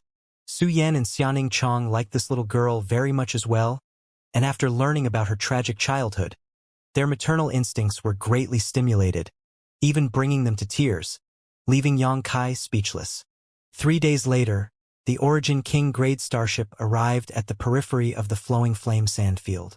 Standing on the starship's bridge, through the smooth, polished and transparent crystal glass, Xianxia saw the densely packed figures surrounding the Flowing Flame Sandfield, extending out as far as the eye could see, numbering in the untold thousands. So many. Yang Xiuzhu was taken aback. It seems they take our high heaven sect quite seriously, Chu Han-yi said coldly. According to City Lord Du, our high heaven sect has now become the last free paradise on Shadowed Star. Corpse Spirit Religion has not just deployed so many forces here because they are worried about us taking any kind of detrimental action towards them, but also because this place has now become a symbol. As long as High Heaven Sect still stands, Shadowed Star will not give up resisting. If I were Corpse Spirit Religion's religion master, I would be doing everything in my power to destroy this place, Lin Yu Rao said thoughtfully. The others present nodded their heads in agreement. Sect Master, should we go around them? A High Heaven Sect disciple, who was in charge of piloting the starship, turned his head and asked. No, slaughter them, Yang Kai declared coldly. Yes. The High Heaven Sect disciple took the controls and began targeting the starship's crystal cannons with excitement. Having his home surrounded by so many enemies naturally made everyone angry, so Yang Kai's orders gave them the perfect opportunity to vent some frustration.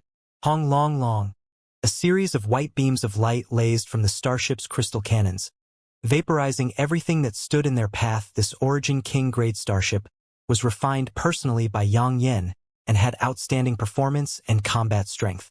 On top of that, the power of its crystal cannons relied on Saint Crystal sources condensed by stone puppet Xiao Xiao and was phenomenal. When the crystal cannons hit their mark, terrifying explosions rang out, as if the end of the world had come. Each crystal cannon was able to sweep across a large area, cleaning it of any corpse spirit race or human cultivators in the blink of an eye. The army down below was instantly thrown into chaos. When the 100-meter-long pitch-black starship had first appeared in the sky, it had brought an extremely oppressive atmosphere to the corpse spirit race below. But when it opened fire, all of them couldn't help showing looks of terror on their hideous faces. Some of the human cultivators who recognized the origins of this starship began to flee as they shouted in panic. The starship ignored all of this and simply maintained its leisurely flight through the sky as it continued firing its crystal cannons. The ground shook and massive craters were opened as billowing white smoke filled the air. Inside the starship, Yang Kai suddenly sensed something and turned his gaze towards a certain direction, sneering a moment later as he said, There's a big fish over there. I'll go greet him. Junior brother. Be careful. Su Yen and Xia Chang barely managed to call out before Yang Kai disappeared. At the outer periphery of the flowing flame sand field, a seemingly newly built palace stood. This palace was not very large, only a few hundred square meters, but it had a clear magnificence to it that stood out greatly in this barren region. Inside the palace, a man in white robes was reclining on a luxurious throne in a lazy posture, his chin resting on his hand as a wicked grin adorned his face. In front of them, a dozen gorgeous women were singing and dancing. These women were from the great forces which had submitted to corpse spirit religion and were here as tribute. Each of them was quite beautiful and had been rising stars from their respective sects. But now, they had degenerated into playthings whose only purpose was to entertain this white-robed man. All of them seemed to be very frightened of this white-robed man, and when they occasionally glanced over at him, they would hurriedly put their vision aside, each of them moving extremely carefully for fear of making any kind of mistake. Suddenly, the earth shook, the palace trembled, and astonishing energy fluctuations accompanied by loud explosions appeared nearby. The white-robed man's face sank when he sensed all this and sat up straight, sternly asking, "What happened?" The dozen young girls who were singing and dancing below all stopped as they looked around blankly. Immediately, someone rushed in from the outside and said in a panic, "Protector Kong. A black starship suddenly appeared in the sky and is now massacring our corpse spirit religion's disciples. Impudence! Who would dare?"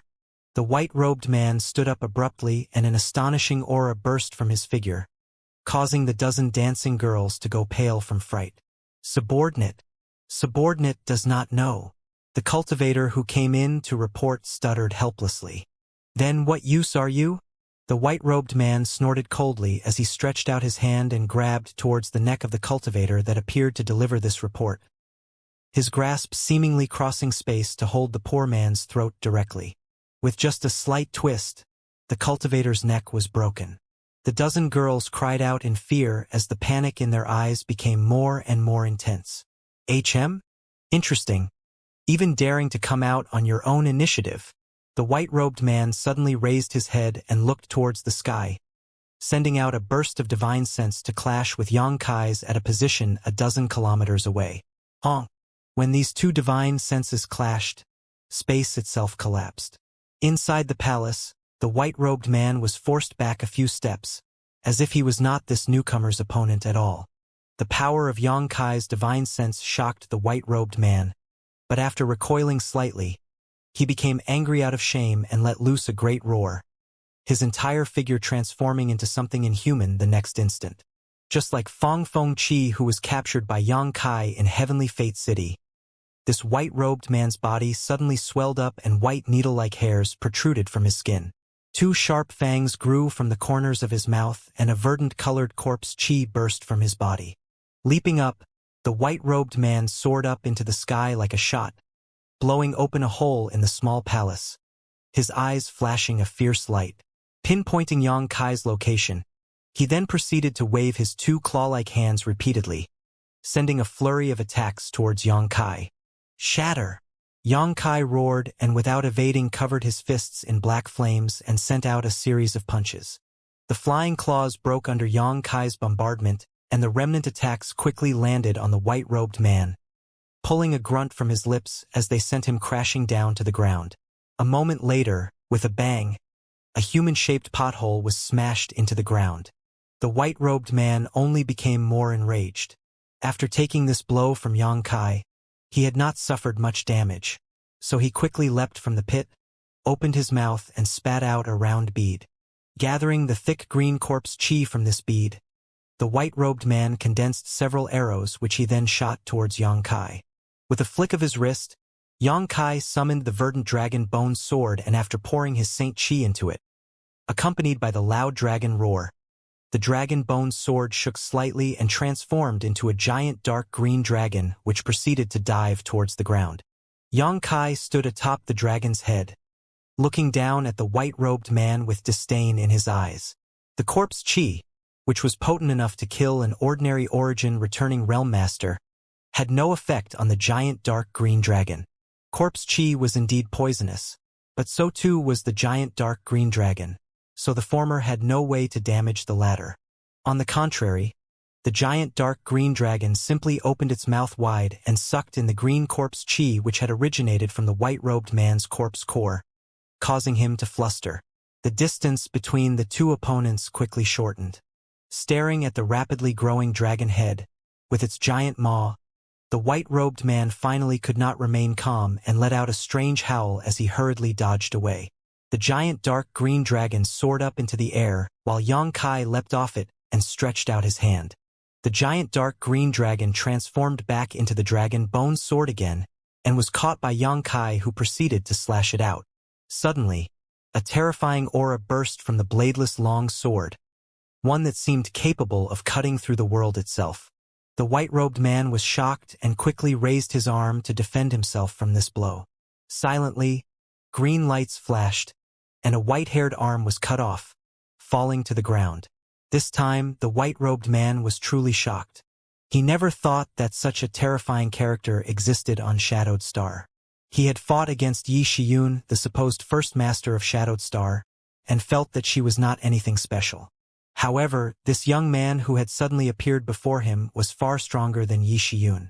He completely was not this young man's opponent. Seeing that the other party was about to strike with his sword again, the white-robed man couldn't care about face anymore and tumbled to the side, swiftly grabbed his severed arm while avoiding the blow, and leapt backwards. Only after opening a 1,000-meter gap between him and Xianxia did he stop, a lingering fear still gripping him as he lifted the severed arm towards his freshly wounded shoulder, a gloomy expression filling his face. The severed arm that was cut down by Xianxia's dragon bone sword quickly began squirming as it swiftly reattached itself. As the white-robed man did all this, Xianxia simply watched with cold eyes, not trying to stop him. Only when the arm was fully reattached did Yang Kai suddenly grin and ask, "Have we met before?" Hearing this question, the white-robed man also frowned before suddenly pointing at Yang Kai and shouting in disbelief, "It's you? It's you! Ah, I see, we really have met." Yang Kai smiled lightly. "It was back in that corpse cave. I remember you." When he first saw this white-robed man, Yang Kai thought he looked a little familiar, but now he finally remembered where he had seen him before. It was back when he and Yang Yen dove deep into the corpse cave below Grand Burial Valley where he once met this white-robed man. It was this white-robed man who had attacked him when he tried to escape. At that time, the white-robed man was already a powerful corpse general, an opponent Yang Kai had no choice but to flee from. However, after so many years, obviously Yang Kai's strength had improved greatly. "I also remember you," the white-robed man grinned. "You snuck into the corpse cave and stole a lot of things. But this protector must actually thank you for that." "Thank me for what?" Yang Kai frowned. "Thank you for taking away that blasted sun's true essence. If it were not for you, this protector would not have his current achievement." The white-robed man laughed loudly. "What does any of this have to do with the sun's true essence?" Yang Kai was puzzled. "You wouldn't understand." The white-robed man sneered. "This protector is Corpse Spirit Religion's white-robed corpse General Kong Fei Rao."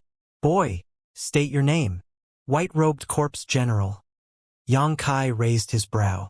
"So there is also a red-robed corpse general and azure-robed corpse general or something?" He remembered that inside the corpse cave, there were several other corpse generals dressed in different colored robes. Indeed, Kong Fei Rao did not attempt to deny it. "Boy, my corpse spirit religion will soon unify Shadowed Star. You are young and have a powerful cultivation, so why not join us? This protector will bring you to see the religion master, who will surely make you a deacon." "Not interested." Yang Kai curled his lips. "Brat, don't refuse a toast only to be forced to drink a forfeit. This protector may appreciate your talent, but do you think that means he won't kill you? Can you?" Yang Kai snickered. When these words fell, Kong Fei Rao's face changed drastically because he suddenly discovered that Yang Kai, who had been 1,000 meters away just a moment ago, was now standing right in front of him, his hand waving through the air, releasing a massive void crack that slashed towards him like a giant blade. Space Force. Kong Fei Rao's pale face became even paler. He finally recalled that the reason Yang Kai was able to escape from the corpse cave that day was that he was skilled in the Tao of space.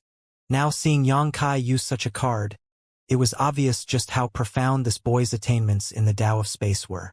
A sense of crisis rose in Kong Fei Rao as he hurriedly backed away, just barely avoiding being swallowed by this void crack. A trace of annoyance appeared on Yang Kai's face, but soon, he showed a sly grin. Kong Fei Rao instinctively noticed something was wrong, but he could not figure out what it was. Just as he fell into confusion, an overwhelming force impacted him from behind, like a giant mountain crashing into him. The sound of countless bones shattering immediately rang out from his body. In response to this heavy blow, Kong Fei Rao opened his mouth and spat out a mouthful of green blood, his entire aura rapidly weakening as he flew towards Yang Kai under the force of the impact. As he was flying forward, the Kong Fei Rao tried his best to look back and see who it was that managed to approach him without his knowledge and deliver such a devastating blow. Turning his head, however, Kong Fei Rao was dumbfounded. The one who attacked him was actually a stone giant with a somewhat dim expression on its face and a giant black stick in its hands. This stone giant had no life aura, so it was not surprising he didn't notice it until it was too late.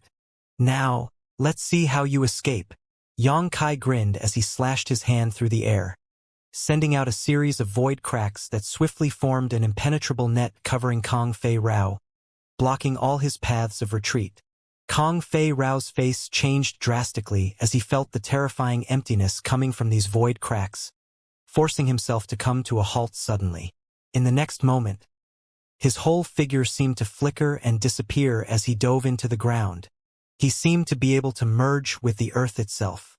The void crack net which had formed above his head did not play any role at all. "Stop him!" Yang Kai's face sank. knowing that Kong Fei Rao must not be allowed to escape into the earth. Otherwise, he would never be able to catch him again. Xiao Xiao received this order and swiftly dove into the ground as well. Immediately afterwards, a great rumble resounded from below the surface, and the earth heaved up in great waves that rapidly spread out. Soon, accompanied by an angry roar, Kong Fei Rao shot out of the ground, his entire face twisted in frustration. The stone puppet pursued him, heaven-shaking pillar in hand, swinging it around lightly as if it weighed nothing, forcing Kong Fei Rao to dodge repeatedly. Trying to escape underground in front of the stone puppet was possibly the stupidest decision Kong Fei Rao could have made. Burrowing through the earth was one of the stone puppet's divine abilities. Xianxia arrived above Kong Fei Rao's head mysteriously at some point, and with a wave of his hand, more than a dozen golden blood threads shot out and wound towards Kong Fei Rao like snakes. In an instant, Kong Fei Rao was tightly wrapped up. Kong Fei Rao still tried to struggle, but the stone puppet's heaven-shaking pillar swept over at that moment, and with a single swipe, Kong Fei Rao's lower half was pounded into paste, the massive force of the blow sending what remained of his body tumbling through the air. Things had not ended yet, however, as a massive void crack suddenly opened next to Kong Fei Rao and devoured a big chunk of his torso. When Kong Fei Rao finally hit the ground, he was completely crippled, with little of his original body remaining. If an ordinary human suffered such damage, they would definitely have died long ago. However, the corpse spirit race was originally born from dead people, and their physical forms were extremely tenacious. So such an injury didn't immediately reap Kong Fei Rao's life. A potent energy fluctuation burst from his abdomen in the next moment, spreading to his limbs, causing his flesh to wriggle and slowly regenerate. Xianxia stepped forward, inserted his hand into Kong Fei Rao's abdomen, and clenched his corpse core. The creeping flesh finally stopped moving, and Kong Fei Rao froze up, looking at Xianxia close up in a state of shock and horror.